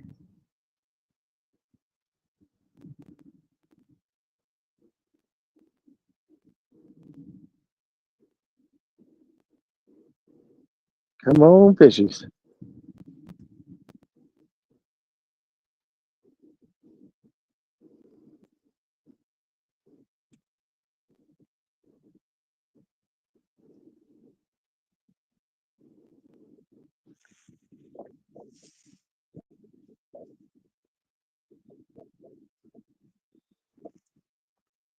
Oh, there he hit it again. Hit it again. You're looking awfully channel cattish.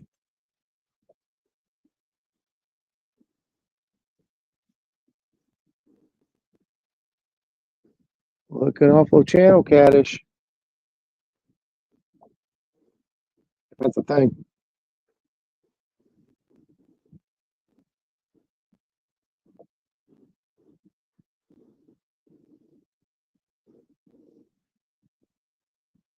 I'm actually kind of looking forward to trying this other boat out.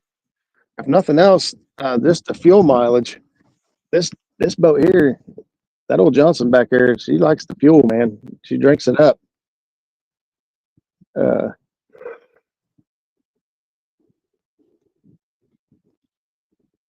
Going to that other boat, my buddy used to have the same motor on his 18-foot Starcraft, and man, he can run all over the place on that thing. Hardly uses any fuel. That'd be a nice change of pace. I'll be able to run around, do a little bit more than what I can do right now. I can only run so far right now. I got a 30 gallon gas tank back there, and I only get about a mile and a half a gallon out of the motor. So it's like 30-40 miles is it, which means 15-20 miles one way is all I can go. It's not so much that. There goes this board here, green rod. Maybe it's not so much that. It's more, just using that much gas to go do anything. 30 gallon tank. If you empty it every time you go fishing, you know what I mean. That's $100 just to fill the boat up. Not to mention put gas in the truck. For me down here, every trip is about a full tank of gas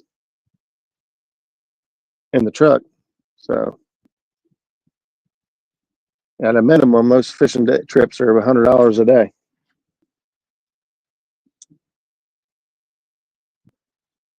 And then you add in your snacks and whatever else. On top of that, Johnsonville better cheddars. You guys know. You guys that got boats know. It adds up fast. But we do it anyway because we love it.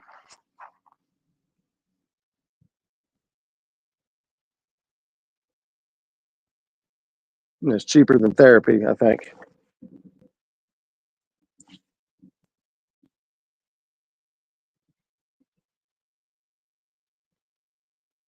I think that last little fish put us at 4 fish for the day. Not a great turnout, but it's all good. Rod there's hung up. Uh-oh. That one looks like it's really wanting to hang up. Pull and drag.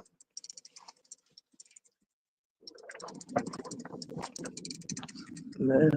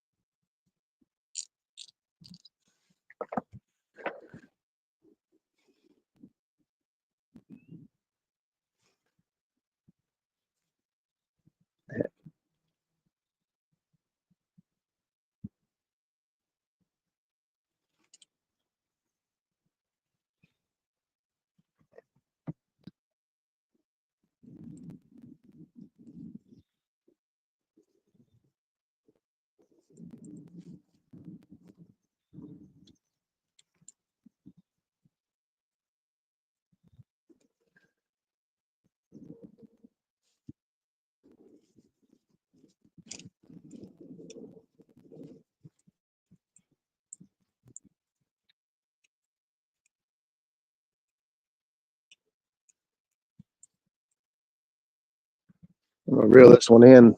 For some reason, the board's doing a nosedive. It's making me fight the board all the way in like a fish. I made it right with the clip on it. It wouldn't do that.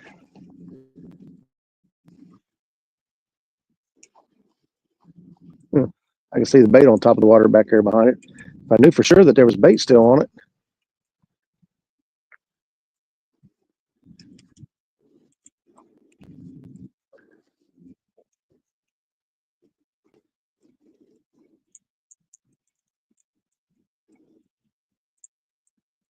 I just drop it down and let it go, but I don't think there's bait on it.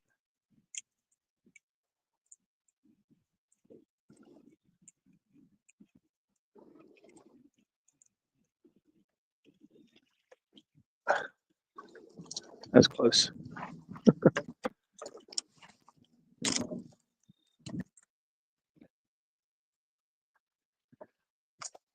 See if we got any bait left on this thing. It's still live. We're still live.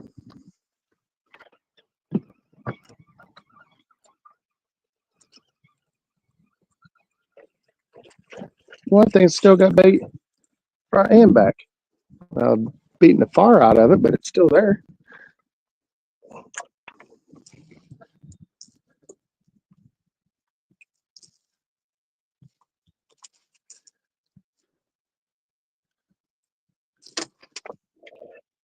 Trim the gut pucker out.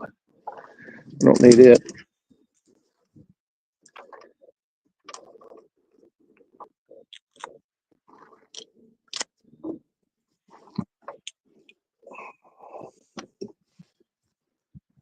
Yeah, they smacked this skipjack head several times, but nobody's been brave enough to take the whole thing, apparently.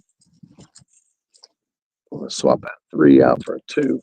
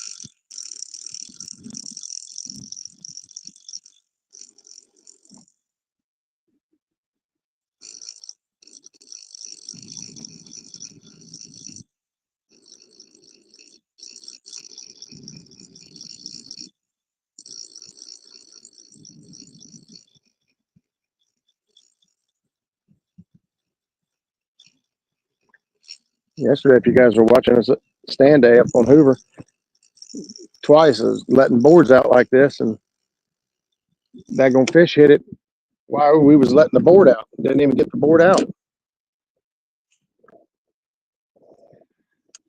I think I'm still live. Nobody, is anybody here in chat? I still see stoneflies. The last chat.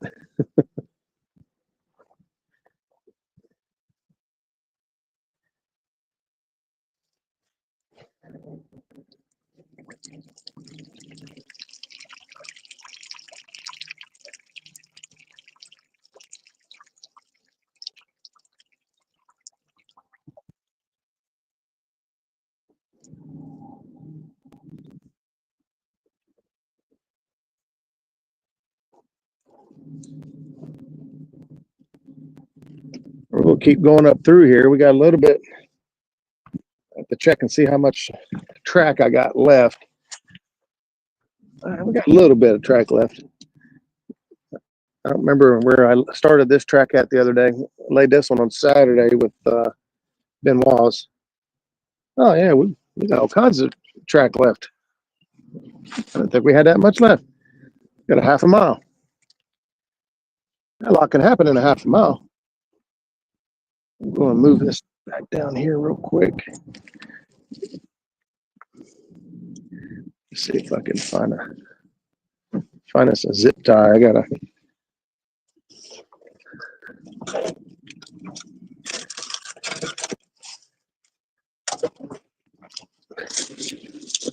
Do I have a zip tie in here? I know I got some up there by the anchors, but let's see if I had one in here ready to go.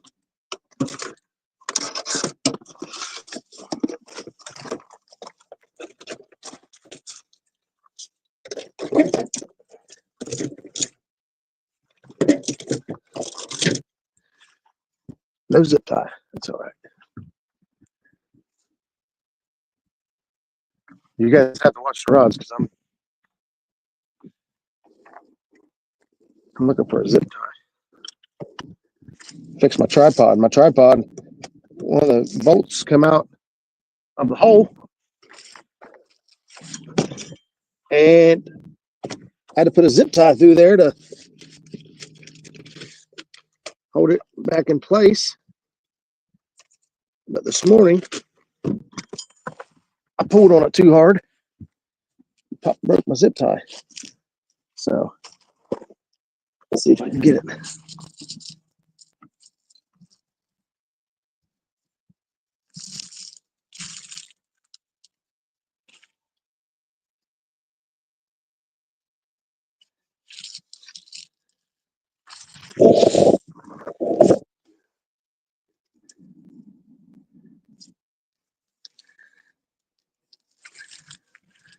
There it is. I got it.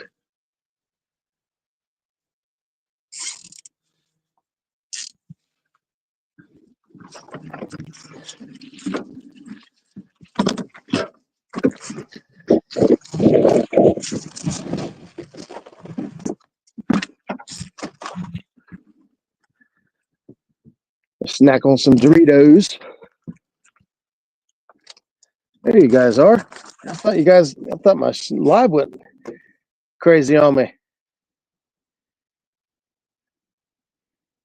Missing ingredient. I'm new here, fellas. Well, welcome in. I think we're all missing a few ingredients. That's what makes us all unique. What state are you fishing in? We're fishing in Ohio, the very southern of Ohio, pretty much, on the Ohio River. Let's see, if you're not familiar with the area, we're about an hour north, or an hour east. I'm sorry, that going. My internal compass is broken. We're about an hour east of Cincinnati. If you follow the river, just down through there, where it comes down to a point, we're pretty close to that.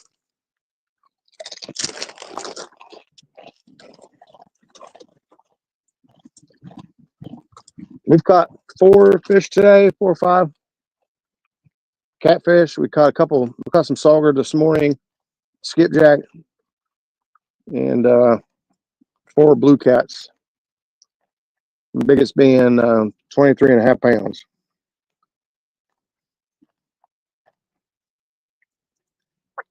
River Wrap 3030, man. Thank you so much for that. Appreciate it.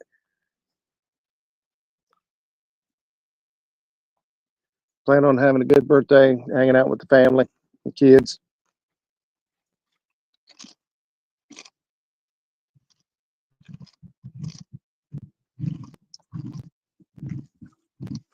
I don't know what they'll have planned for me, but I know we're going out to dinner.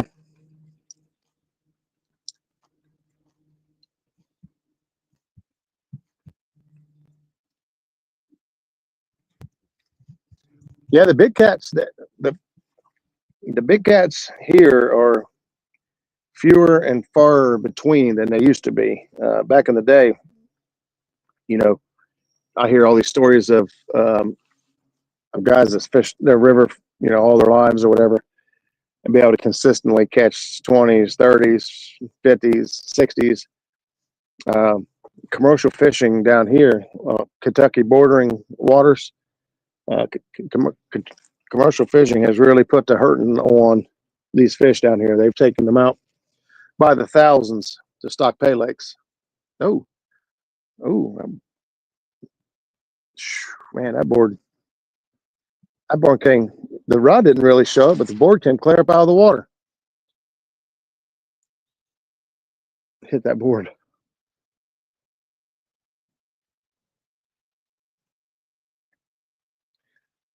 What we're doing here, we're dragging baits along the bottom of the river. I'm dragging upriver. We don't have a whole lot of current. The dam's only running about 22,000 cubic feet a second right now.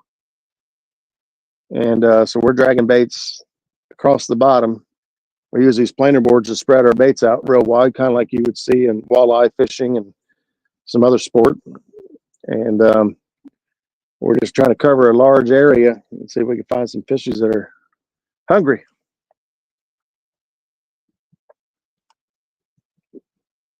I've never been up in the Trumbo area.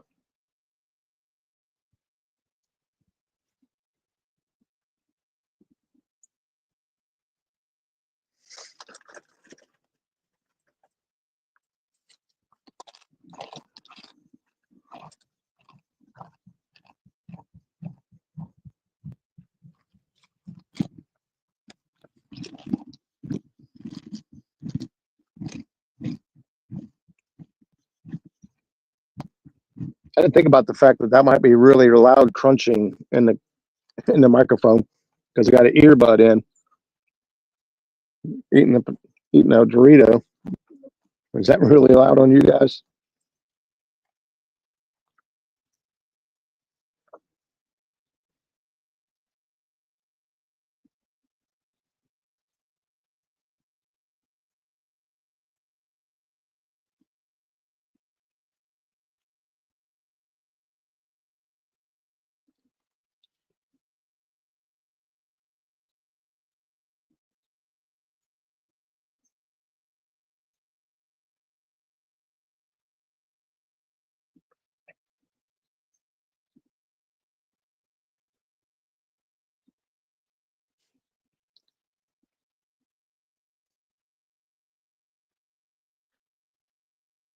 J-Dog was sending me some photos. He's got a few fish in the boat today too, down his neck of the woods. I'm guessing he's in the Licking River. He got a couple blues, channel cat, and a drum.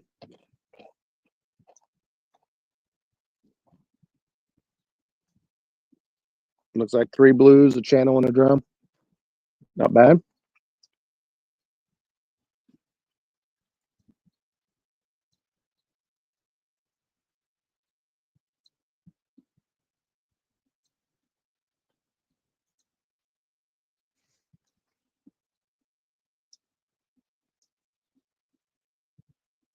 Dragging some shad. We got some yesterday. I had a couple from the day before, and got the skipjack this morning. Only the one. You got it out there, cut up for bait.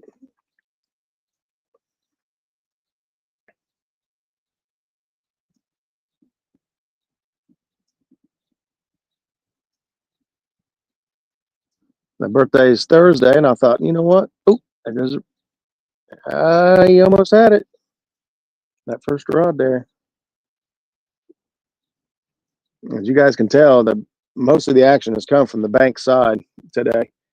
We did catch one fish out here on the other side, but for the most part, most of the action has come from the bank.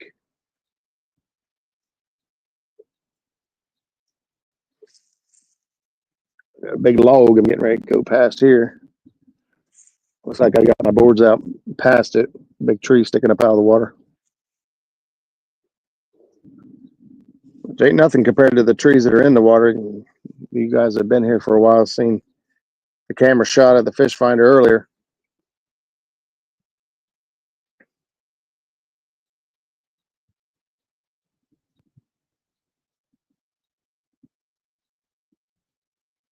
Mosquito Lake holds a few big cats in the upper 80s or more. Holy crap.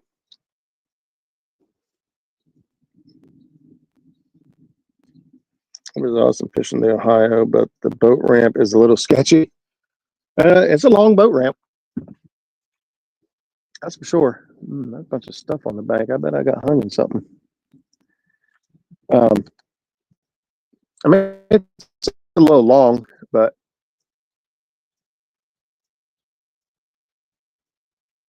like, give it about a month or so, and we won't see that boat ramp again until spring. It stays underwater all winter.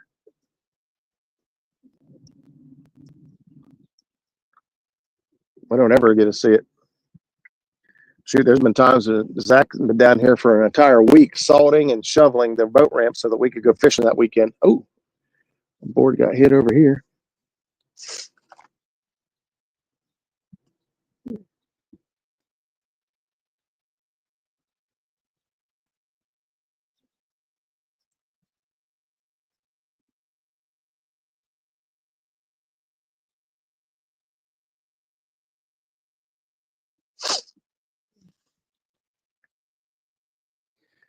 Fish Mosquito Lake all the time. If you're pulling 80s out, you got a higher record. There's some big flatties, though. Yeah, I heard that there's some big flatheads in there.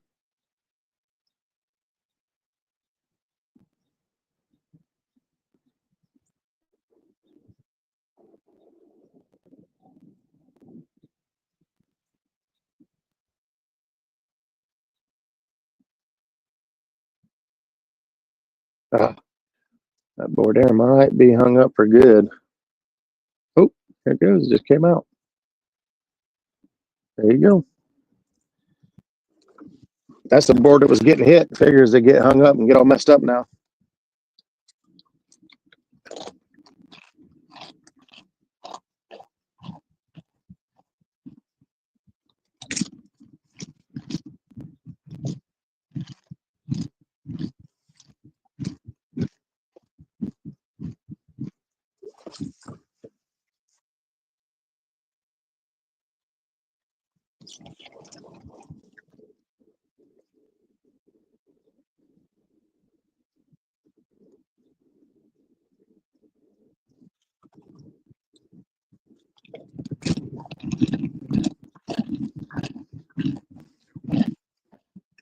No Bluecats in Mosquito Lake.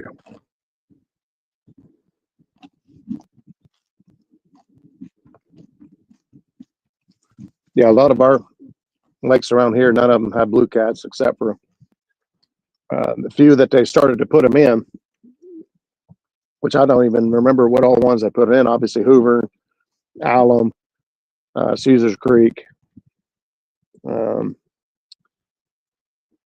Other smaller ones don't have any. They probably won't get any either.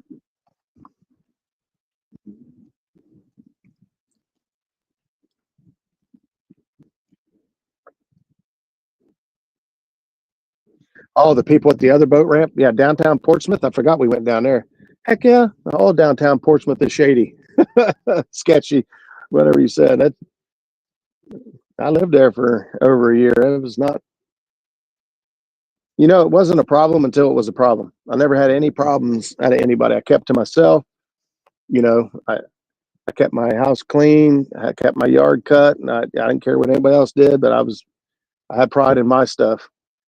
And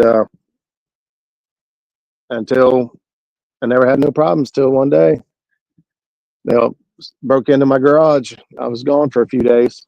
They figured out my routine. I was going up and staying with Jackie for a few days at a time and then coming home. And they figured out what days I'd be gone. And they got in the garage and opened up the doors, and apparently left the doors open all week, and people just came in and out of there like rats and carried off everything I had. All my tools, all my fishing gear, all my fishing rods, everything. There's still stuff to this day. That's been over a year or so ago. there's still stuff to this day that I go looking for that I like, crap, where is it? And then I realized it was with the stuff that all got stolen.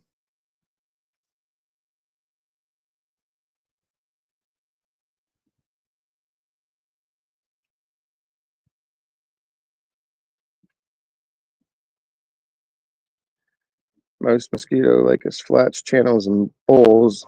I think Erie has blues. No, Erie does not have any blue cats. They don't go that far north, even on the Ohio River. They don't go like into Pennsylvania. Come on and hit it like you mean it. You get hit on 2 or 3 rods. There's another hit right there.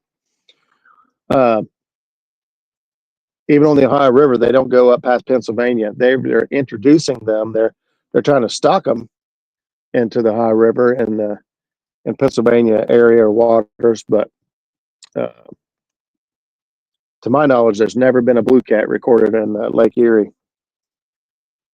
Which you don't know why. They like cold water. They don't mind cold water. There's plenty of fish to eat. It's big, but for whatever reason, they're not there. Down south, the ambient temperature there doesn't get to where they can be sustainable, or it doesn't allow for reproducing. The temperatures don't get, the conditions aren't right for reproduction. I'm not sure. No biologist.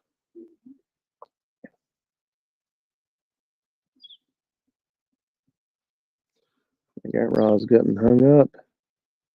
Come on out of there, little buddy. Lord knows there's plenty to hang on.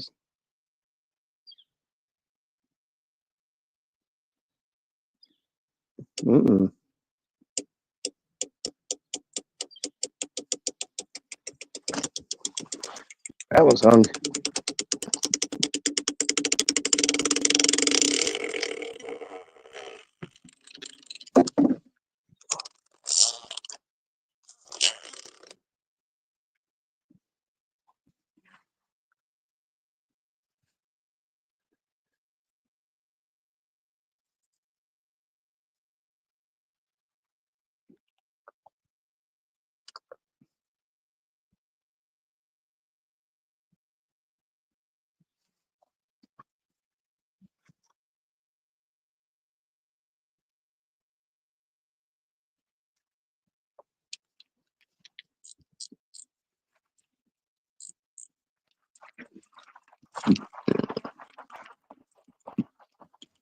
Got it out.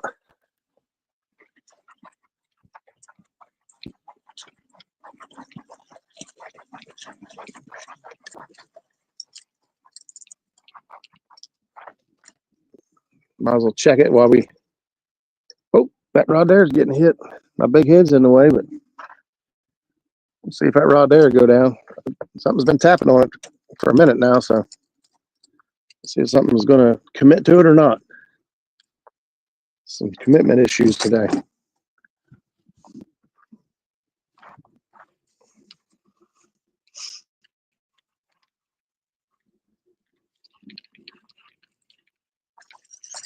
No bait.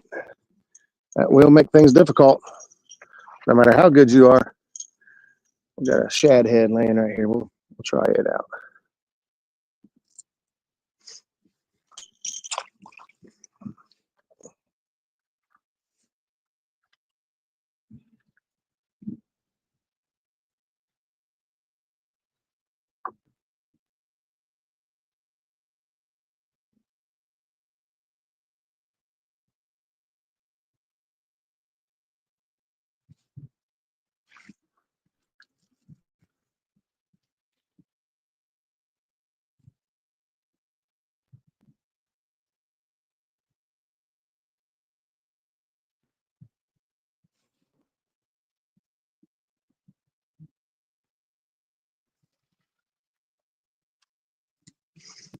This board back out with some bait on it this time.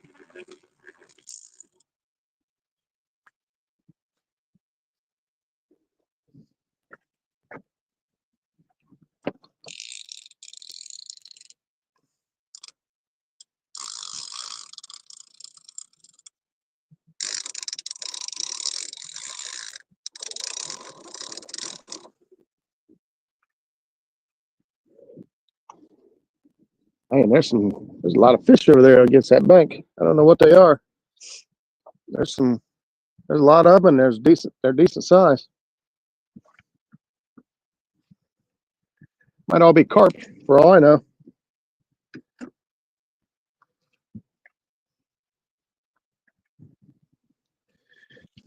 Had a little more activity down through here than what we did starting out. So hopefully, maybe business is about to pick up.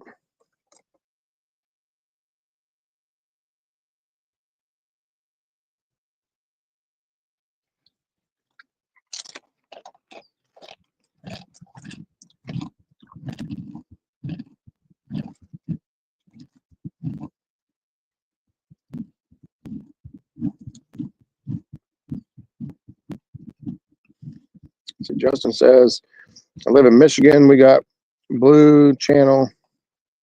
Lake Erie, Michigan has blues in it.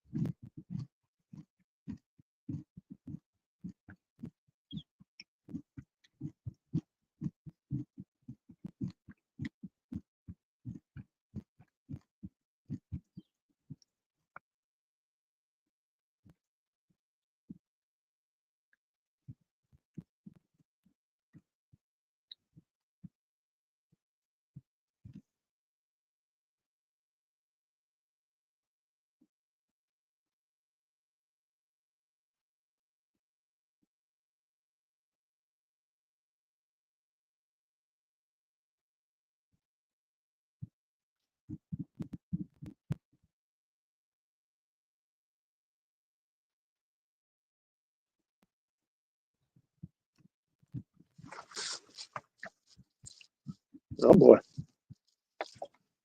Got a lot of garbage on that over here on this side of the boat. The boards are all trying to hang up. See what happens.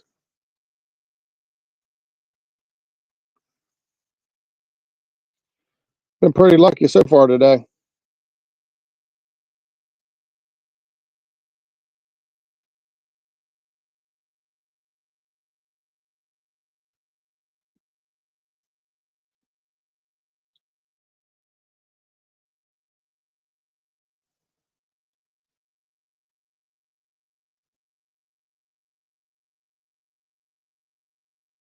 Lake Michigan. Justin says, I'm new to the channel. Well, welcome in. Thanks for stopping in. We let's see, we do a little bit of live fishing from time to time. We do a lot of the live fishing tournament league. It's an online league where people fish against each other, just like this. We set up a camera. You can fish anywhere you want and do it. And then we also do a every Tuesday night at 8 o'clock. we do a podcast and we go over lots of topics. We focus mostly on education, teaching, um, safety, all that kind of stuff. So thanks for stopping in. If you enjoy watching this kind of stuff, consider hitting the thumbs up and subscribing. If not, that's okay. I appreciate you giving me a shot.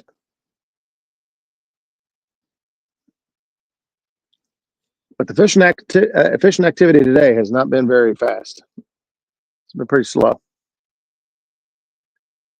I had high hopes coming into the day. But we didn't get skunked. We still managed to pull out some fish. Like I said, we had four Bluecats today so far. I think 3 or 4 saw guy, skipjack. So it's been a pretty good day.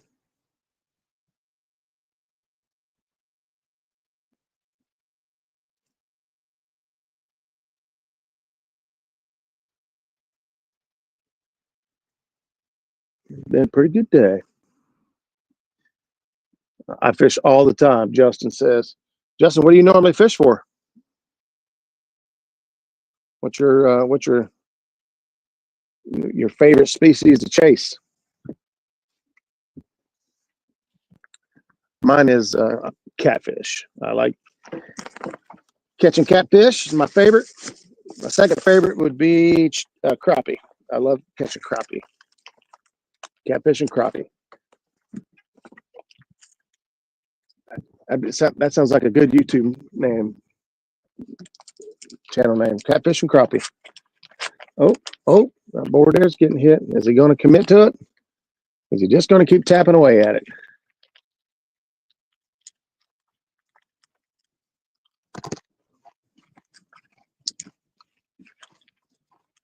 I don't even remember what bait's on there. Sooner or later, he's going to just have to have it. He's going to eat it all.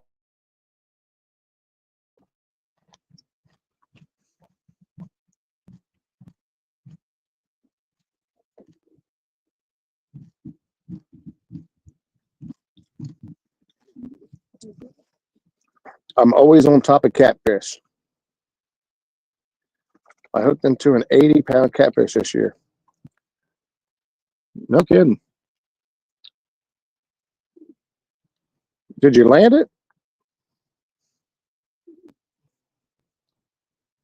Did you catch the 80-pounder? That's a good fish. That's about as big as my biggest fish. My biggest fish is 78 pounds. We actually caught it live doing just like we're doing right now. We were live on the camera. There goes the fish. Is he going to get it? Is he going to get it? Nope. We was live like this and bumping Tennessee River and caught a 78. It was quite the experience. Oh, you guys got it.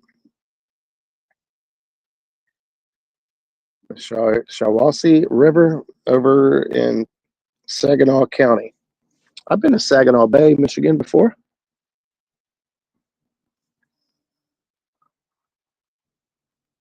Very pretty there. I liked it. At least the area we were in. I'm sure it's like anywhere. There's probably good and bad, but everything I saw was really nice. There's a rod going down over here too. That middle rod. Is he going to get it?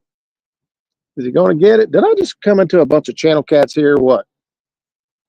I might have just rolled into some channel cats because they're not hitting it like a nice blue cat should.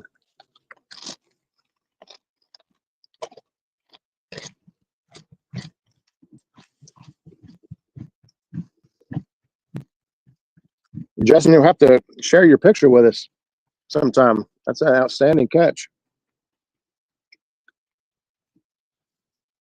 I'm not familiar with the river, but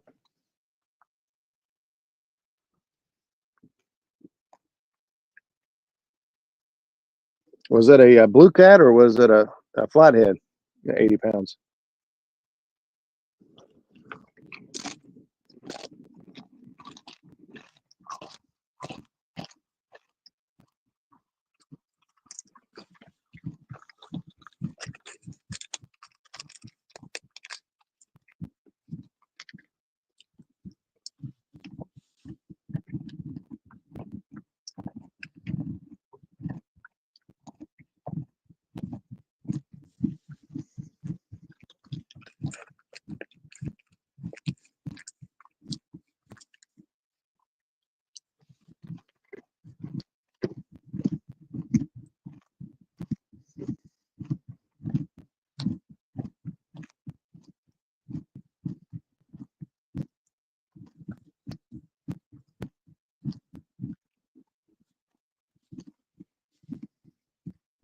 a blue channel. Is that one of the hybrids? I know that they started a program where they were mixing the two to make a hybrid fish that would grow quickly, have the aggressiveness, and but have the size ability of the blue. Uh-oh. Right there, looks like she's hung up.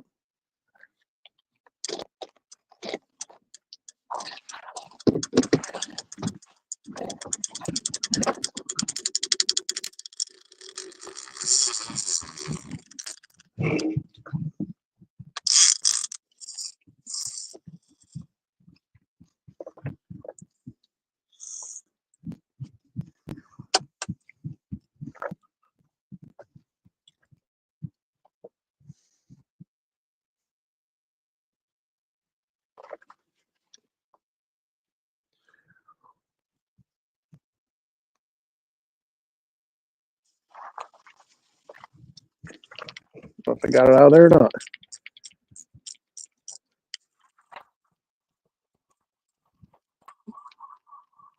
By golly, I did get it out of there. I'm telling you what, man. These daggone dragon weights are incredible. They're not paying me to say that. I don't get any special treatment or perks. I just truly like their product.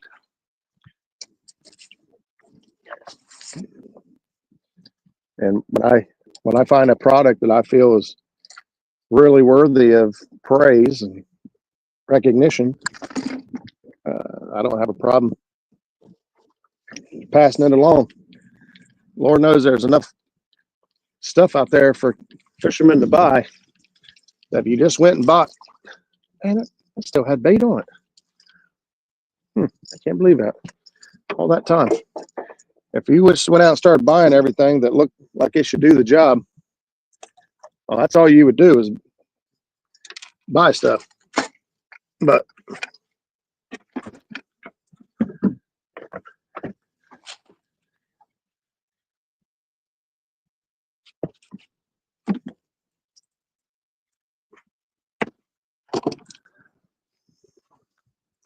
if you find products that work really well and that you believe in,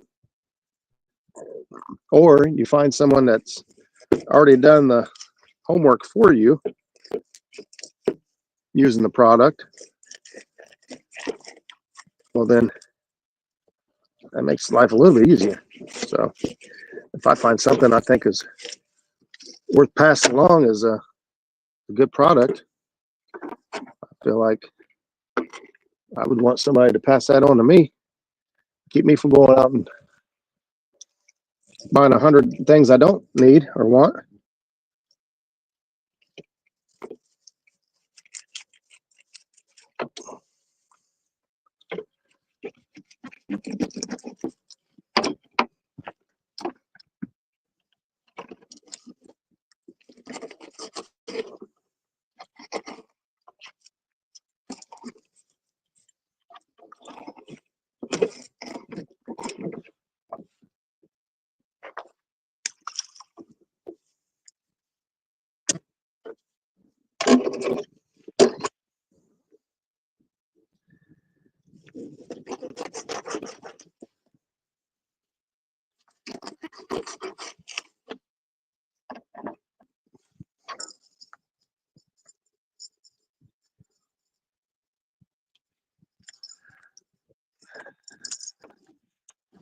All right.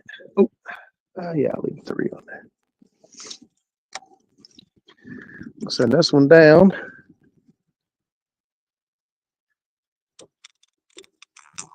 Let these ones go out.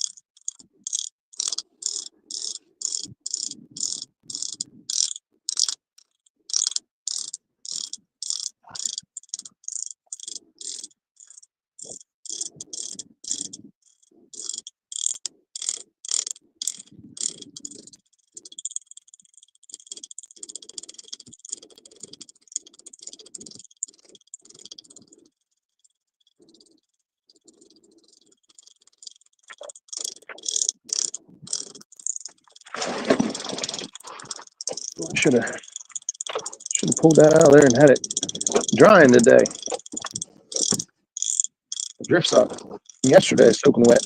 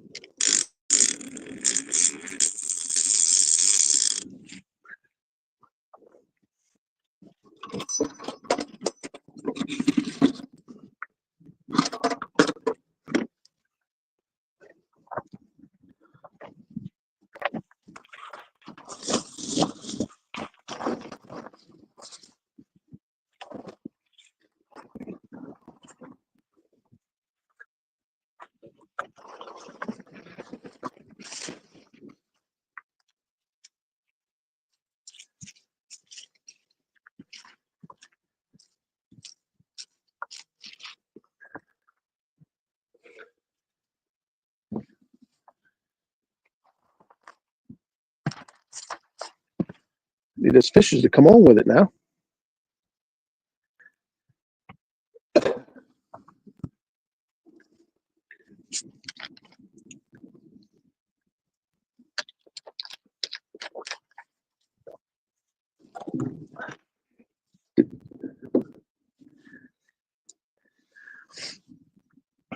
Let's see what we got going on now.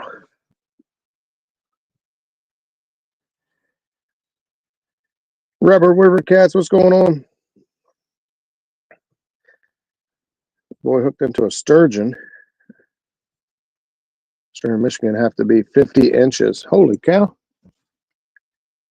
Colorado Jay, what's going on? Happy birthday. God bless tight lines. Be safe out there in the waters. Keep up the great work. Much love. Appreciate you, brother. Appreciate that. We're having a good day. Got a few fish. No monsters. I could change any second. You know how it goes. Anything could change in that heartbeat. But man, the weather today has been fantastic. Just nice overcast. There's another fish. Another fish hitting away. Come on, girl. Let's go. About ready to reel that bait in just so I can't remember what bait's on there. I figure out what world bait there. Just keep banging on. Whatever it is, it's apparently pretty tough. It's taking a ton of hits.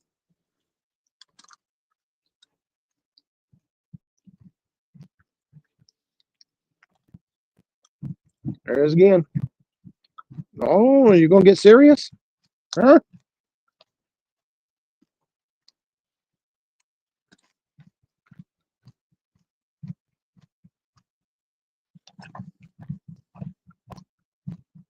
Mm-hmm. He's going to screw around and find the sharp end of that Diachi D85 hook is what's going to happen.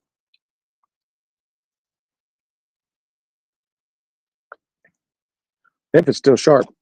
And you drag like this a lot. Oh, he almost held on to it a little long there. You go dragging like this and your hook keeps tapping and banging, bumping off of stuff as it's going down through there.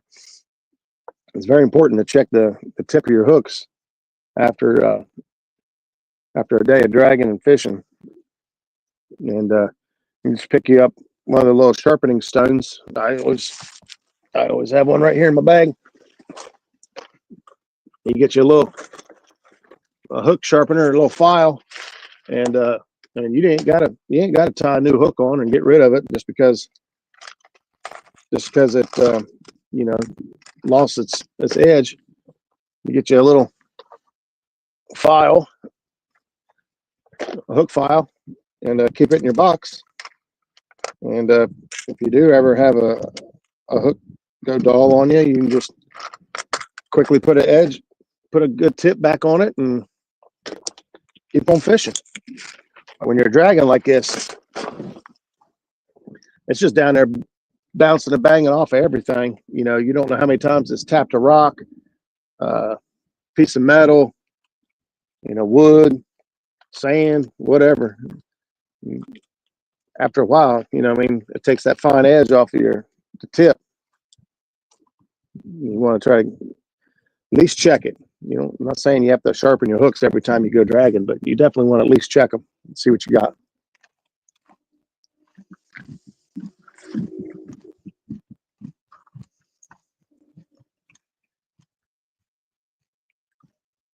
Dirty Orr, he says just the tip. That's right. I promise. I promise.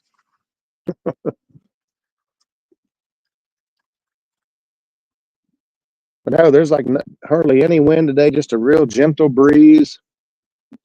Look at the water. It's the Ohio Lake at this point. Looks like glass out there. Beautiful painting. Bob Ross couldn't do any better.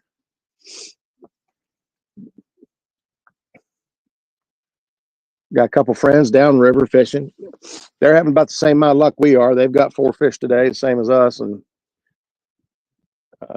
no monsters. They look like that last fish they caught was in the could be a 20 to 25 pound fish. That's a good fish.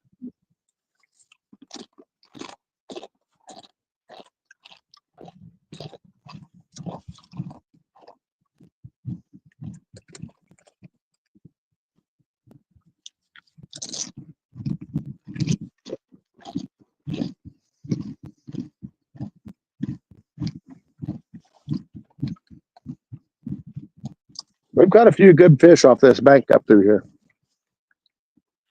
I caught a 48 a couple weeks ago here. We brought a veteran through Operations Vets with Nets.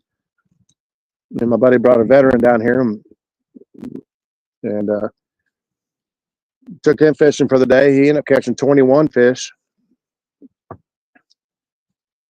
Can't remember who else. Did a few trips there, a couple 3 weeks in a row where we were catching over 20 fish a day with like a 18-pound average. It was pretty good.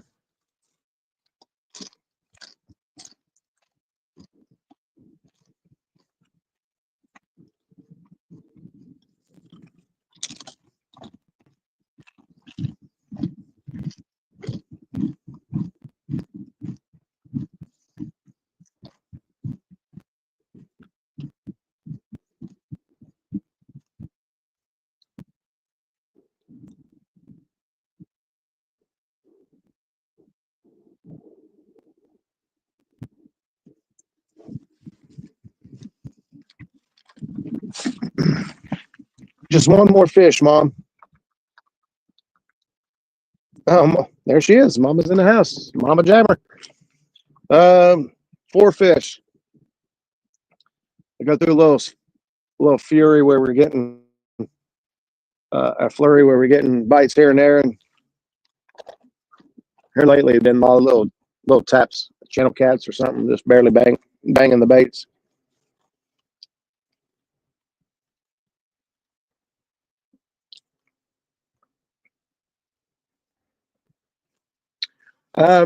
Yeah, so 20 fish in the day ain't bad. But they just ain't got no size to them. Like, look right there, that rod just getting tapped and tapped and tapped. You know, you can find some fish over 30 pounds, but honestly, they're pretty rare anymore. Few and far between. You know, most of our fish are in the teens. You can go back and look at tournament records, you know, from now and just keep going back and start seeing just how much more weight and how much bigger big fish weigh-ins were, you know, as you start going back the years. Like we just had a tournament 2 weekends ago. We had almost 30 boats out on the river, 30 fishermen, good fishermen. This was the championship round. 30 good fishermen and women out on the water for 8 hours, and the biggest fish caught was 29 pounds.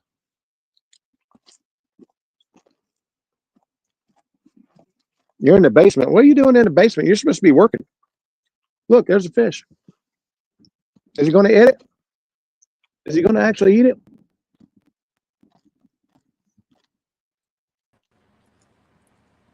Hey, I hear you. Hi. Hi. What's up? I ran out to grab some lunch and go to the bank, so I thought I would hop in and see how things were going. It's going. I'm having fun. The fish aren't real active. I mean, I'm actually marking a lot of fish. Well, actually, right now I'm not, but I was. I've marked a lot of fish today, but just, and we've had some bites. We missed a couple. I missed one earlier. I mean, it had to rod. There's a fish right there. Right there. On the Jackie rod. Fish Yay. on Jackie rod. Look at that. You should have been here all day. Right there on Jackie's Mad Cat's pink and black rod. I might have a double up. That one fish there keeps screwing around.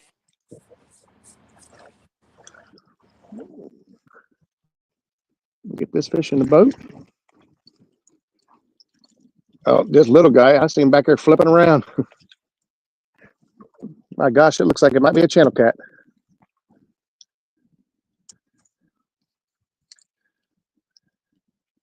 That fish might be on there. He keeps banging away at it. It might actually be there. The board ain't falling behind like they normally do, though. Come on, little fella. I seen you back there. He ain't much of a... I'm pretty sure it's a channel. It is. It's a channel cat. Look at that cute little Get on my guy. shirt. The fish ain't bad either.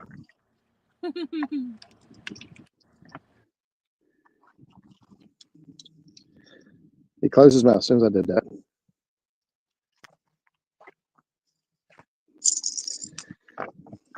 Come here, buddy. You hear him talking to you? She might not. She's driving. I do hear him talking. Look at those pink grippers. I know, just for you.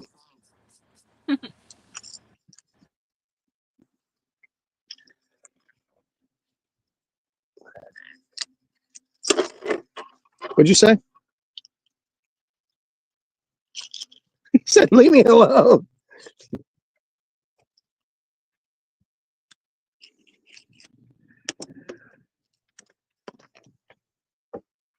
There you go.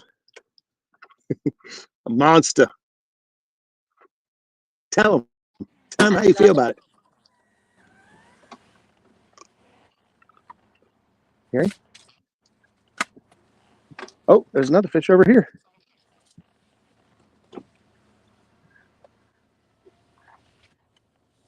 Go on, little buddy. Here you go. Piece of bait still good? Yeah. Put it back out. I just put that piece of bait out. How's your work day going? Very Oh, I busy. just came. There's like 1, 2, 3, 4, 5. There's about like at least a dozen fish laying all together right over there. Very busy. I figured it would be. Mondays are always busy. Plus, short week next week. You got to get everything done.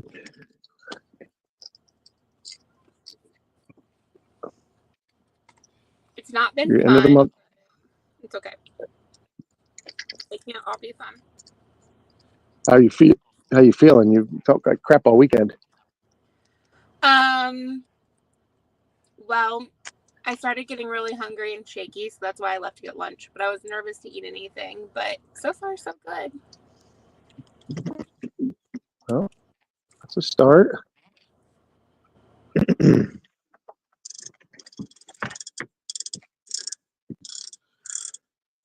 In the basement. More cannabis says, good catch. Thank you. Thank you. Appreciate you.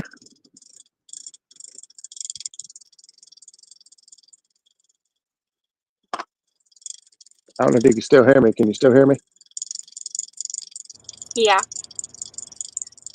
Oh, my earbud made a noise. I thought it just disconnected. No, you can hear you. They said, okay. Made a funky noise. I thought it said game over.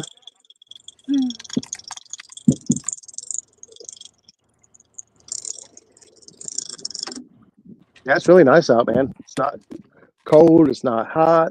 It's not windy. It looks beautiful. It's just right.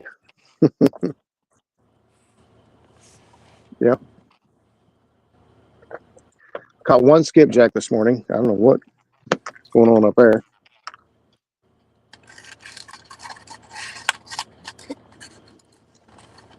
Did you use a pink spoon? Oh, there's a fish. Yeah, I use everything. Mm.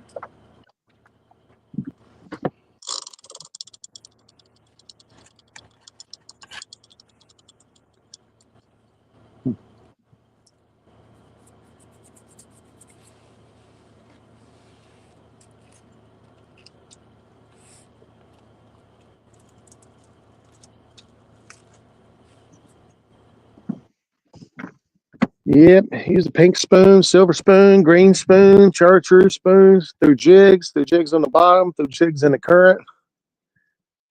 When I was jigging the bottom, I kept catching sauger,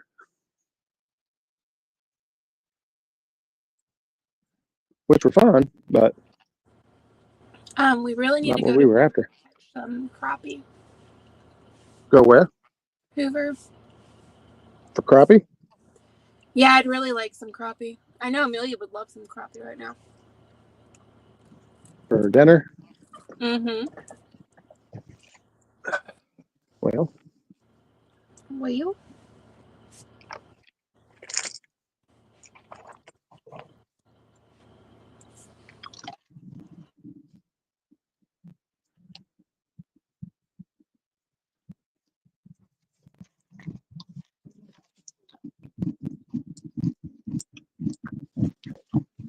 I would like some crappie too.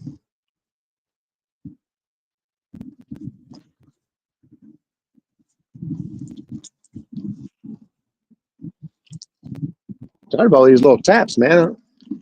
Ready for a good takedown. Like they mean it. I don't know if you were watching earlier. I set up at the dam, but I got 3 rods thrown out and I reached running for the 4th rod, and the first rod went down. I was reeling in the first rod, the second rod went down, and then the 3rd rod went down. I'm like, what the heck? All within like 3 minutes of pulling in there. Like, all right, this is going to be awesome. I landed the one fish, the 23, and the other one got off. The other one just missed. I set everything back up, threw everything back out, never got another bite. I did see it. My comment earlier about it's because I'm not on the boat was because whenever I popped back in, my YouTube set me up for where I left off and realized. Oh, Yes. So okay. I did That catch makes way more sense. which was cool, but it stinks that you lost too. But it was cool. I get it now. Because at the Yes. time you commented it, it didn't make any sense whatsoever. I know. I realized that. I was like, oh shoot. But then I was gonna comment about it, about messing that up, and then I got a call, so I had to go.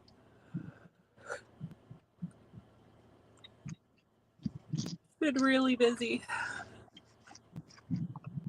Yeah, we've had 20, 30, up to 40 people hanging out today, so it's been fun. That's really awesome. Bobcat come in and hang out with us. Rustic came in and hung out for a good while and had a chat. I saw Rustic on there. Actually, I saw Bobcat on there because I did make a quick comment that I needed to order some hats.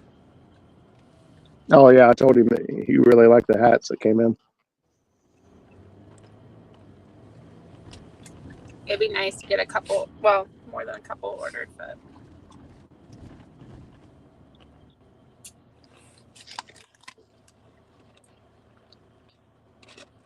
Yeah. I've been dragging pretty slow because we got a little bit more current, so I've only been going between 0.3 and 0.4. I ran down to where we started with Allison and Gabby the other day at the lighthouse. Yeah. And started that track, and I've got 500 feet left in the track.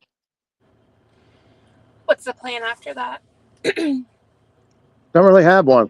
I don't know whether to call it a day and come on home or go set up and see if I can't find a few more fish and maybe anchor up on them.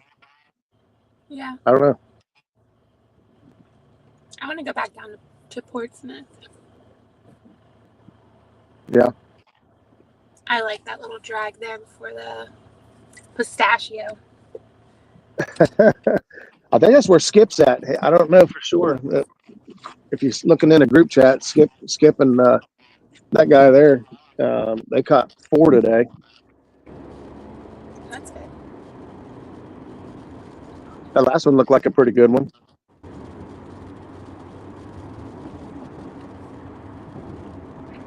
Oh boy, I'm coming up on some nasty stuff. Nasty stuff.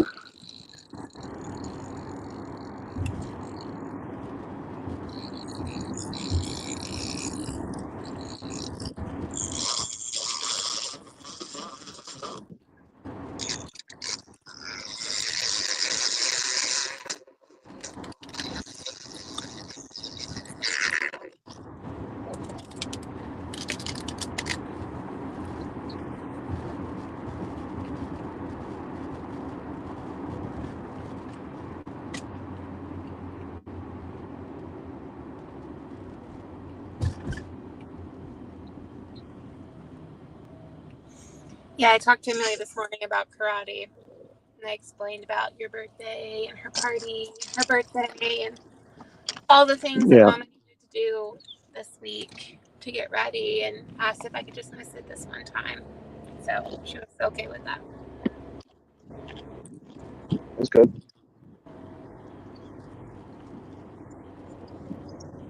I'm dragging past this big pile of crap on the bank. It's either going to hold a fish or it's going to hold all my lines. Let's see what happens. I hope it holds a fish.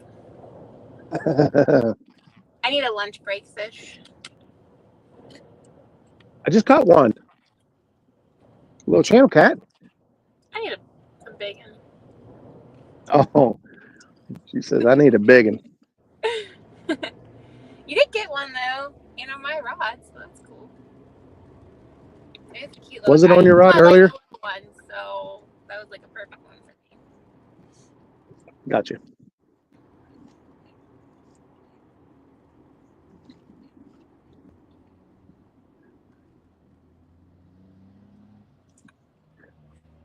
We'll leave the camera pointed that way and see what happens.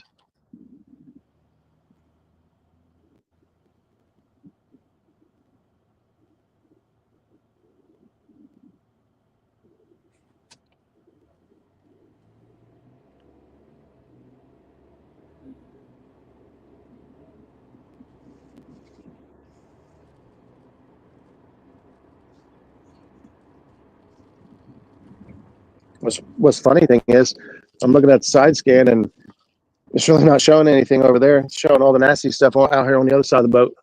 Oh, there goes a fish on this side of the boat. The same rod we just threw out of yours. Oh, it just quit. It was getting hit. Right in that thick, nasty stuff.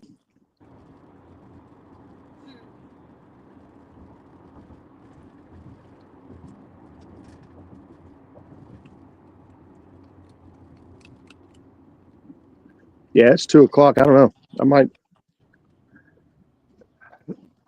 Head home. Huh? Head home. Yeah.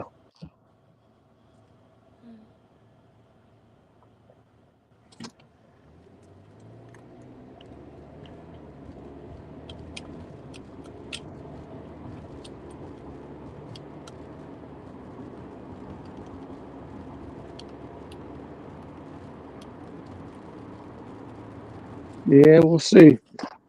Unless I run into something that says I got to fish it.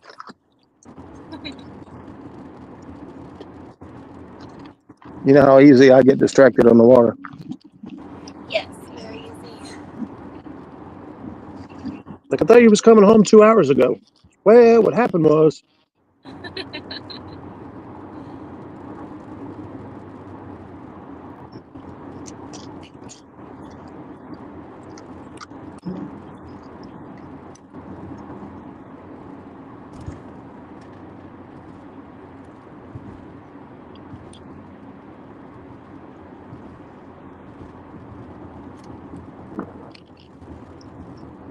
How's your bait holding up from yesterday? I went through everything that we caught yesterday. I'm using the reserves. Gotcha. We caught one skipjack this morning. Used him all up. I saw the sauger you caught this morning where you showed his teeth. I saw that. Oh, the little one, yeah. This cute little guy. Yeah, that was a little one. That was the smallest one, actually. It's supposed to be 15 inches to keep them. Yeah.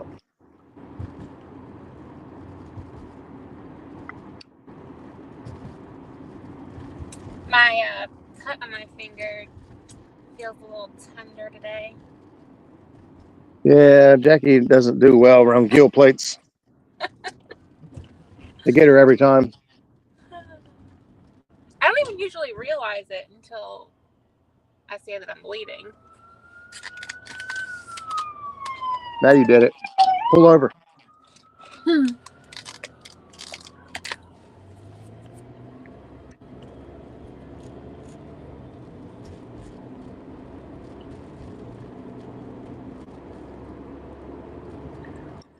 Yeah, we got 275 feet left. Imagine when I get down to the end of it. Wrap it up. Man, oh man, what the heck was that? I just went over something massive. Ew, that's ugly.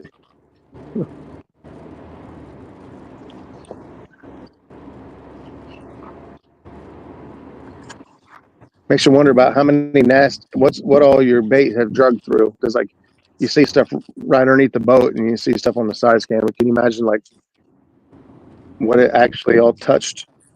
Yeah. Came in contact with down there? All the trees and limbs and just who knows what else.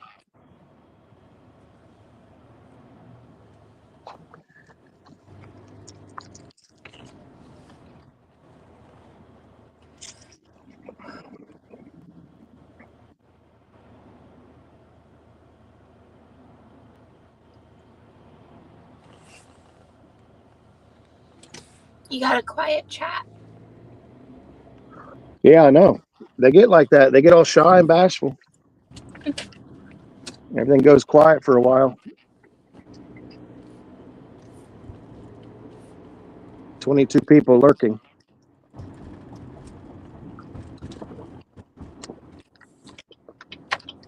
I'd say if any of them are like me, they've got it playing in the background and listening for fish on while they do other things.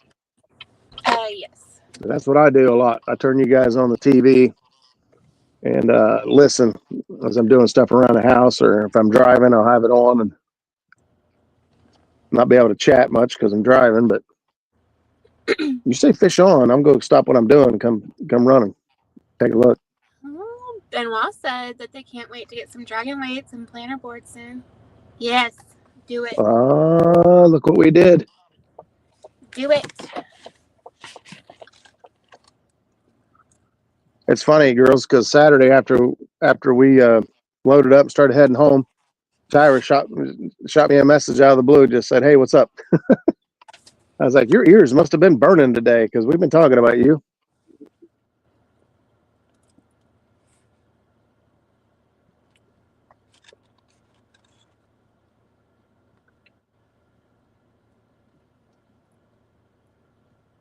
I think if we got a free dragon weight every time we said Dirty South Dragon Weights, we'd be set.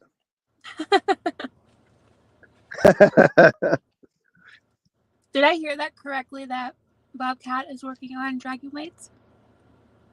He has been working on dragon weights for a year.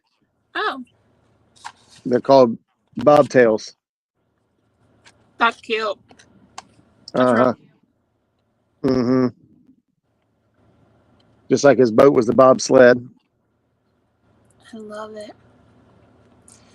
They said do some winter Hoover drag fishing. Yes, you definitely need to do that. As long as you get it done before Hoover freezes. Hoover freezes in the winter. Yeah, but like how cold? I mean, there because oh, well, it has to be substantially cold for a while, you know. right. I feel like we've had such mild winters. Yeah, I don't even know if it froze completely over last year. I know the year before it did. I had to keep coming down checking it to see if it was clear so we can go fishing. But honestly, you know, the river just seems to get better and better as it gets colder. They said not Like till February. Not till February. Mm-hmm. Yeah.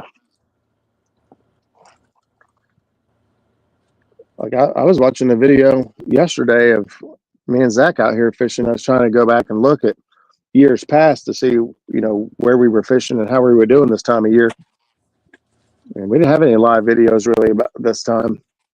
You know, I have never fished with Zach on Hoover. I've only fished with Zach on Hoover once or twice. Oh, really? Once on his boat and once on mine. Yeah.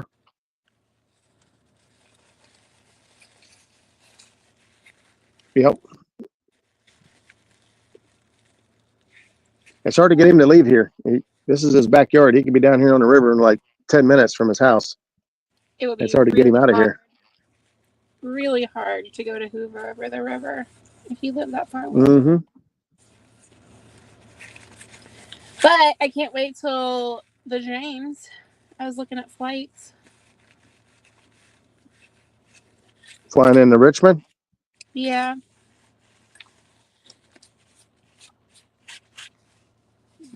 Yeah. We'll see. You wouldn't really need much. I mean, I could pack you a set of, holy crap. I'm right next to the pylon for the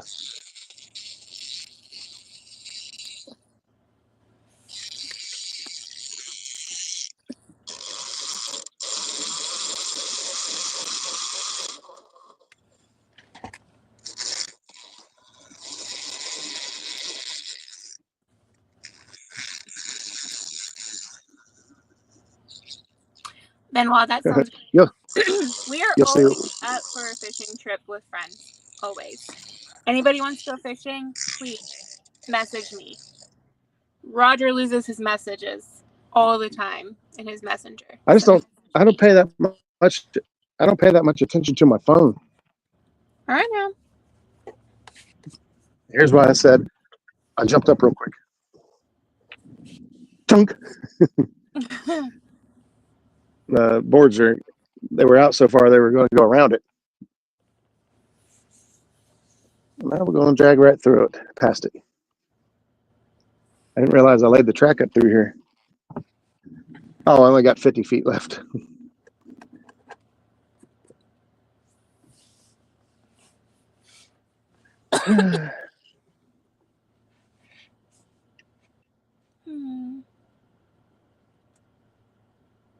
We would always be down for a river trip. Once we get the 9-9, we will bring our boat fishing the river with you guys. Okay. Do it. And whenever I get my project all fixed up, I'll take you guys out.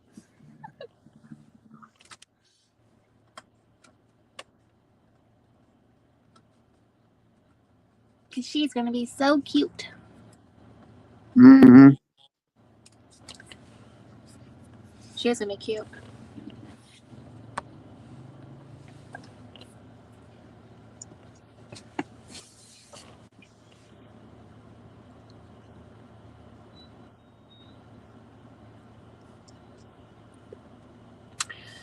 Alrighty, I'm running into the bank.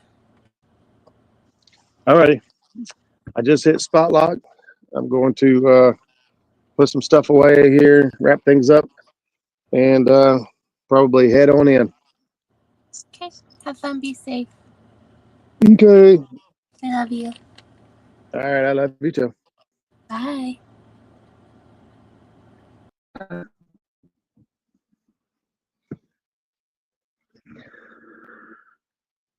See, that's a good woman. Just call and check on you while you're fishing. Hang out, talk to you, read chat for a few minutes on a lunch break.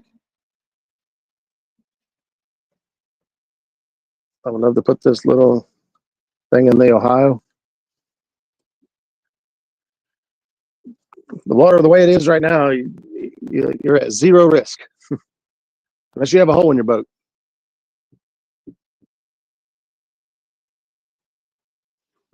I don't know if this boat you got has, I don't think you guys have plumbing for live well or anything. But going into freezing cold temperatures, that's the thing that normally gets everybody is the live well pump.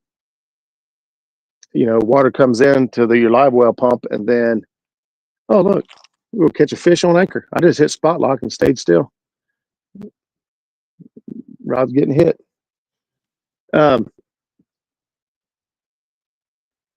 The live well pump fills up with water and it lays there with water in it. And then you get freezing cold temperatures, that plastic line or plastic housing for the pump, well, full of water, it'll freeze and bust. And that'll cause, when you put your boat back in the water, now all of a sudden you just have a giant hole in your boat.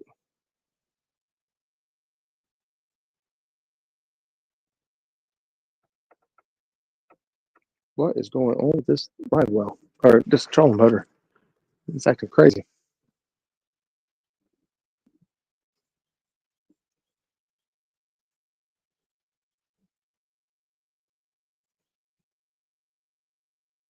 So if you got a new boat or you're not used to boating and you have a live well pump, find a way to kind of plug that thing up and make sure it's dry or emptied out through the winter.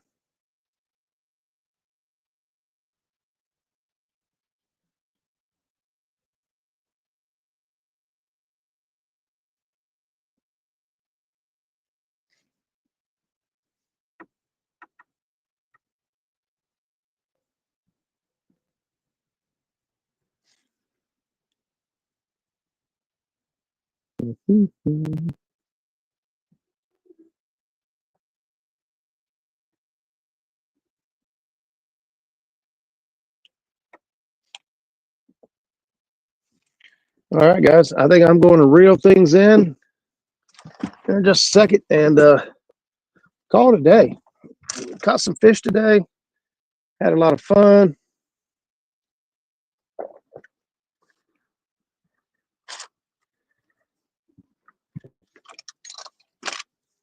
You guys keep an eye on things while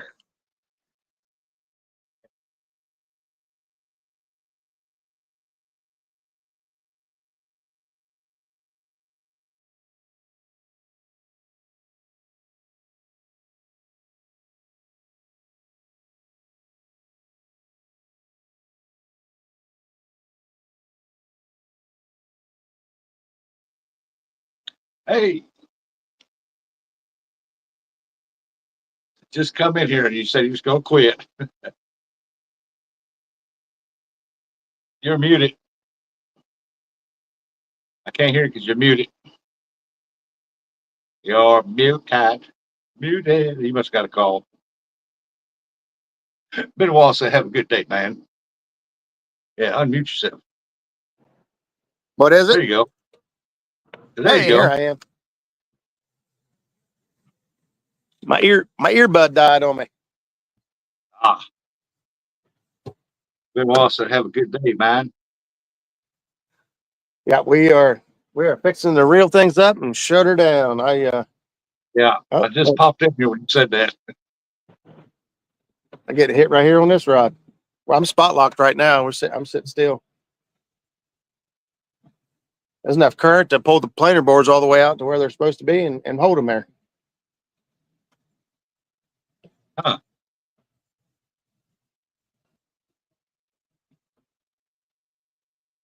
Yeah, I've been watching. I've watched you take them off.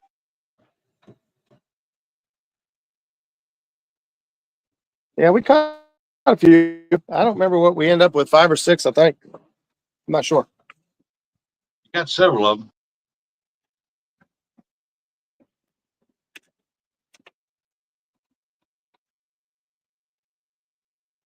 It's about what J-Dog got. He got 6 or 7, 5, 6, 7, somewhere in there. Yeah, he sent me some pictures earlier. I haven't seen any recently. No, that's because he's off the water now. Oh. I've been in there putting up the Christmas tree. Oh, man.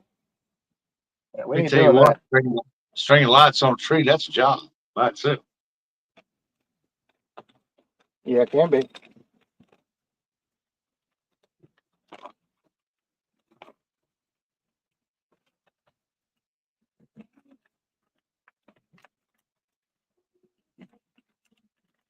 I'm sitting there next to these big barge tie-offs. A bunch of them up through here. You see one right there. Yeah, give yourself full screen. And there you go. Yeah. the trolling motor, I guess, it ain't getting signal through there or something because the trolling motor's acting all crazy.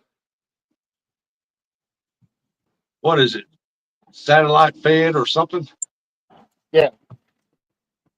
Ah. GPS, global positioning sensor system.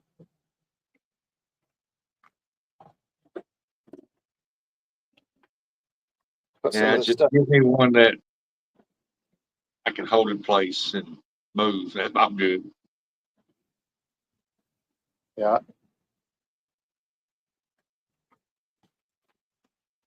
I like it. This spot lock makes it to where you can precision anchor on anything. You know, I got a feature on here where once I hit spot lock, if I'm not happy with where I'm sitting, I can jog any direction, forward, back, or left or right, 5 feet at a time, and just move myself until I'm exactly where I want to be.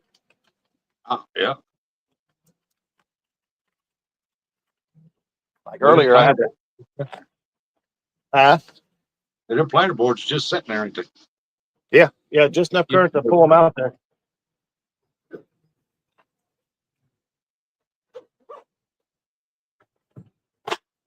Just enough to move them to that spot, and that's as far as they go.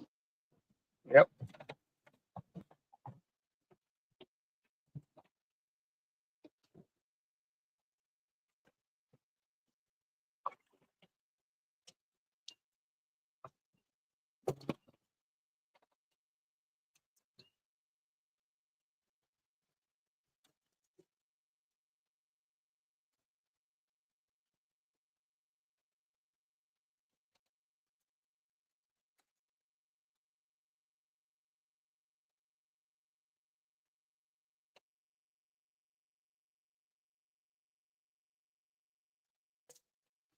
Huh.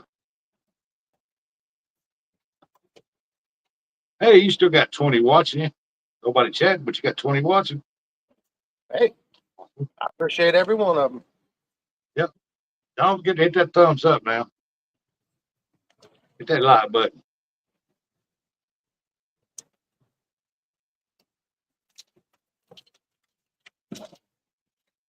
Yeah, I could probably fish. Well, I could fish till dark. I have a hard time quitting, but I got stuff I need to get done. I blew some of it off to come down here today. I head home now. I can get a couple things done.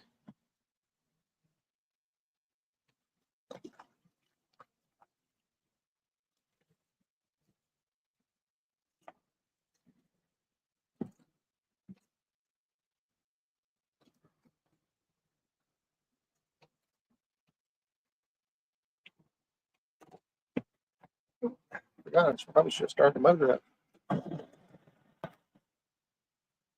Yeah, we all know you got to go home, hang up them Christmas lights.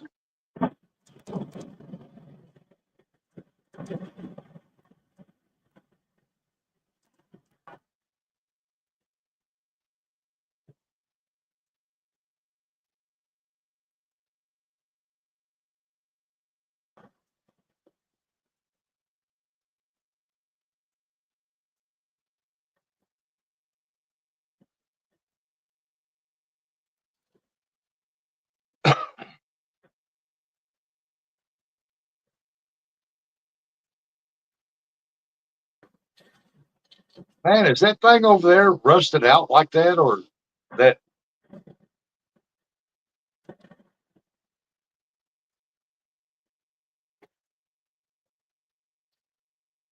It looks like it's got a bunch of holes in it.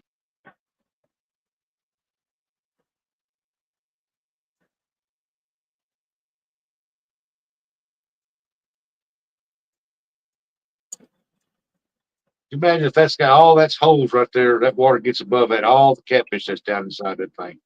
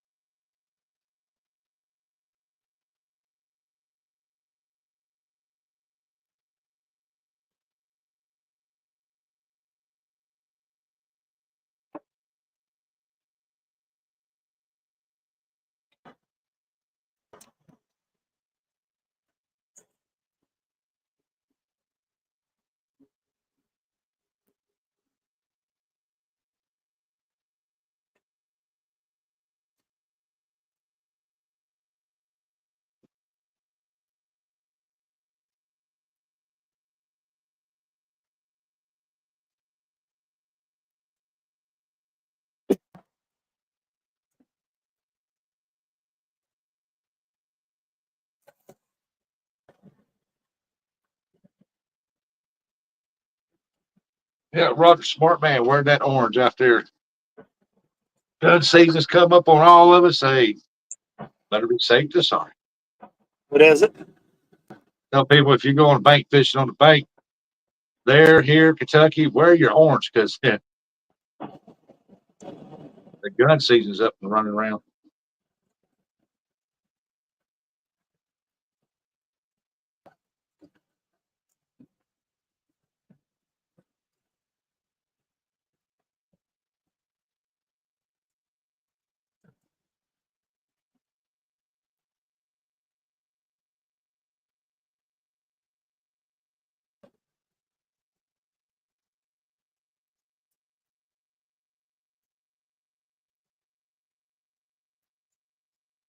Oh, we're down to 16. Come on, everybody.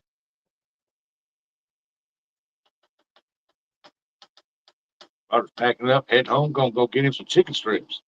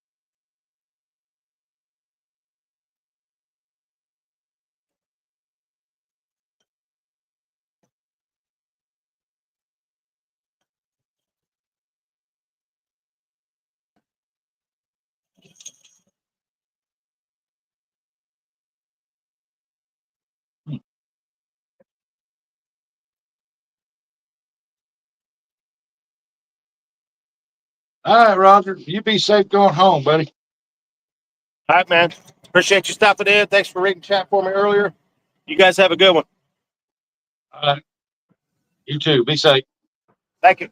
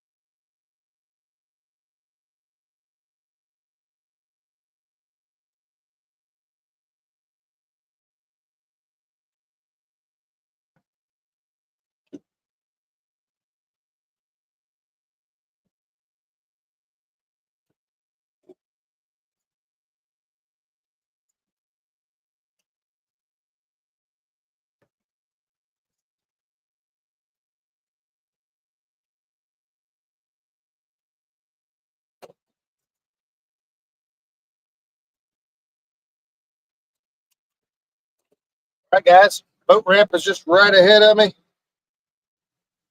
We're going to wrap it up, head on out of here. Thanks, you guys, everybody, whether you stayed here for 5 minutes or for the whole time. 6 hours. Holy crap. We just lost 6 hours. Or you've been here the whole time. I appreciate you. Love you guys. Be sure to tune in tomorrow night. We're going to talk to Andrew DeFore of Creole Catfishing about his 100-pound Cajun monster. So we'll see you guys tomorrow night. Thanks, y'all.